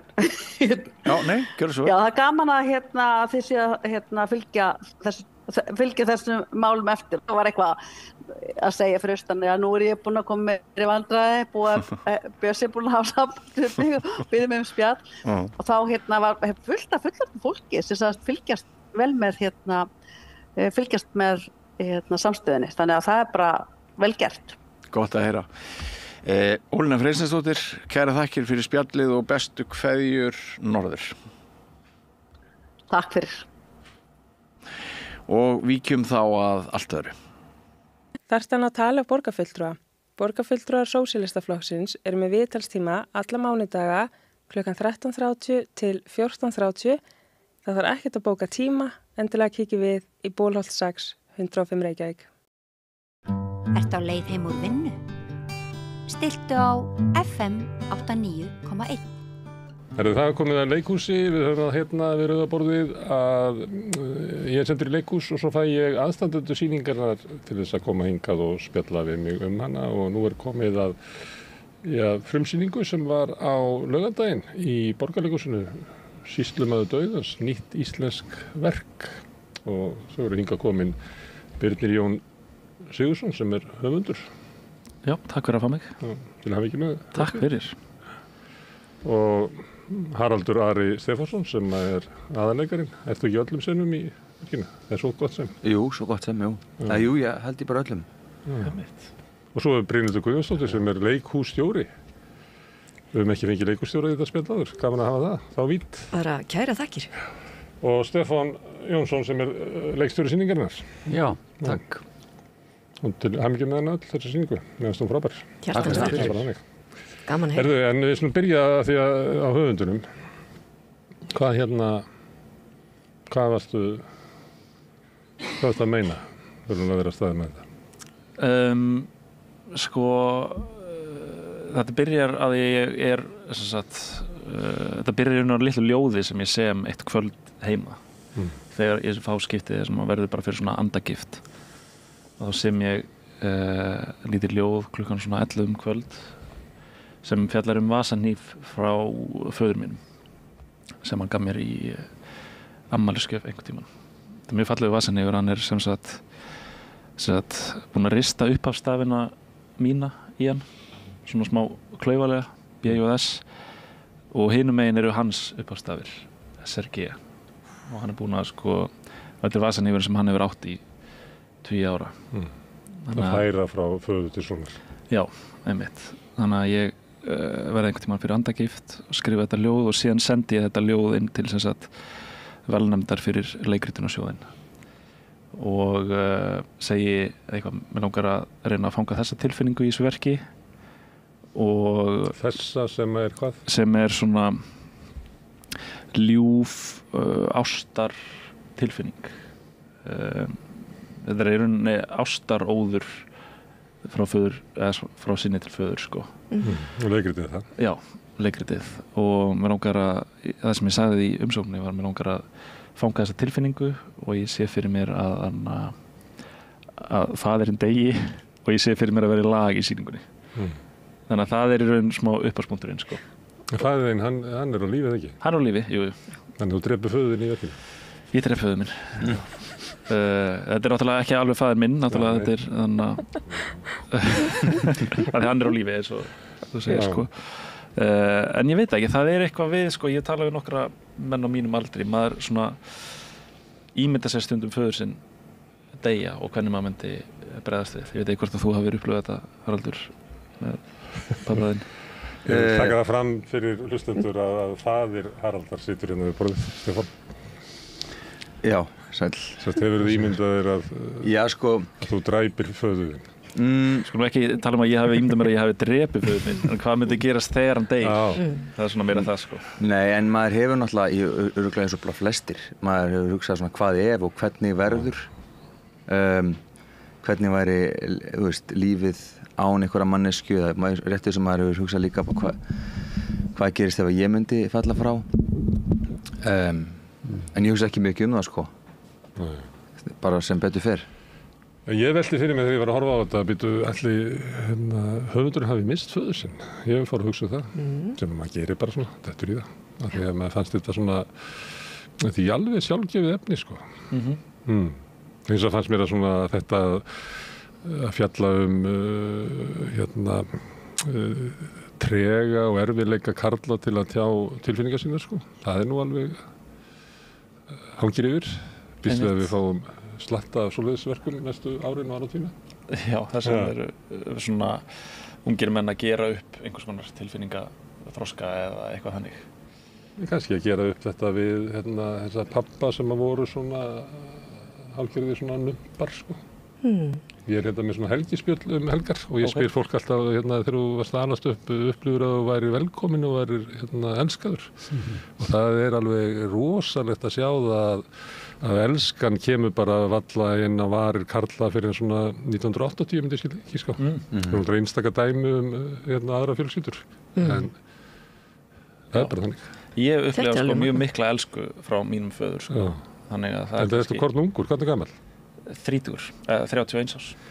Má þá spyrja leikurstjóran, þetta ekki fáránlega gott verk með að við hvað drengurinn ungur? Algjörlega, eins og Birnir talaði umsóknina sína. Já. Þessi umsókn hittu okkur í leikritunnarsjóðunum í valnefndinni í Hjartastað, sem sagt innan veggja Borgarleikhússins, undir hatti leikritunnarsjóðs Leikfélags Reykjavíkur starfar alltaf leikskáld og við breyttum fyrirkomulaginu á þann hátt að skáldin eru hjá okkur í 2 ár vegna þess að ég sá það að það var svona svolítið flókið fyrir leikskáld, tíminn líður hratt eins og við vitum öll, að ætla að skila af sér fullbúnu verki á 1 ári og mikið að gerast mikið að gera á stóru heimili og við kannski gátum ekki alveg haldið eins vel utan skáldinu og við vildum, þannig að við lengdum tíman, þannig að skáldi fer burt, gerir eitthvað annað bara svona, fer frá verkinu sínu og kemur aftur og á þessum 2 árum skrifa Birnir þetta verði ég að segja mjög svo þroskaða verk.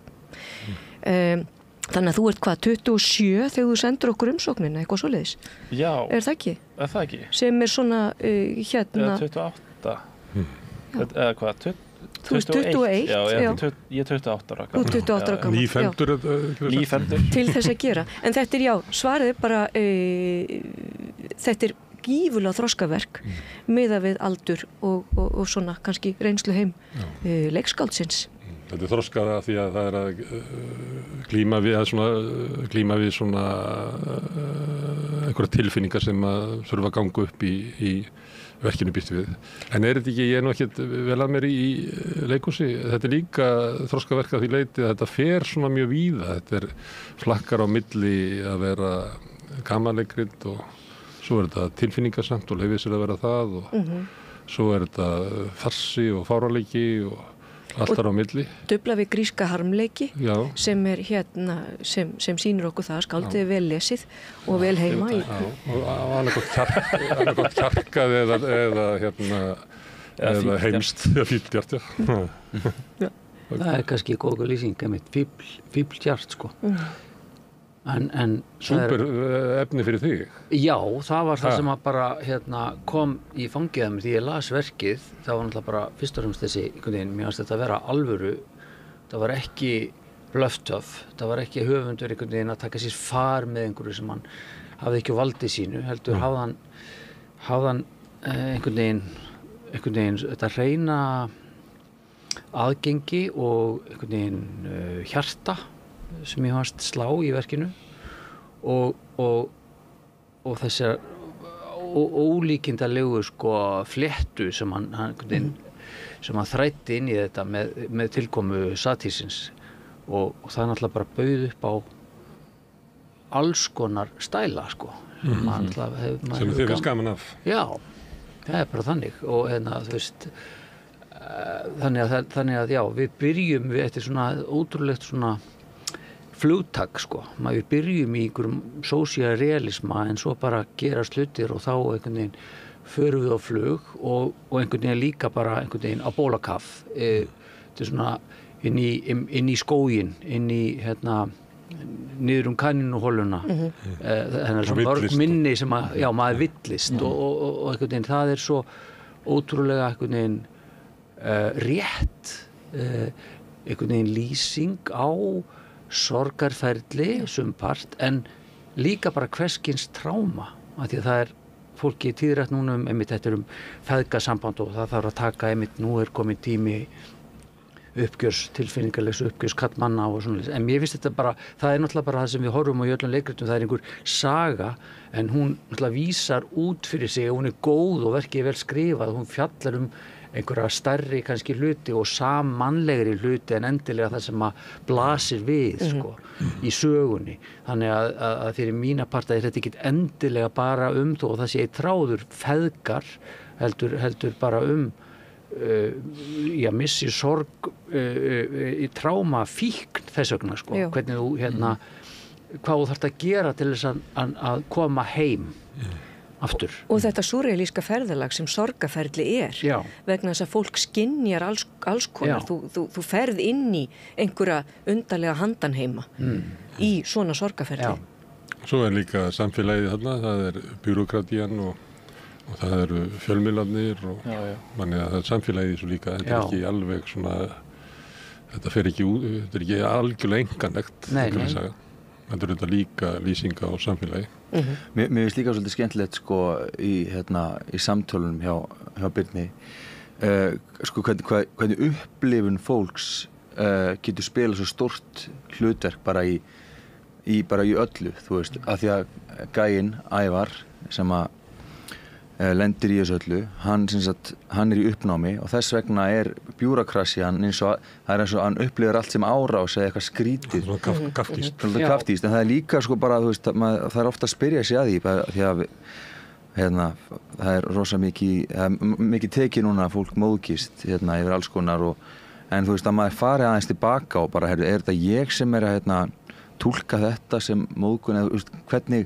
hvað að gerast inn í alvörunni og með það svo skemmtilegt í fólk sem var kannski bara út frá stofunni spyrja venjulegra spurninga en hann bara eitthvað að þér allir bara komin í yfirheyrslu bara það svolítið erfitt fyrir þig að vera út miðjan í leikritinu og sömulegt allt sem við sjáum eitthvað sem inn í hausnum á þér en þú allir hínir leikarnir fá alls konar fyndnar setningar og fá að gera alls konar þú bara venjulegi gaurinn það streytarinn það svona það erfiðast hlutur það svona kannski meira frelsi á hinum karakterunum til að leika sér en ég held bara að þetta sé eitthvað þetta svona rosa góð núvitundaræfing af því að þú veist, þetta svona eins og áhorfandinn mitt svona sér verki í gegnum augu streytarans og þá þetta bara spurningum að bara vera rosa mikið hlustandi og bara bregðast við og bara reyna að skilja og það bara, ég mér heppir með það bara sífellt sífellt stimulasjón í gangi frá öllum leikurum og verkinu sjálfu. Mér finnst nefnilega sko miðjan á verkinu að einhver leiti vera eins og sko einleikur með 4 leikurum. Þetta í raun eins og við sjáum svolítið núna bara upplifun eins karakters og þú veist þá að hinir leikararnir verða einhvern veginn hluti af þínum heila þetta einhvers konar svona inside out svona kvíðafarsi einhver sko kvíðafarsi, þetta svolítið gott. En það mjög gott þetta var í Fúsa að vera að segja sögur og leikara til aðstóðar. Við vorum að fjalla í gær Taktu flugið baby, það sem einleikur en með auka leikurum. Ég myndi ekki alveg, ég ekki fatta þetta, en að sömuleyti tenging á milli, þar sem að þetta eiginlega saga þín og þau eiginlega til stuðnings. Nefna náttúrulega kannski Pálmi, hvað heitir hann í verkinu? Birkir. Eða moldvarpar. Hann fær sína farsa senur líka, sko, sem moldvarpa.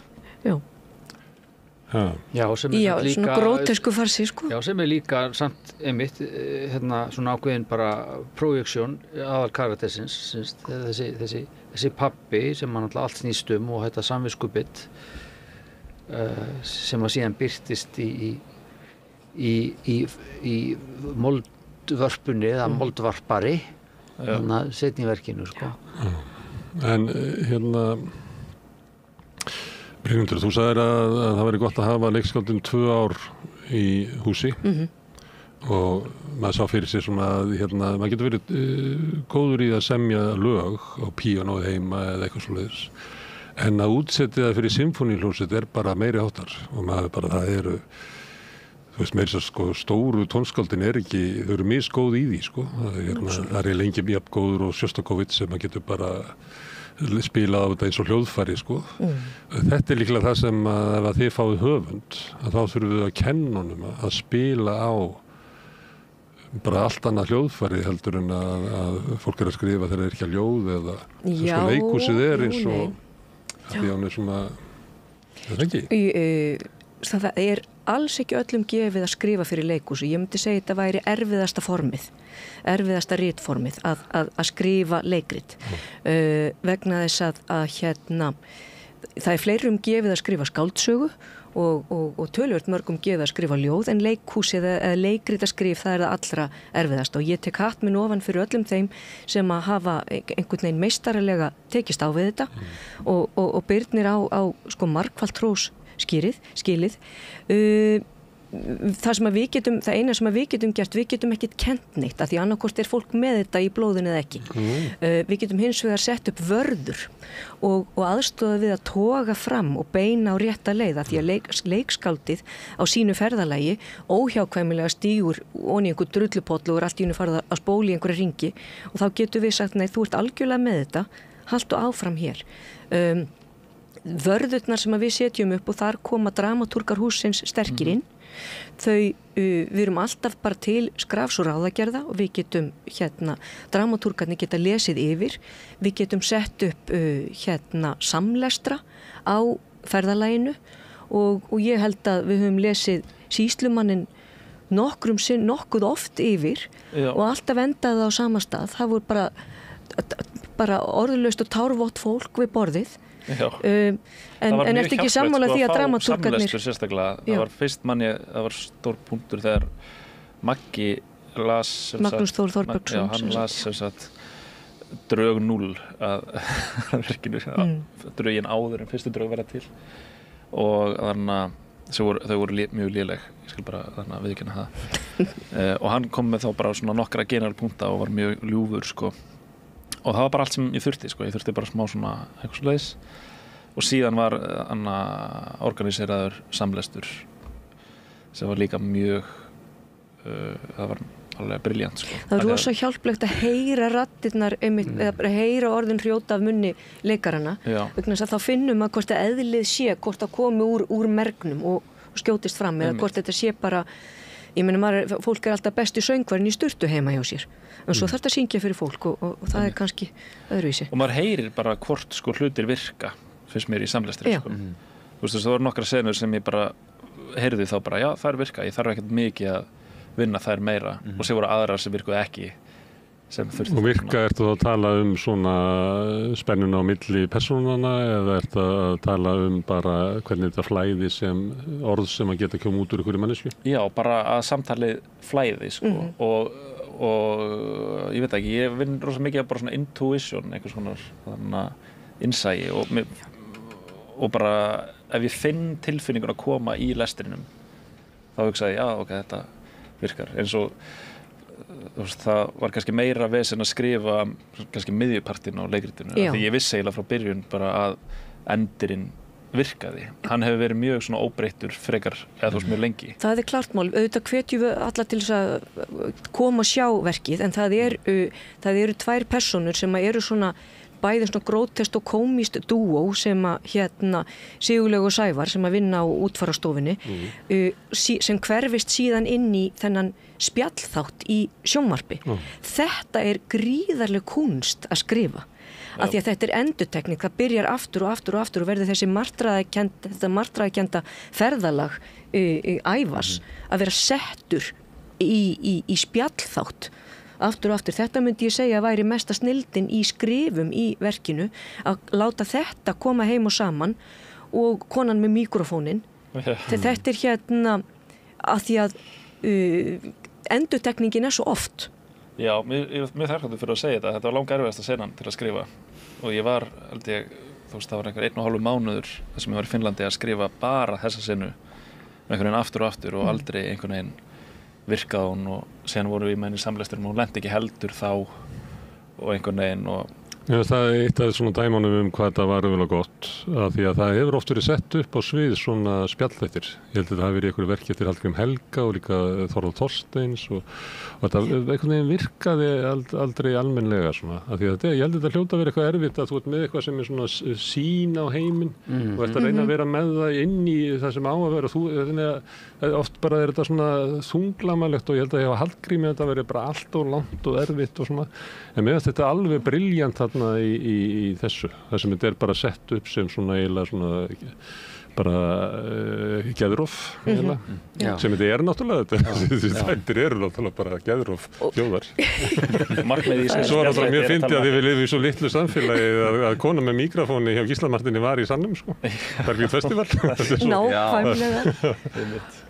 Og það sem að hún fer þarna á milli og segja já það var ekki fyrir en ég kom hingað ég sá þetta, þá fannst mér ég verða að spyrja hann og stundum maður bara að horfa á sjónvarp og þetta raunverulegu upplifun manns maður engu nær nokkuð skapaðan hlut en bara líður einhvern veginn og þessu nær þú fram og svo verður ég að segja að það algjör gjöf fyrir okkur í leikhúsinu þegar reyndir leikstjórar taka svona glæný verk frá yngri skáldum upp bara höndum tveimur og skila þeim á þennan hátt. Þannig að bara bestu þakkir til þín Stefán í biluðu stuði. Já, það náttúrulega bara þegar maður örvaður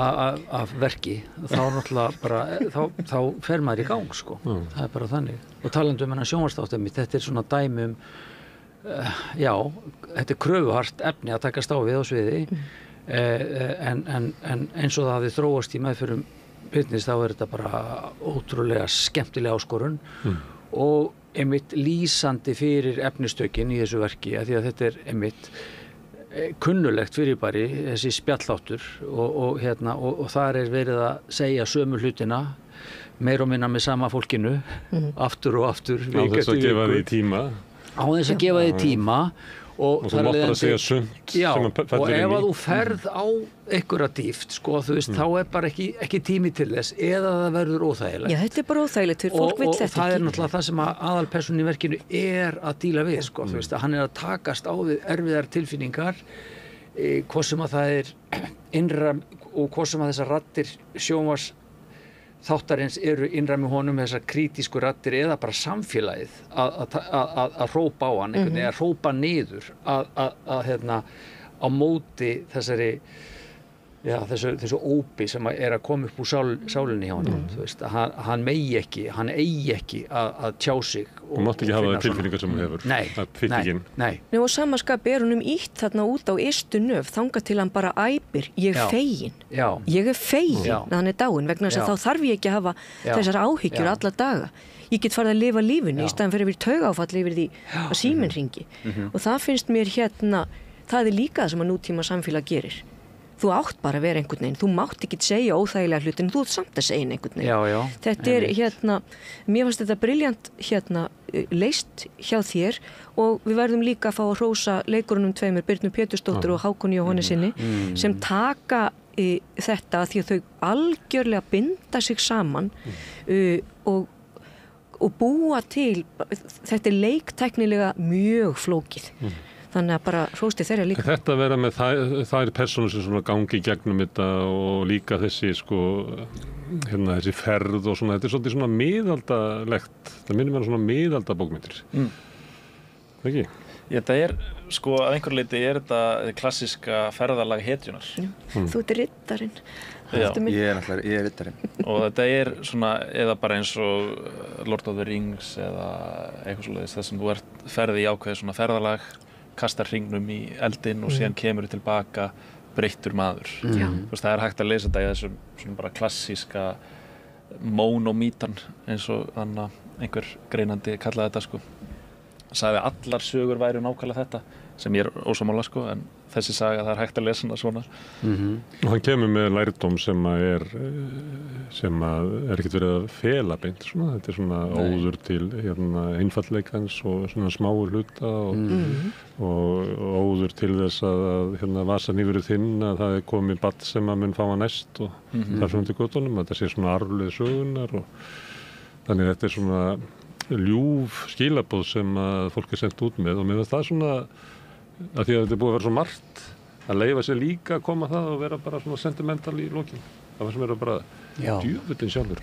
Þau hafa gert allt saman og þetta bara með svona góðu tempó og góðu leik allir í stuði þá bara gekk allt upp. Já því náttúrulega framtíðin er spennandi og nútíminn er spennandi en það er náttúrulega alltaf svona gömul tugga að eldra fólki sé að minna ungu kynslóðana á að það eru mörg gildi og venjur og arfleiðir sem eru bara mjög fínar og maður þurfi ekki alltaf að vera búið til eitthvað nýtt og það er svolítið þú ert svolítið að tala um það í þessu verki bara, það er líka bara rosa gott að fara að hitta vin í staðin fyrir að hringja hann á FaceTime og það getur verið gott að mæta í vinnuna í staðis að vera í fjarvinnu þessi bara þessi basic hluti sem er svona alltaf, sem verður alltaf erfiðar og erfiðar. Maður, fólk hittist sjaldnar, en maður er alltaf að heyra þetta út í heimi. Viðar Halldórsson, prófessor í félagsfræði, kallar þetta félagslegi töfrar sem að minnka í samfélaginu okkar og samfélag okkar er byggt upp á þessu og ef við sinnum þessu ekki þá ragnar samfélag okkar upp. Og líka Guð hjálpa okkur þegar við áttum okkur alltaf ef við erum að missa eitthvað því að það er ekki hægt að byggja þetta upp nema bara að rækta þetta. Og gleyma sér og bara, ef maður fyrir eitthvað óvænta leið, að maður lappar heim og eins og maður gerir svo oft í útlöndum þá svona villist maður að leið og hittur eitthvað skrítin kall og þetta er eitthvað sem að það svona alltaf ég finn fyrir mig, ég þarf svona að setja mig verkefni svo ég lendi í þessu og þess vegna finnst mér þetta skemmtilegt í þessu leikhúsi eða leikriti að þú ert á einhvern hátt að fjalla með þetta og svo náttúrulega bara er leikhúsi eitt af síðustu vígunum þar sem við getum upplifað eitthvað saman og tala eitthvað og svona bara ég man, eins og Lord of the Rings, ég man því ég fór að sjá Lord of the Rings í bíó, það var svona upplifun með öðrum sem ég held að sé svona alltaf sjaldgæfara núna. Það gerist alltaf með fótbolta, íþrótta, viðburði. Upplifun sem komin í svona enganlega upplifun sem ég hef bara í mínum síma. Já, og svo líka horfðu þú á eitthvað kannski í baði en ég horfðu eitthvað á stórum skjá þannig að upplifun, það er ekki alveg að bera það saman heldur. En þú ert ekki að upplifa þetta með neinum og bara þetta tengslarof sem að verður til í þessum snjalltækjum.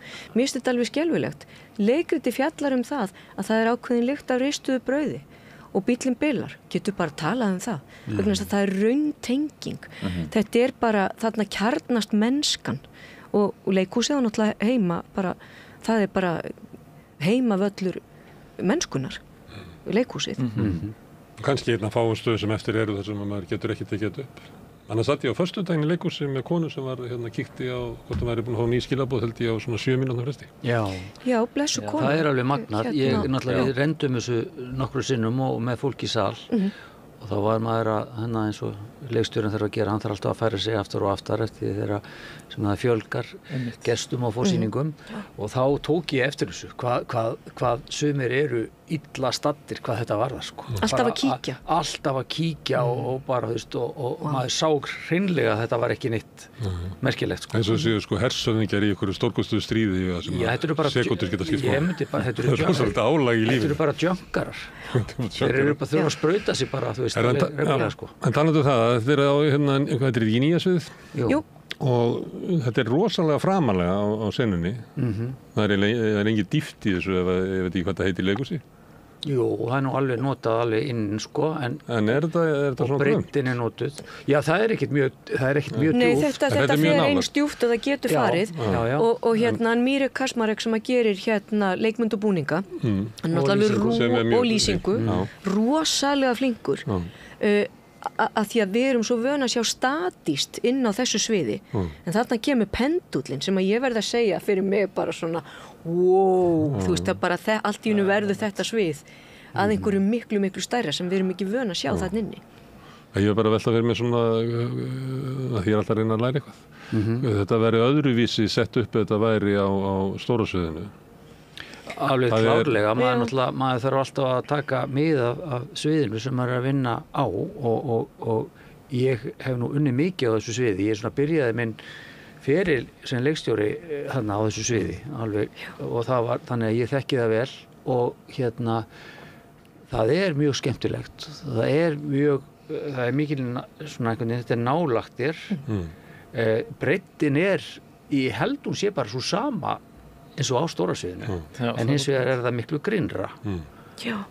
Og talandi Mírek, þann pólska snilling sem að er vert að minnast á vegna þess að þegar maður fær svona verk og þegar ég fæ eitthvað verk þá er ég, og talandi flæði sem að Birnir kom inn á, þá er ég orðin sífellt meðvitaður það að fyrsti lestur skiptir miklu máli, eða fyrstu lestrar mínir sem leikstjóra af því að þá verði ég að vera opinn fyrir hvað kemur til mín, hvaða litir, hvaða form, hvaða lykt, og þetta er svona á mjög abstrakt plani en ótrúlega mikilvægu af því að þarna ræðst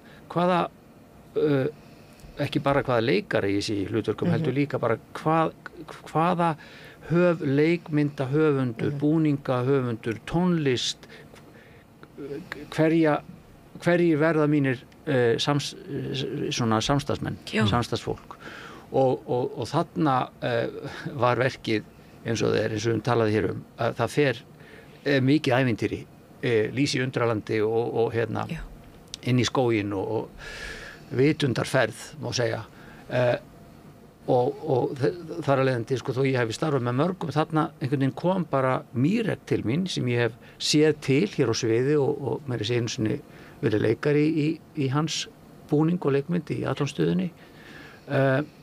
Þannig að mér fannst hann klárlega að vera maðurinn sem myndi koma með réttu, og ég hef aldrei unnið með honum áður og Brynhildur hefði samband við hann og hann var til og við áttum bara mjög farsælt samstarf og það sem að því að hann er bæði mjög, hann er svona djarfur og ögrandi sem listamaður á sviði, alveg hókin af reynslu, þess að ég er búin að gera yfir 300 leikmyndir og er nú svo sem ekkert mjög gamall maður en þannig að hann bæði komplimentaraði það sem að ég hafði fram að færa og ögraði mig líka sem er yndislegt og einstaklega ljúfur í samstarfi og holdt fyrir okkur líka að vinna með fólki frá bara, þó þetta sé ekki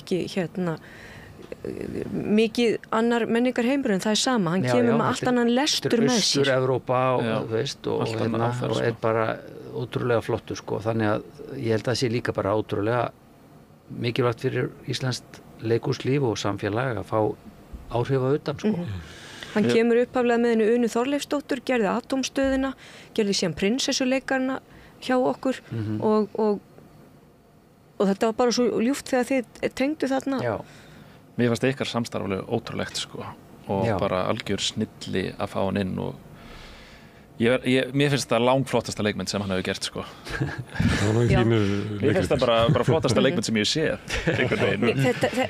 Einfaldleika sínum bara þegar brekkan bakkar nei ég meina þetta er bara fyrsti veggun hreyfist, það er bara svona þetta er svo gaman og við erum að fá mjög og ég er að fá mjög sterk viðbrögð frá myndlistarfólki. Er það ekki? Já. Það er nefnilega svolítið magna líka. Nú er svo sem ekki langt liðið, það er búið að sína eina sýningu. en sko strax einhvern veginn bæði frá myndlistarfólki og eins bókmennta hérna. Svona sterk viðbrögð við þessum heimi sem að þarna birtist á sviðinu og við þessum skrifum. En ekki prestum, ekki góða? Jú, við erum með eitt prest í sýningunni sem kemur fram þarna í einu vídeo og það er alvöru prestur. Sko. En þetta er hérna fyrir utan allt annað, þá er þetta verkum feðga og þið eru feðgar. Hafið þið unnið saman áður? Nei. Ég var reyndar að muna. Nú. Þú lékst prest í Ölmu. Já, við unnið saman í bíómynd. Í bíómynd, já. En ekki, en skiptið það máli fyrir ykkur svona, er það með í verkinu og vinnunni þinni? Já, auðvitað, maður er náttúrulega bara maður er með tilfinningar og minningar og myndir sem maður sækir í og aðlagar og við eigum mjög gott samband, þannig að það hjálpar. Þú veist, feðgarnir áttu gott samband og margar góða minningar. En já, ég meni, ég bara verið aðdáandi og fylgst með honum lengi og ég var bara mikið í leikhúsinu, ég var lítill. Þegar voru pappahelgar, þá var maður bara með. Í einhverju leikmynd á West Side Story með einhverja byssur og rosa spennandi. Og já, og ég held að það hafi bara verið bara til bóta, sko. Og það var nebobarn, svo kallað. Jú. Í fjórðu ættlið eða. Þú ert líka nebobarn. Já, það má segja það, sko. Ég meina, afi minn reyndar, sko, ég fer ekki alveg beint í. Nei. Ég er ekki leikhúsbarn þannig, ég er svona leikhúsbarnabarn. Þannig að vissulega, já, við skulum ekkert vera að reyna að fela það, Haraldur minn. Þetta er ekki endilega skammarir þið, sko. Nei, þetta er svolítið tala það, skilur. Það er eins og tómatsósa er bara tómatsósa. Já, en ég meina, þetta er í fyrsta sinn sem við vinnum saman, skilur, það er bara mjög skemmtilegt. Mér finnst það bara flott að við sem að gera það núna. Þetta er rétti tímapunkturinn. Mennar það því að þú ert komin á þann aldur eða? Það hefur verið erfiðara fyrir 10 árum? Já, það hefur verið öðruvísi, held ég. Já, einhvern veginn. Þú útskrifaði sko fyrir 10 árum. Ég útskrifast, já, fyrir 10 árum það einhvern veginn. Við erum eitthvað svona, kannski með þetta óþægilega þá, örugglega. Bara strax út úr skóla. Já. Ég er líka bara, þú veist, auðvitað, þetta samstarf var bara yndislegt vegna sem við eigum mjög gott samband, ég og Haraldur, hann er minn elsti sonur og við höfum bara alltaf verið mjög nánir. Þannig að ég var ekki stressaði fyrir því og það bara kom á daginn. Hann náttúrulega bara er ótrúlega flottuleikari og vinnur vel, samviskusamur og duglegur og hlífir sér hvergi, þú veist, og kemur með sína fínu menntun frá Bretlandi og Sentraskóla Speech and Drama, þar sem ég hef fylgst með honum og gefið honum sko svona kommenta og allt sem hann gerir. Hann leita til mín, þannig að þetta hefur bara verið, þú veist, en ég var algjörlega fullviss um það að ég ætlaði aldrei að fara að kasta honum í eitthvað sem ekki myndi hæfa honum eða ég treysti honum ekki fyrir. Bara þar kemur að mínu listræna mati, þú veist, það er bara kannski að kúltúrböll lendi því að fá eitthvað í fangið sem það ráð ekki við, sko. Of snemma kannski. Of snemma eða eitthvað, skilur, það má vel vera, sko, þegar að foreldrið, gætir ekki að sér, sko, einhvern veginn, til þess að koma því áfram, einhvern veginn, en það hefur aldrei kvarlað að mér að kasta hann í eitthvað bara að því bara, sko. En efni sem er svona feðgasamband, hafði það svona áhrif á ykkur á meðu voru það þið eru feðgar? Já, við gátum vísað í eitthvað. Bara, þú veist, þetta er eins og manstu. Já, boðleiðirnar voru styttri. Já. Þannig að það er eitthvað í verkinu, í uppsetningunni, sem að þið þekkið sem að tengist ykkar sögu, sem að við fæstum ekki náttúrulega í sal. Nei, og það er bara svo fallegt hvernig þessi vefnaður verður til í leikhúsinu. Það er svona bæði eitthvað sem byggt á sannsögulegu og síðan bara, þú veist, svo einhver rökhugsun en síðan bara einhver fantasía og órar og verkið sem betur fer eins gott og það býður einmitt upp á þetta og það það sem ég elska líka að fara á þetta djúpsævi í leikritinu, í útfæslum á ákveðnum senum þar sem að maður vinnur eins og Birnir segir, vinnur með innsæinu og það ég elska þegar verk býður mér þannig inn að ég get með góðum hópi í æfingu í húsi við götu hérna einhvern veginn komist á þann stað í innsæinu að þú veist, eitthvað verður til og ég veit ekki af hverju eins og gerðist það sem að einhver leið með senu verður til en hún bara algjörlega við fundum öll þetta rétt en vá, hvernig komist við hingað og hverju, þú veist, því að þetta ekki leitt rök. Þá skulum við spyrja því, kannski Brynhildur, að því að það sem mér finnst merkilegt við þetta og hérna að Birnir leggur af stað og býr til sögu og gerir hana sko ég meina hann fer á eitthvað svona svæði sem ég meina þetta svona, hann kemst yfir mýri sem að margir hafa drukknað í þú veist það er engin vandi að klúðra því að skrifa þetta leikrit og það er líka engin vandi í því að klúðra uppsetninguna á þessu hvað veldur því að því að þetta er svolítið djarft, það er allir svona aðeins lengra en þeir hefðu kannski hérna er skjól stundum virkar þetta en stundum virkar þetta ekki af hverju? Samsending listræna teymisins myndi ég segja og við héldum líka Birnir hefur verið duglegur við það að hrósa hérna okkur í Borgarleikhúsinu fyrir að halda vel utan leikskáld, fyrir það erum við þakklátt og hérna dramatúrkar stóðu vaktina, við vorum alltaf til skrafs og ráðagerða eins og ég sagði og ég held að þessi samsetning listræna teymisins og bara rétt kastað í hlutverk og hérna En ef þetta væri svona, þá myndu öll verk ganga upp Já, þá bara gerur allt rétt og þá gengur allt upp það er bara ekki alveg þannig Nei, það er alveg rétt hjá þér þá er þetta bara himintunglin himintunglin röðuðist þannig upp þetta heppnaðist bara Það er það sem er hið undursamlega og hið stórkostlega og svo ég vitni aftur í verkið hérna í loka andaltak kannski feðgana að það er það sem er svo yndislegt en leið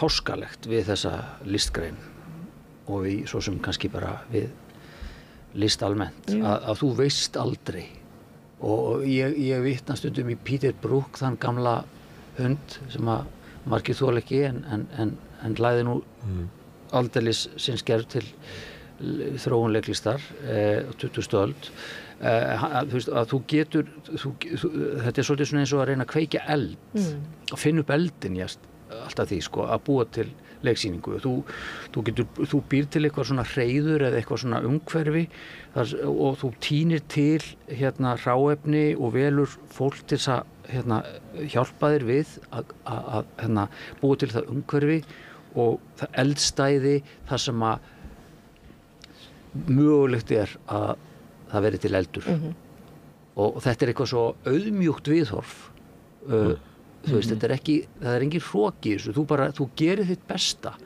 og þetta er einmitt til þess að kveikja líf, þetta er svona eins og hreiður og það eru egg En stundum kveiknar eldur og allir fá eitthvað að borða en stundum kveiknar ekki eldur og bara allir fara að svangir að sofa það er bara eins og það er og þannig er bara leikhús við vitum aldrei þegar við leggjum á stað mun þetta heppnast eða mun þetta ekki heppnast og þú veist ekki eins og með hverja sýningu fyrir sig sko, þú veist, þegar ég var að tala við leikarana fyrir frumsýningu þetta, í bíómynd þá eru allir búin að gera sitt og það er búið að klippa hana og hljóðsetja og hún er bara sýnd í bíó og hún breytist ekki ég meina jafnvel í bíó samt þá er ekki á vísan ró og þú veist ekkert hvað gerist jafnvel þú setna alveg frábært lið á öllum postum en í leikhúsinu þá ertu þar að auki með hverja sýningu sem sko ný augnablik aldrei eins þannig að þú veist það er aldrei á vísan að róa hvað gerist núna hvort að lífið kvikni í efninu ég meina, þú getur verið með góða sýningu og hvort það haldi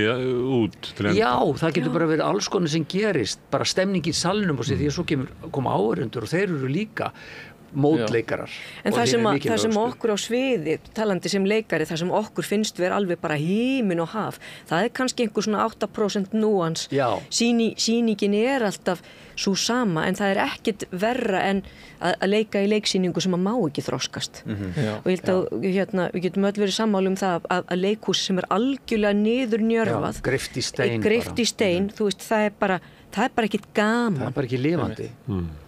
Mér fannst vera eitt moment í þessari sýningu að þau vorum að tala að velja listrænt teymi sem í ferlinu þá frekar tala að velja listrænt teymi eða sem annarkvort getur kviknað eða ekki var þegar Ásgeir Trausti var valinn til þess að Einmitt, ég ætlaði að segja að það koma einu feðgar í viðbót með óbeinum hætti. Já, og þannig að því að Stefán stakk upp Ásgeir Trausta og mér fannst það góð hugmynd af því að ég veit sér líka að hann var með þessa fyrsta platan hans saman eftir ljóðum frá pappa hans og ég bara, eins og þessi fyrsta platan hans alveg frábær og bara þú veist hann frábær tónlistarmaður. Önnu platan svona það var vilt í leikriti og síðan sendur á mig, ég var upp í bústað þú sendur á mig, hann búinn að senda lagið og ég þorði ekki að hlusta á það í heila sólarhring af því að ég hugsaði ef þetta lélegt lag þá bara lélegt lag í sýningunni þetta eina lagið og það bara, ef það hefði verið valin einhver annar þá hefði bara kannski lagið verið lélegt, eða eitthvað sliðis en þetta var bara einhvern veginn og bara sem hlustaði lagið og það var fullkomið. Því ég ringdi Ásgeir Trausta þá var hann í Krónunni og kaupi matinn. Það bara einhvern veginn allar þessar venjulegu, það var bara eins og hann væri bara að rista brauð. Það var Ég meina, þú veist, það einmitt svona dæmi þar sem ég hélt á þessi fanginu í margar vikur, mánuði, hver ætti að semja þetta lag. Það sem sagt eitt lag fyrir þau sem ekki sem gegnum gangandi, sem svo fallegt eins og svo margt í verkinu líka að það komið að einhver, það eins og ferðalag hnífsins í gegnum sýninguna. Það líka svona taktskipti þegar þetta kemur þessi sena, það sem skiptir yfir í svona annað og það það þarf að vera í lagi þetta lag. Og það ferðalag melodíunar í gegnum verki sem við heyrim í byrjun svona slitur af og orð á stangli og síðan hvernig það þróast í eins og svona einhver svona andvari í gegnum sýninguna og hvernig það síðan birtist í lokin. Og sem Haraldur flytur svona stórkostlega. Þetta sko ómögulegt verkefni. Þetta nefnilega lag sem á einhver einn að kjarna allt í sýningunni á 2 mínútum. Epilókur. Já. Og einhvern veginn texta. Af því þetta var bara einhvern veginn rétt. Þó ekki þannig að þetta sleppaði að horfa á sýningunni og hlusta bara lagið, það ekki alveg þannig. Nei. En ég hugsa að þú hefur séð sýningunni og hlusta síðan kannski aftur á lagið, þá nærðu kannski upplifa hana alla. Ég að spyrja ykkur svona galdurinn í leikhúsinu. Það eitt sem að því að það var frumsýning og var stundum að farið á frumsýningu þar sem að stundum náttúrulega bara séð verk sem að þau ná ekki einhvern veginn í gegn það bara, þetta byrjar vel og svona svo bara svona eins og þrekið brestur og ég hef ímyndað með það að þetta sé fyrst og fremst að það sé fjandanum erfiðar að vera leikstjóri og hann þurfi einhvern veginn að koma þessu svona í gegn og ef hann bara búinn á því að halda hópnum áfram að þá kemur þetta oft svona fyrir að fjara út. Stundu sem maður þetta svona á frumsýningum að segja, þetta 2 sýningar verður þetta bara mjög gott. En þessi sýning fór bara einhvern veginn bara alveg í gegn á fullu, maður hugsaði bara það sem þessi var að reyna að lýsa á það, að hafi bara allt einhvern veginn gengið við. Ég náttúrulega ég leikari í grunninn og lék bæði í Borgarleikhúsi og aðal í Þjóðleikhúsi til margra ára og starfaði þar með mörgum leikstjórum og öllu litrófinu og það mín menntun í raun og veru að uppeldi sem leikstjóra að finna til mín þegar fram í sótti og ég fór að inspirerast ákveðnum leikstjórum frekar en öðrum. Og ég upplifði það mjög oft í Þjóðleikhúsinu allavega fyrir árum að leiksýningar voru að verða til á 11. stundu eða jafnvel eftir það eða þær urðu aldrei til þráttur að vera komnar í sýningu og það var eitthvað sem ég bara þoldi ekki að því að það frústreraði mig sem leikara í sýningunni að einhvern veginn að það væri og þú veist og þetta svona sumir jafnvel svona skáka í því skjóli þetta sé einhvern veginn svona lifandi list og þetta sé allt saman að sé vera til bara og sé allt svona hrátt og allir eigi að vera á tánum og skítrættur og skjálfandi. Ég bara hef þannig taugakerfi, ég bara kann ekki við það. Og svo lærði ég í Bretlandi þar sem maður svona þarf að tileinka sér mjög svona bara professional sumir segja kannski gamaldags hefðbundin hefðbundið vinnusviðferði en það allavega eftir ég byrjaði að leikstýra þá komst ég bara þá var það einsett ég mér að ég vildi að sýning væri tilbúin eins og hún getur orðið við frumsýningu þannig að ég hef svona haft að motto að viku fyrir frumsýningu sé sýning tilbúin og hún ekki greift í stein, heldur hún lifandi og spriklandi, en hún tilbúin. Þetta ger ég bæði fyrir mína sálarheill og ekki síst fyrir leikarana. Þannig að þetta þýðir á móti að ég, þú veist, eins og í vor, að þetta var tvískiptur æfingatími, mánuður í vor og núna mánuður í haust, að þá ítti ég varðandi textalærdóm og annað, að þú veist, að ég vildi komast við náðum alveg fram að hléa í æfingu í vor og eftir hléa núna í haust þannig að ég vildi bara að leikarinnir kynnu nóturnar sínar sem fyrst og það þessi mýta að læra texta það sé ekki nú listrænt einhvern veginn að vera búin að læra textan og fljótt þetta þurfa að koma, þetta bara svona afsökun fyrir því að nenni ekki að læra textan sinn myndi ég segja, vegna þess að þetta bara eins og píanisti skilur sem að þú kannt ekki nóturnar þú veist, og ert ekki komið þær og hreint þá ert ekki færum að fara... Þú getur ekki spilað músíkina. Nei, þú getur ekki spilað músíkina og þú getur ekki farið að láta hana, þú veist, verið í, þú veist, að því að þetta hefur ekkert að gera með, þú veist, þú hefur fullt frelsi og þú hefur ennþá meira frelsi þegar þú kannt nóturnar. Þannig að þetta ekki eitthvað sem orðið þá greift í stein og komið og bara þú veist, þú festist þar eða hluti get ekki breyst þó þú sétt búin að læra textan eða þú ert orðinn fastur í þessari áherslu eða hvað það heitir.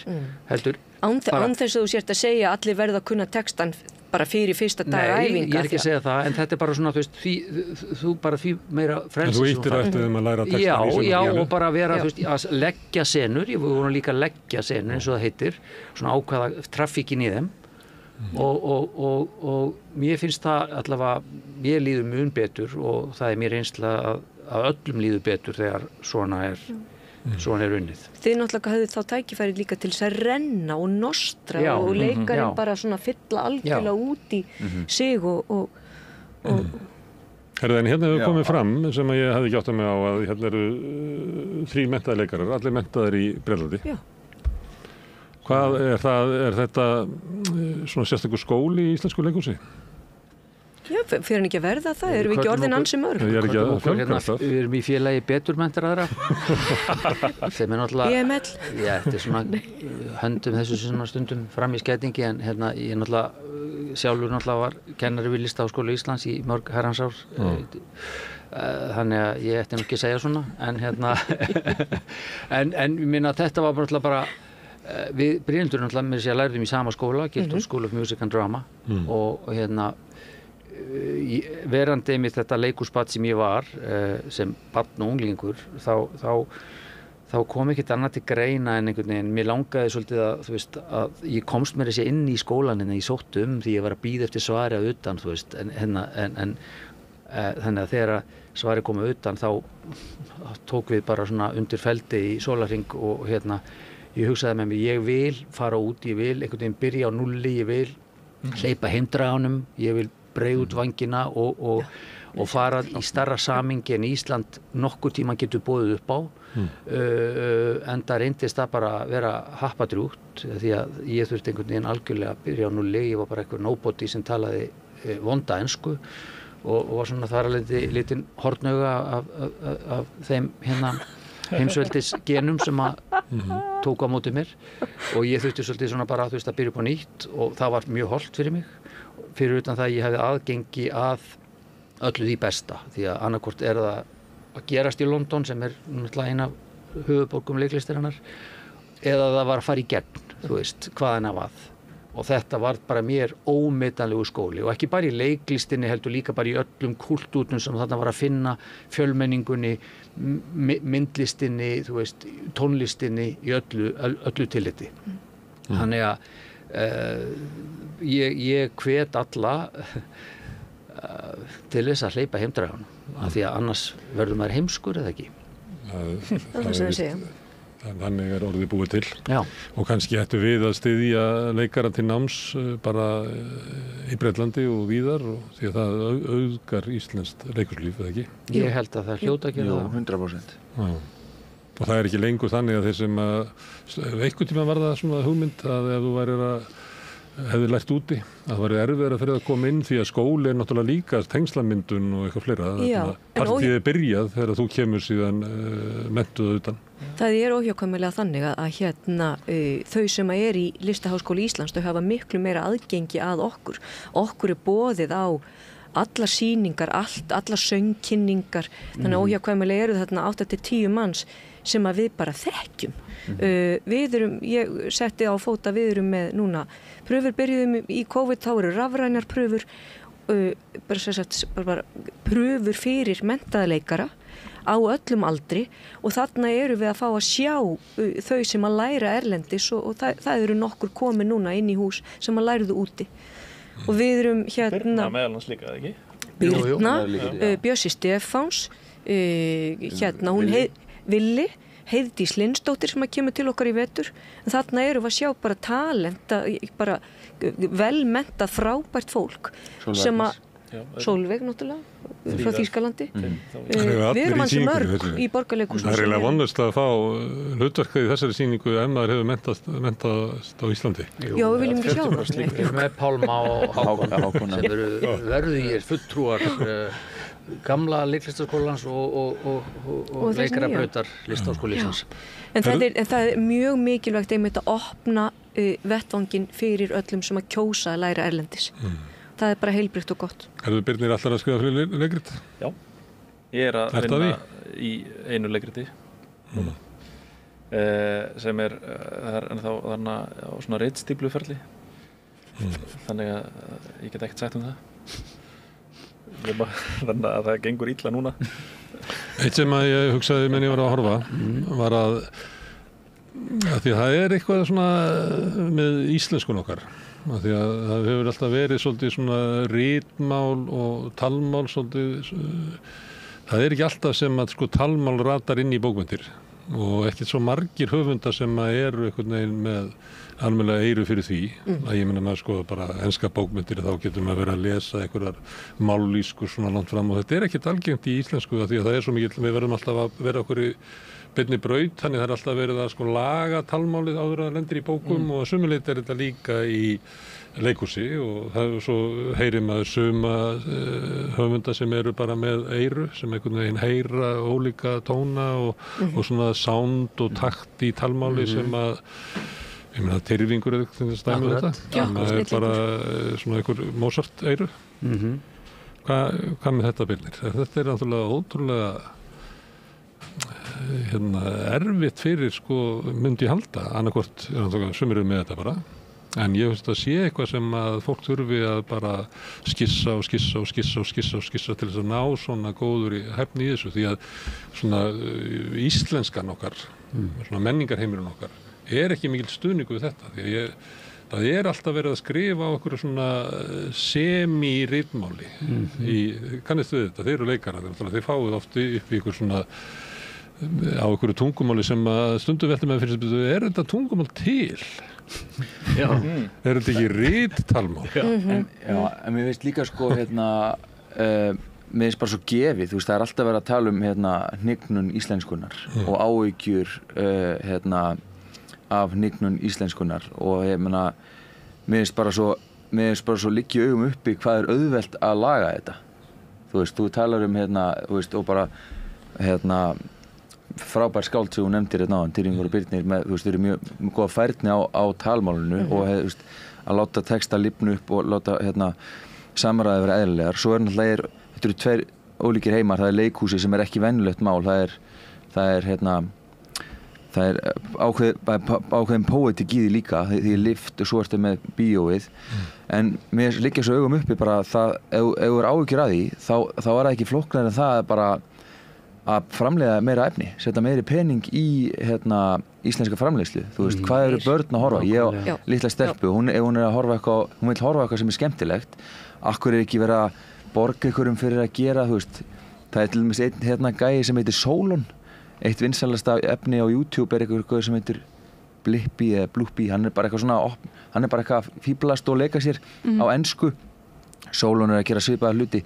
Akkur er ekki settu peningur í þetta kostar ekki mikið sko og bara gera eitthvað þú veist að því meira svo heyrir af þessu eins og ef við horfum bara til Danmerkur það er framleitt ógeðslega mikið af góðu efni það er líka því það er bara fullt af pening sem er sett í þetta og þess vegna helst kúltúrin þess vegna tala fólk dönsku og er stolt að því að tala dönsku það þýðir ekki alltaf að vera eitthvað væla yfir ykkur og miklu þetta svona fyrir sig bara spurningum að setja bara þú veist henda mörgum önglum út Hann er til náttúrulega hættan á svo að íslenskan einhvern veginn strandi af því að hún næri ekki að þroskast með samfélaginu og við fáum ekki efni sem er búið til á íslenskunni sem er talað hverju sinni og þá setjum við uppi með svona gelísku eða eitthvað. Akkurat. Já. En ég er ekki að sammála því sem þú segir. Það vantar fjármagn og við getum ekki treyst á gervigreind til þess að þýða fyrir okkur. Það er stór hættulegt. Þetta er bara eitt af mörgum málum á Íslandi í dag einhvern veginn sem að einmitt eins og Haraldur segir væri svo auðvelt og talandi bara forvarnir og það er margt sem kemur upp í huga núna í íslenskri umræðu þú veist, það virðist vera eins og við að því við höfum haft svo marga áratugi til þess að horfa á nágrannalönd okkar þú veist, einhvern veginn stíga í einhverja drullupolla og takast á við einhver flókin ágreiningsmál og áskoranir í æmeiri fjölmenningar heimi og við sjáum hvar hefur við gengið vel og hvers vegna og hvar ekki hefur gengið vel en það er eins og við höfum bara einhvern veginn sofnað á verðinum og einhvern veginn bíðum síðan eftir að þetta komi á okkar fjörur og lendum í sömu drullupollanum eins og við erum búin að sjá og fá dæmi erlendis að þú veist hvernig fer ef það er ekki slegin vannagli, ef það er ekki brugðist við þannig að við viljum alltaf einhvern veginn við þurfum að lenda í sömu pollunum eins og stóru strákandinn út í heimi skilur í staðis að bregðast við og þetta er verið að gera með íslenskuna hvernig við getum venda málið okkar við erum búin að horfa á tungumálið þú talar gelísku hvernig við orðið, hvað hefur gerst við getum brugðist við og við eigum að bregðast við og vinna heimavinnuna áður en að skaðinni skeður. En það sem þú varst að tala áðan, bara hvernig tyrfingur til að mynda vinnur með tungumálið og Birnir, þú gerir þetta líka. Við fáum alveg leikrit send til okkar þar sem að höfundur er svo fastur í eigin höfði að þú ert kannski með 6 persónur og þær tala allar eins. Þarna er líka, þarna kemur líka þetta eðli, þú veist, núna segir Birnir, ég er með ritstíplu, þetta er ómögulegt, þetta er svona. Það er líka þessi þetta sem þú varst að benda á áðan að við erum bara bljúg og auðmjúk gagnvart því sem við erum að gera listafólk og Birnir er bara með stór eyru og hann er með augun opin og þetta kemur í gegnum bara beinmerkin að það tali ekki allar persónurnar eins í verkunum hans það er bara því hann er að vanda sig. Ég hef líka bara svo gaman af svona mismunandi hljómfalli og mismunandi rytma og eitthvað svona og ég held að ég græði svolítið á því kannski að ég kem náttúrulega úr leikhúsinu frekar heldur en bókmenntum sko. Þannig ég var ekki að leita einhverju svona einum tón sem er svona eða svona eitt hljómfall sem var í gegnumgangandi gegnum skáldsögu heldur við sem er svo gaman að vinna með mismunandi stíla og þú veist þess að fólk talar mismunandi í spjallþætti eða í yfirheyrslu eða þú veist, eða sín á milli eða feðgar eða Ævar talar öðruvísi en sýslumaður dauðans, þú veist, það er bara og þú veist, það er svona skriffinsku mál og ég var að tala daginn, sko, ég bý svolítið að ég líka get skrifað mér hratt á tölvu þannig að ég get kannski Lærður þú fingarsetningu? Ég nefnilega lærði fingarsetningu. Það var ritfinnur. Já, ritfinnur, já. Og þannig að ég get verið að hugsa hvernig einhver talar. Það er dæmi svona klassíska menntun. Já, nákvæmlega. Textan hans Ævars, hann tróðfullur af higorðum. Já, það var. Og setningur sem segir hálfa og sem segir hana heila. Hérna sko, ég var að spá hvernig, já. Og þú veist að það er bara því að ég að hugsa hvað Ævar myndi segja og ég skrifa bara allt sem ég hugsa. Líka þennan, ég veit ekki alveg, já þetta, eitthvað. Þú veist að þegar maður talar mjög skringilega, sko. Já. Og ég vil líka vera að taka upp spuna, þú veist það sem ég kannski að spinna á skrifstofu bara í mikrofón og síðan skrifa ég niður.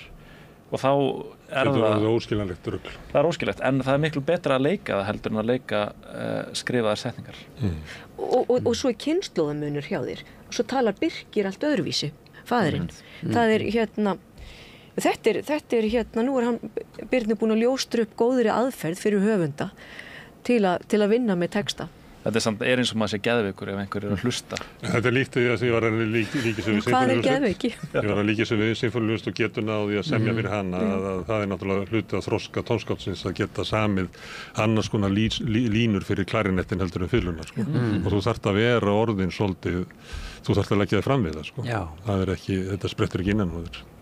Herðu, gaman að fá okkur hingað að spjalla þetta verk og fræða mig aðeins leikhúsið í leiðinni til hamingju Birnir. Takk hérlega fyrir. Þetta er svolítið svona stjarnarhætt þetta verk. Það er það svolítið. Það er það. Við hvetjum alla til þess að koma að sjá Sýslumann dauðans og nýja sviðinu í Borgarleikhúsinu. Já, og kaupa miða strax. Já, kaupa miða strax. Líka til hamingju Haraldur með að sömulegt er þetta sýning sem að hverjustu þig og var með það þegar fólk stóð upp og klappaði og svona, það fannst mér sko það var eitt af afrekunum sem var verið að klappa fyrir að hvað þú stóðst þig frábærlega. Takk hérlega fyrir það. Og Brynhildur til hamingju með verkið og Stefán. Það er fögnuður í litlu landi þegar að góðu listamenn eru í hörkustuði. Það bara bætir samfélagi okkar. Heyr. Takk fyrir. Takk hérlega fyrir. En ég ætla að sitja þarna áfram og reyna að skilja samfélagið sem við lifum í. Næsti kafli er eftir augnablik. Samstöðin er í eigu hlustenda, áhorfenda og lesenda.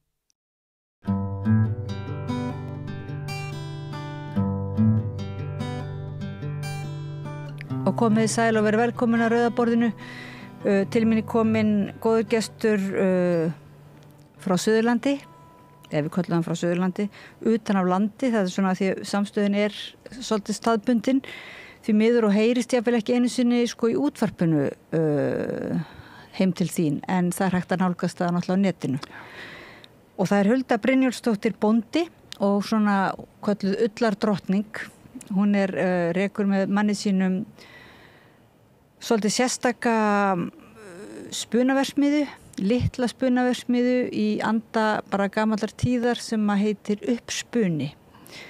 Og núna, ég baði að koma Hulda því að ég sá auglýsta í fyrra eiginlega og er búin að hanga á plakatinu, ég var svo hrædd að missa af, þetta er svona ullarvikan á Suðurlandi. Já. Sem ég fannst vera mjög spennandi því þetta er metnaðarfullt prógram, dagskrá og svona löngun til þess að uppfræða, bara er ekki almenning og sveitunga og alla sem vilja svona bara gamalt handverk og nýjar leiðir í því að nálgast þennan gamla auka verðmæti ullarinnar. Já, auka verðmæti ullarinnar. Og virðingu fyrir henni. Getur þú byrjað að segja mér bara kannski af hverju þú fórst út í þetta að stofna verksmiðju og bara sinna ullinni á þennan hátt? Já, ég skal gera það og takk fyrir að bjóða mér. Gaman að vera komin hingað. Ég er búfræðingur og mennt og kennari og við fórum að búa, ég og maðurinn minn tókum við bíli foreldra hans 2010 og ákvaðum að búa með sauðfé og holda nautgripi og síðan 2016 og þá hrynur afurð að vera til bænda. Og við stóðum fram með fyrir því að ákveða hvað viljum við gera, ætlum að hætta að búa með fé eða getum við einhvern veginn auki tekjurnar. Og það kom svona upp á borðið til mín hvort að ég væri til í að opna svona smáspunaverksmiðju eða mínimill eins og það kallaði á ensku. Og þá vissi ég nú svona nánast ég ekki hvað þetta var, en við fórum að skoða þetta bara vel og vorum mjög fljót að taka ákvörðun. Og 2017 þá erum við komin með vélarnar til landsins og setjum í samband og ítum á play 1. júlí 2017. og erum búin að vera að vinna við ull síðan alla daga ársins, þannig að nema á jólunum kannski, þannig að það er brjálægt að gera. Það er brjálægt að gera og það er mikil eftirspurn eftir bæði þá raunverulega ykkar afurðum en líka ekki síst kannski þekkingun eða hvað, uppfræðslunni. Jú, það er heilmikið verið og það er rauninni, það er svona ítir aðeins undir kennaran minn að koma þessu frá mér. Ég býð upp á kynningar og fólk getur komið og fræðist og svo hef ég farið hingað og þangað bæði hérlendis og erlendis með kynningarerindi.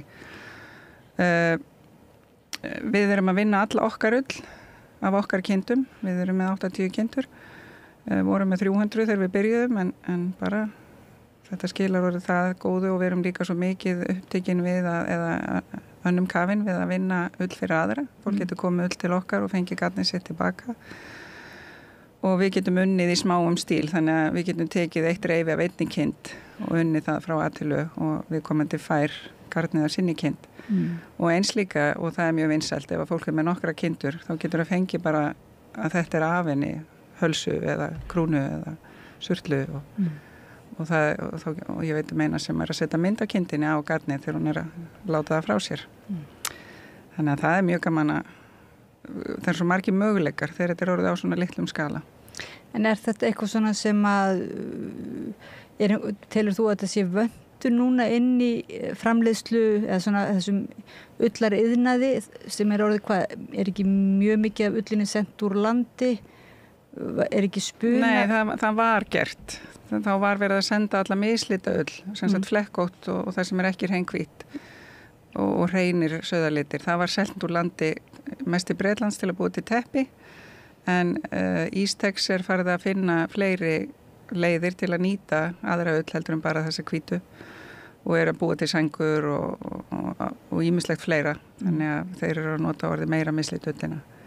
En það var vöntun á þessu þegar við byrjuðum og fólk var farið að senda ull erlendis í svipaðar smáspunaversmiður til að fá sitt garn tilbaka því að það vildi geta notað sína ull. Þannig að það var vöntun á að opna þetta. En hver er munurinn fyrir aðra, þá sem ekki eiga þá sínar kindur og vilja fá sitt garn fyrir aðra, hver er þá ávinningurinn, myndur þú segja, að koma til ykkar og kaupa garn þarna en ekki bara í kaupfélaginu eða einhvers staðar í búð og kaupa lopa? Já, okkar garn er mýkra en maður á að venjast með íslensku ullina og það er fyrst og fremst fyrir það að við erum með mjög litlar vélar sem að fara mjúkum höndum hráefnið og svo notum við engin kemísk efni. Þannig að það er mjög mikið af ullarfitunni í garninu þegar við erum búin að vinna hana til enda og síðan mýkist þetta enn meira við notkun. Þannig að það er allt önnur áferð og svo er þetta 100% íslensk ull og við vinnum með sauðalitina. Þannig að við erum aldrei með sama litin á milli ára því það getur verið mjög breytilegt. Bæði það er svo margt sem hefur áhrif á endapunktinn á garninu. Það er ekki bara það hvernig við spinnum það. Það er líka hvað kindin borðar og hvar hún er. Það er til dæmis allt öðruvísu ull af kindum sem fara til fjalla eða eru í heimahögum og það eru bara óteljandi þættir sem að hafa áhrif á þetta þannig að kindin af henni Móru er kannski öðruvísi 2023 heldur en 2024 af því að það var bara meiri rigning í sumar heldur en í fyrra. Og hefur þú tök á því að þið að svona safna saman þessari þekkingu eða punta hjá ykkur þessar athuganir sem sagt að stunda einhvers konar rannsóknir eða er einhverjir aðrir í því? Eru margir í því að núna að rannsaka eiginleika íslensku ullarinnar? Það er svo sem öðru hvoru verið að athuga þetta og reyna að mæla eins og til dæmis míkrón eða grófleika ullar. Ekki spyrja mig hvað er mörg míkrónullin, ég man það ekki núna. En ekki undir svona pressu. Nei, ég spyr ekki að því ég er líka talanblind, þannig ég spyr ekki neina míkrón. En það er engin beinlínis að gera neina þannig sérstaka athugun eða rannsókn. Það eru óendanlegir hlutir sem mig langar að rannsóka en ég hef ekki tíma til. En já, það er líka svo margt sem maður hefur á tilfinningunni og með því að vera með hendurnar í ullinni alla daga ársins, allan daginn afsakið að þá er þá maður komið tilfinningu fyrir hversu ólík ullin getur verið, það er einstaklingsbundið Það ekki bara litirnir en af því að ég nefndi það mislita öllin sem sagt flekkótt, hún hefði verið svona verð minnst hérna áður fyrr. Hún eiginlega alltaf mixed og mér finnst langskemmtilegast að vinna með hana. En merkilegt. Þannig að var henni raunverulega, hún var flutt úr landi en var henni jafnvel bara flykt? Þegar COVID byrjaði þá var, skal ég segja þér, lokaðis Bretlandsmarkaður og þá sátu þeir uppi með, ég man ekki hvað marga 20 tonna af þessari mislit ull og þá borguður bændum 0 krónur fyrir hana. En hún hefur alltaf verið með lágmarksverðgildi. Og svo náttúrulega þegar bændur fá ekki eitthvað fyrir það sem þeir eru að gera, þá eru þeir ekkert að vanda sig með það heldur. Þannig að það svona margt sem hjálpast að með það. Þannig að þannig eru þeir umverulega að gera eitthvað sem svona mælist til, það ekki í umhverfis vænum anda að fullvinna eða vinna. Og nýta allt. Já, ég mikil hugsjón á mér að nýta allt til fulls og henda engu.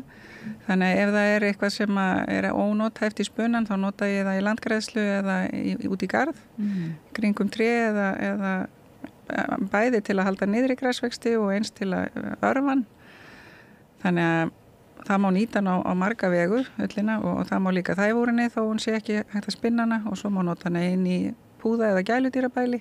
Þannig að það eru endalausir möguleikar og fólk einmitt líka búið að vera, ég ætla bara að segja keppni, þar sem að verið að reyna að finna möguleika á að nýta mislit ullina og þar hafa komið fram ýmsar sniðugar hugmyndir, til dæmis að setja fræ í ull og dreifa henni beint út og svo spíra fræið í gegnum ullina upp úr og vex svona í moldina.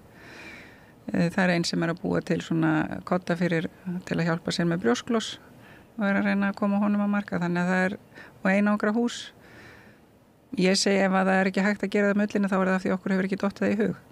En þarna nýsköpunar starf í gangi. Já. Og finnst þér að fá stuðning svona? Er þetta komið á þann stað að þetta orðið dálítið markvisst? Það mikill áhugi á því sem við erum að gera og nota þetta garn og mér finnst líka fólk hafa mikinn áhuga á að nýta ullina. Við erum hreinsvegar í þeirri stöðu. Við höfum alltaf þurft að nota ull af því að hér kalt og vindasamt. Og ullin það eina sem að virkilega heldur á okkur hita. Og ég segi alltaf guðsílóf fyrir Ístex því að þeir stóðu af sér mikil harðindi á ákveðnum tímapunkti þegar það gekk illa og hafa alltaf búið til garn. Þannig að við erum með þann möguleika að senda ullina til þeirra og fá hana unna. Á móti út í Evrópu og út allan heim og líka bara á þessum ullarlöndum sem maður talar eins og Nýja-Sjáland og Ástralíu. Það verið að henda ull og brenna hana því að það ekki hægt að láta vinna hana. Og það líka, þó að fólk hafi áhuga á því, þá kann það ekki að nýta hana. Og það eitt líka sem að hvatti mig mjög til að fara í þessa vegferð, það var að viðhalda gömlu handverki. Og ég lærði að handspinna mjög fljótlega eftir að ég var svona alvöru sauðfjárbóndi og hætti að kenna. Og það var eitt af því sem að líka hjálpaði mér síðan þegar við héldum áfram að ég vissi hvernig garnið varð til. Hver kendi þér þetta? Við fórum eiginlega saman í þetta nokkrar þarna í sveitinni. Það var einn sem fekk rokk í afmælisgjöf þegar hún var 50 og fekk vinkonu sína með sér til að læra að spinna. Og bara ári síðar dett ég inn í þann hóp á samt mákonu minni og við förum að hittast aðra hverja helgi yfir veturinn og erum bara að spinna og læra hver annari og við erum að fá kennara og læra af þeim og fara á alls konar svona ullarráðstefnur. Og úr þessum hóp verður svona félag sem heitir Spunasystur sem eru mjög aktívar þarna í Rangárvallasýslu. Og þeir eru svolítið aktívar í þessari ullarviku? Jú, ég ætla að segja það. Ein af þeim, þessi hópur stendur að ullarvikunni ásamt þeim í Þingborg sem hinum megin við ána. Þannig við erum svona, segjum megin við Þjórsá svo ég segi nú hvaða á. Og við stöndum sem sagt saman að þessari ullarviku sitt hvoru megin við Þjórsá. En það samvinna þarna milli ýmsa ullar áhuga kvenna líklega mest eða hvað? Jú, það langmest konur. Já. Og þetta handverk, þetta nú svona, þetta mestmægnis þetta kvenlega handverk, það ekki þó karlar hafi líka tekið þátt í? Jú, karlar prjóna líka og við fórum einhvern tíman á handverkshátíðina nei, það var ekki handverkshátíð, það var á Hrafnagili, nú man ég bara alls ekki hvað hann heitir, það var sem sagt yfir sumrin. Það var í mörg ár hátíð þar og þar vorum við tókum rokkana með okkur og settumst fyrir utan og vorum að sýna spuna og rokk og snældu og allt mögulegt og þá voru eldri menn sem komu til okkar og sögðust hafa spunnið sem krakkar og þá oftar kannski á snældu heldur en rokk. Og svo heyrði ég það undir Eyjafjöllum einmitt að kallmenn hefði verið oftar hafðir í því að eða hafi séð að spinna hrosshárið. Já. Svona þetta grófa. Akkurat, já. Og það voru sérstakar hrosshársnældur. Ég talaði 50 afmælisgjöf. Ég fekk nú þessa snældu í 50 afmælisgjöf frá góðri vinkonu mín undir Eyjafjöllum að ég hef mjög mikið áhuga á þessu sko. Og, þetta íslensk snælda sem einhver smíðar? Já, hún verið það stendur hérna með höfðaletri eins og í gamla daga stendur Oddný Eyr á mig. Akkurat, já. Eins og var í gamla. En ég, og þetta er geita öllin mín sem ég kom einhvern með til þín og en ég hef náð að búa til þráð óbáslega svona slæman eða svona með mörgum hnökrum og það er náttúrulega gaman að bara eiginlega svo mikið af myndlíkingum í íslensku máli er komin úr ullavinnslunni þannig að maður skilur eiginlega betur í að koma snuðra á þráðinn og hnökrar og slitna en þetta er svona eins og einhvers konar hugleiðsla en ég var einmitt mér langaði alltaf að vita hvort það væri sko eitthvað, hvort að þið kenduð, hvort það væri kennsla á, markviss kennsla á. Á Ullarvíkunni er kennt að spinna, já. Spinna? Já. Og þá bara bæði svona fyrir byrjendur og svo fyrir lengra komna. Og svo er einn sem er að koma frá Ameríku sem er að kenna að tvinna. Sem sagt, þegar þú ert búin að spinna þráðinn, þá setur oft saman 2 eða 3 að tvinna eða þrinna. Og hún er að kenna svona alls konar aðferðir við að tvinna, það er mjög skemmtilegt. En þú ert nú kannski ekki með einfaldasta hráefni til að spinna því að geitafiðan er dálítið erfið. Já. Og en þú kendi mér að taka ofan af að hæra eða hvað þetta er? Já, taka ofan af. Já, þá þarf maður þetta er svona voðalega mjúkt eins og bara, er það ekki kasmírull líka við? Jú, geitin er með kasmír. Og svo er þetta stríið. Já. Er það ekki, stríið? Jú, og það hreinsa maður frá. Já. Og við erum með vél sem að hreinsar þetta frá, sem við köllum hárskilju, þannig í uppspuna. Og við getum verið með alveg hreint kasmír til að búa til garn. Og ég er einmitt með, talandi að sína eitthvað, ég er með klút sem er prjónaður úr geita eða kasmír garni. Og svo er búðungurinn með dís, eða það er ein tegundagarni sem við búum til sem er ull. Og mér langar aðeins að segja frá þessum klút ef ég má. Já. Af því hún Halla, forsetin okkar, var alltaf með klút. Að þá var eina af spunasystrum, svona forsprakkin okkar svolítið, hún Maja Siska. Hún sagði að það gengi náttúrulega ekki að hafa konuna ekki með ullarklút. Þannig hún hannaði svona lítinn klút í stíl Höllu sem er bara svona rétt hálsinn og heitir náttúrulega Hölluklútur. Og þessi eru geitafiðu og ég ætla að leyfa þær að koma við hann því að það er svona, má ekki henda þessu bara? Jú, takk. Óbóðslega mjúkur. Þetta er eitthvað allt annað, þetta hráefni. En alltaf geitaullin hún er ennþá hlýrri en sauðaullin er það ekki? Ég vil ekki segja af eða á, af því ég hef ekki reynt það sjálf. Nei. Þannig að hún er óbóðslega mjúk og hún er hlý. Og það er einhvern veginn, bara ferum mann hlýr straumur að koma við þetta að setja þetta á sig. Eru þarna, hvaða ull er það aftur sem er sko hárin eru hólað innan? Það er af nautgripum. Nú það er nautgripum, og ég henda aftur til því. Já, ég er nú ekki góð að grípa, en við getum reynt. Já, þannig að þetta er opið svona ef við segjum fólki, hvað er þetta hérna, ég hef nú komið til henni í Mannsandi Gælu, er þetta ekki eftir að maður keyrir frá milli Selfoss og Hellu? Já, og þegar þú keyrir frá Selfoss og ferði við Þjórsábrú, þá er þetta bara fyrsta beygja til hægri, niður að sjó og þetta er staðsett í Lækjartúni. En mjög margir viðburðir Ullarvíkunar fara fram í Þingborg, félagsheimilin í Þingborg og það er áður þú ferði við Þjórsá og fyrsta árið var 2020 þá ætluðum við að halda Ullarvíku en út á Dollu þá var það ekki gert og það var af því að þá urðu Þingborgarkonur 30 ára þannig að það var svona verið að halda upp á þeirra afmæli og við höfum fengið leigt félagsheimilið af sveitafélaginu þarna, Flóahrepp og þar eru ýmsir viðburðir námskeið og fleira og svo erum við með námskeið til dæmis hjá mér í uppspuna og í svona vinnustofum hjá spunasystrum líka þannig að það er svona víða hægt að komast á námskeið og síðan verða prjónakvöld það verður svona að setja upp kaffihús í Þingborg þannig að það er hægt að koma með prjónana og setjast og spjalla og prjóna svolítið og þar verða haldin fyrirlestur til dæmis feldfjárrækt og síðan endar þessi hátíð á markaði og hann byrjar á sunnudaginn næsta 2009 á litasýningu þar sem hægt að fara og sjá mislit fé í öllum litum og það í Árbæjarhjáleigu upp á landi. En svo líka verið að kenna ekki að lita með íslenskum jurtum? Jú, það verið að kenna að lita með bæði íslenskum og innfluttum, til dæmis indigo, það innflutt jurt og það verið að kenna að prjóna, setja upp lopapeysu og einn skapandi prjón og þannig að þetta í rauninni bæði fyrir byrjandur og lengra komna. Það ættu allir að geta fundið eitthvað við sitt hæfi. Og þetta svona bara frá sunnudegi núna næstkomandi út vikunar? Já, fram á laugardag í vikuna. Og eitthvað svona síða bara ullarvikan.is, það hægt að finna allt þetta, bæði á ensku og íslensku. Og þarf að skrá sig eða ef menn eiga leið hjá geta menn bara svona komið inn í Þingborg til dæmis? Ef að þið langar á námskeið þá þarf að skrá sig. Já. En það eru einhver námskeið sem eru opin og hægt að bara koma við. Og það eins og hjá okkur í uppspuna þá verða opin hús, sem sagt opin vélasælur, þannig að fólk getur komið og skoða hvað erum að gera. Og það til dæmis hægt að kíkja í litunabótana.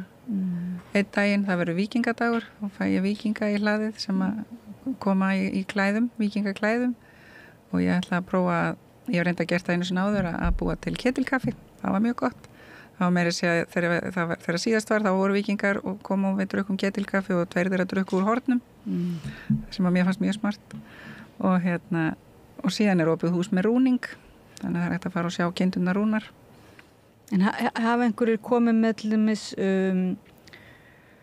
hár af hundinum sínum eða kettinum sínum? Já, ég hef spunnið hundahár. Já. Gerði það einu sinni. Og það gengur bara vel í þessum Jú, það gengur alveg, en við gerum það samt ekki fyrir fólk. Nei. Það lyktar allt húsið eins og blautur hundur, þannig að við erum ekkert að því. Já. En svo það líka, við höfum það mikið að gera í ullinni og ég hef vísað á handspunafólk ef að fólk vil fá af hundinum. En talandi eitthvað hlýtt, það voru hundahár, það hlýjasta sem hægt að vera í. Nú það, já. Og þau eru ótrúlega mjúk líka. En það náttúrulega þarf að vera hundur sem með svona nánast í tóð og þeli, allavega tveins konar hár. Þannig að það sé eitthvað til að spinna. En þú talar að þú sért með að þið hafið eiginlega fækkað fénu ykkar eftir þið byrjuð á þessu. Er það líka, breytust eitthvað búskaparhættirnir hjá ykkur og svona ykkar meðvitund raunverulega svona framtíð búskaparins á Íslandi og tengingur með handverkið og svoleiðis?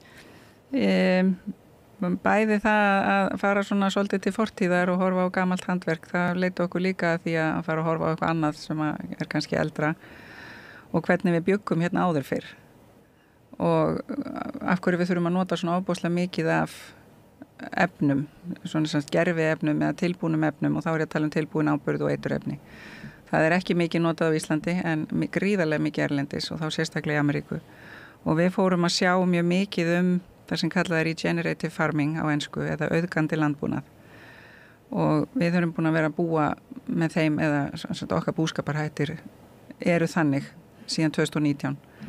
Getur útskýrt konsept aðeins? Já. Man líður svona eins og þetta sé alveg lykil hugmynd svona auðgandi landbúnaður. Já. Þetta byggist upp á því að maður sem það var árið 1950, hann fór að horfa til þess hvernig hann gæti bætt þjóðgarða í Afríku.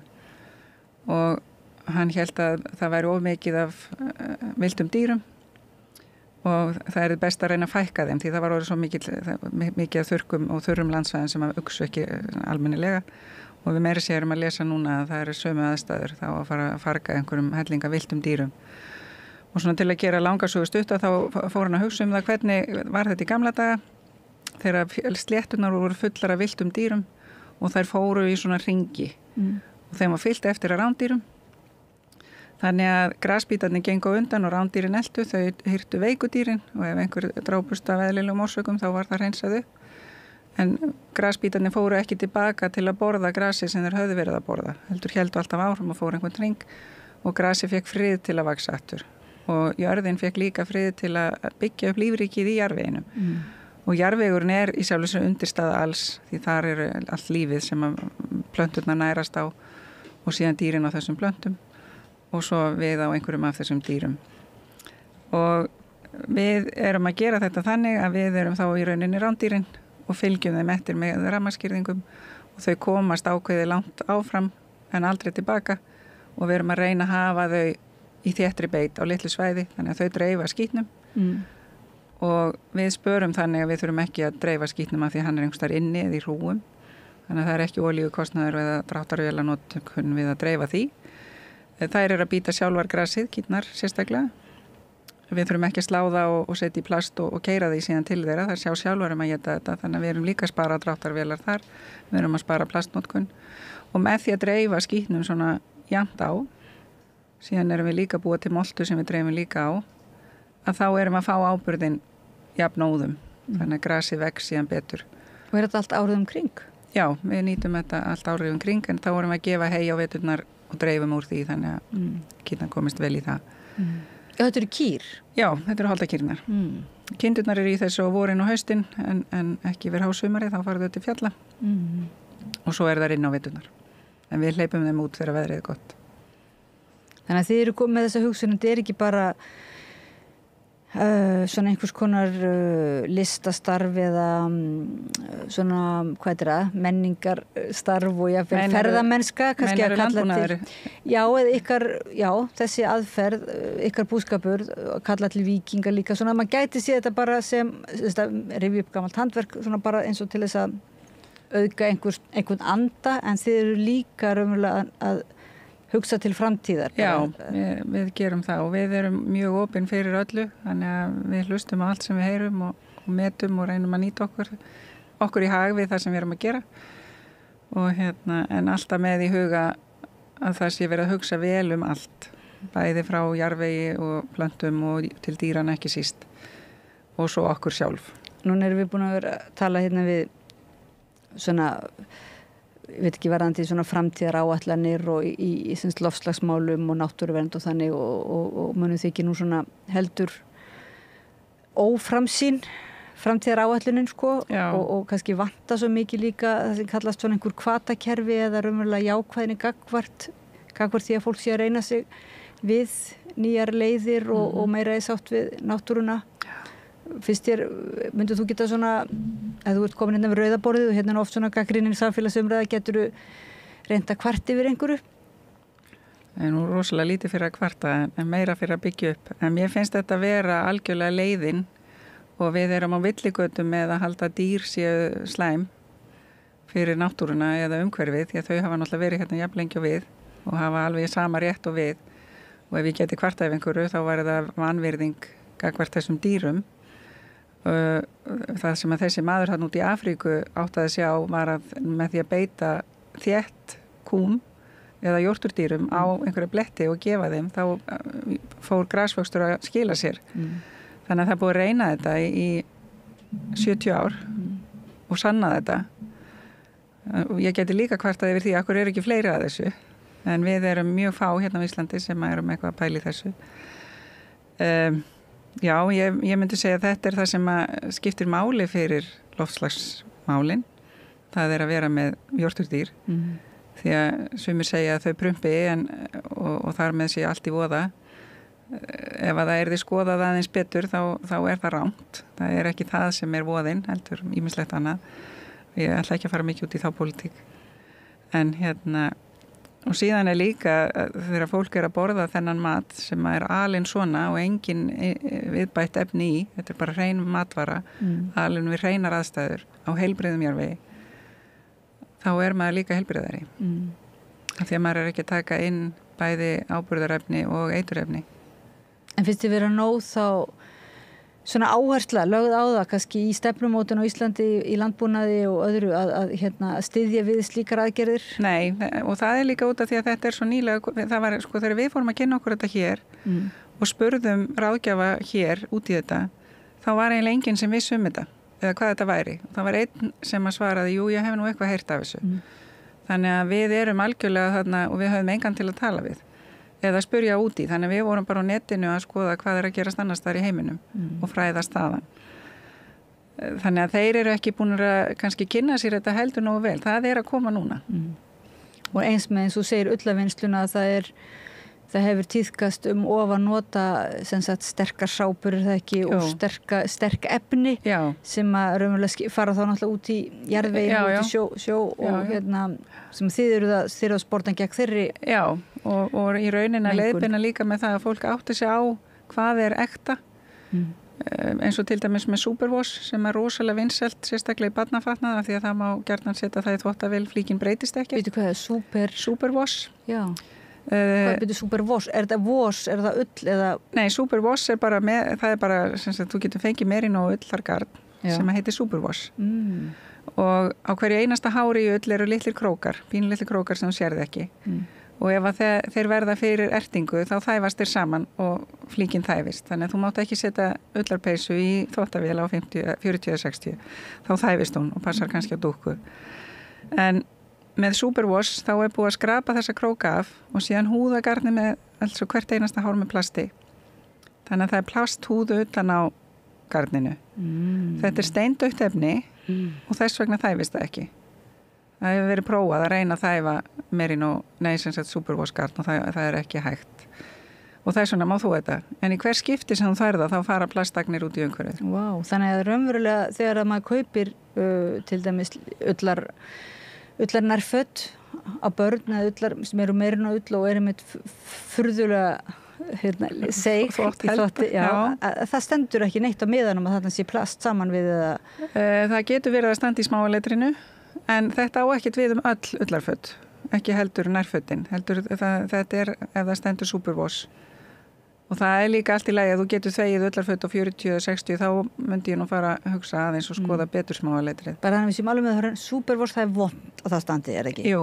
Já, það er mín skoðun. Þetta er eiginlega samt svona dæmigert fyrir margt við verum eiginlega snúa tóltið svona athyglinni að það er svo margt sem við kannski bara orðið super eitthvað, er nú yfir jákvætt sko, en við verum alveg að vind okkur svolítið í að snúa við hjólinu sko, að þú veist, raunverulega er það vont og hraðinn og magnið og svona er Það er munurinn á þessu og hreinni ull til dæmis að þegar þú ert búin að nota hana í drasl eins og maður segir og þú nennir ekki að gera við hana lengur, þá setur hana bara í moltuhaugi.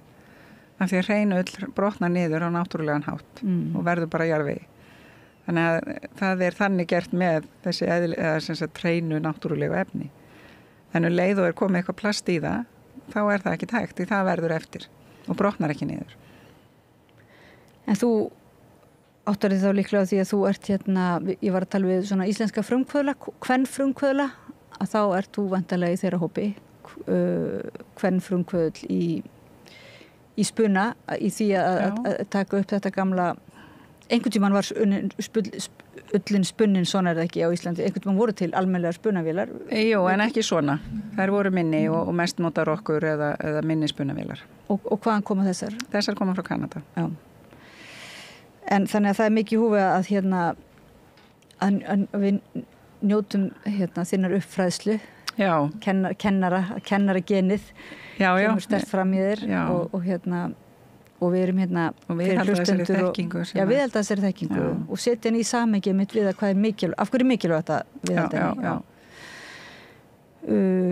Við erum að tala semst við Huldu Brynjólfsdóttur, bónda og ullar frumkvöðul, vil nú bara segja, spunadrottningu, uppspunni náttúrulega því líka líi er það ekki svolítið, þannig að þetta er svona svolítið leikur hjá ykkur. Já, við höfum gaman af orðaleikjum.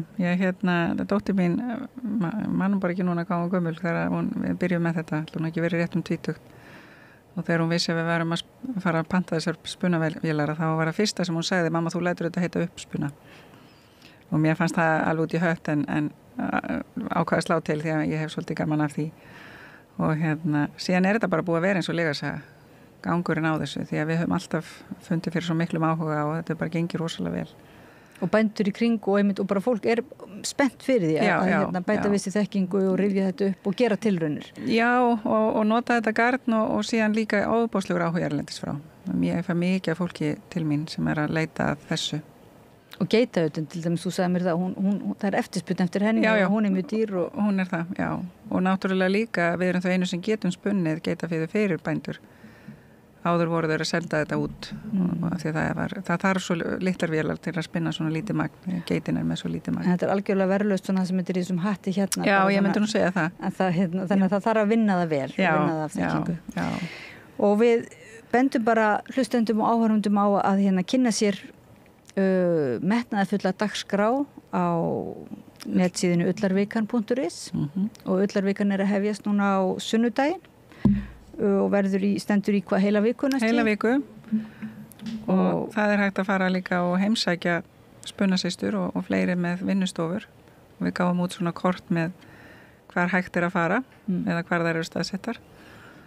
Allt skemmtilegt handverk líka frá ykkur og svona prentverk sem að tengist og sem eru skemmtilega líka og svona bjóða mann velkomin, já. Akkurat. Og þannig ég bara hlakka til að koma, ég vona að mér auðnist og fleiri hlustendum að koma og uppfræðast og spinna svolítið. Já. Og þakka kærlega fyrir kíkja á námskeið eða fyrirlestur og koma á markaðinn, ég held að það verði alveg gríðarlega upplifun. Já, markaðurinn er helgina næstu er ekki? Já, 5. október. Það endar á markaði. Þá segir nú bara Hulda Brynjólfsdóttir, bóndi og ullardrottning, takk fyrir að koma að rauðaborðinu og segja okkur frá ullinni og búskaparháttunum og bara nauðsynlegri hugarfarsbreytingu. Já, takk fyrir það og takk fyrir að bjóða mér. Og þannig lýkur spunanum á samstöðinni við rauðaborðið í kvöld. Þökkum kærlega fyrir öllum okkar viðmælendum. Þökkum tæknimanninum Pétri Fjellsteð fyrir að keyra út þáttinn og fyrir góða samvinnu.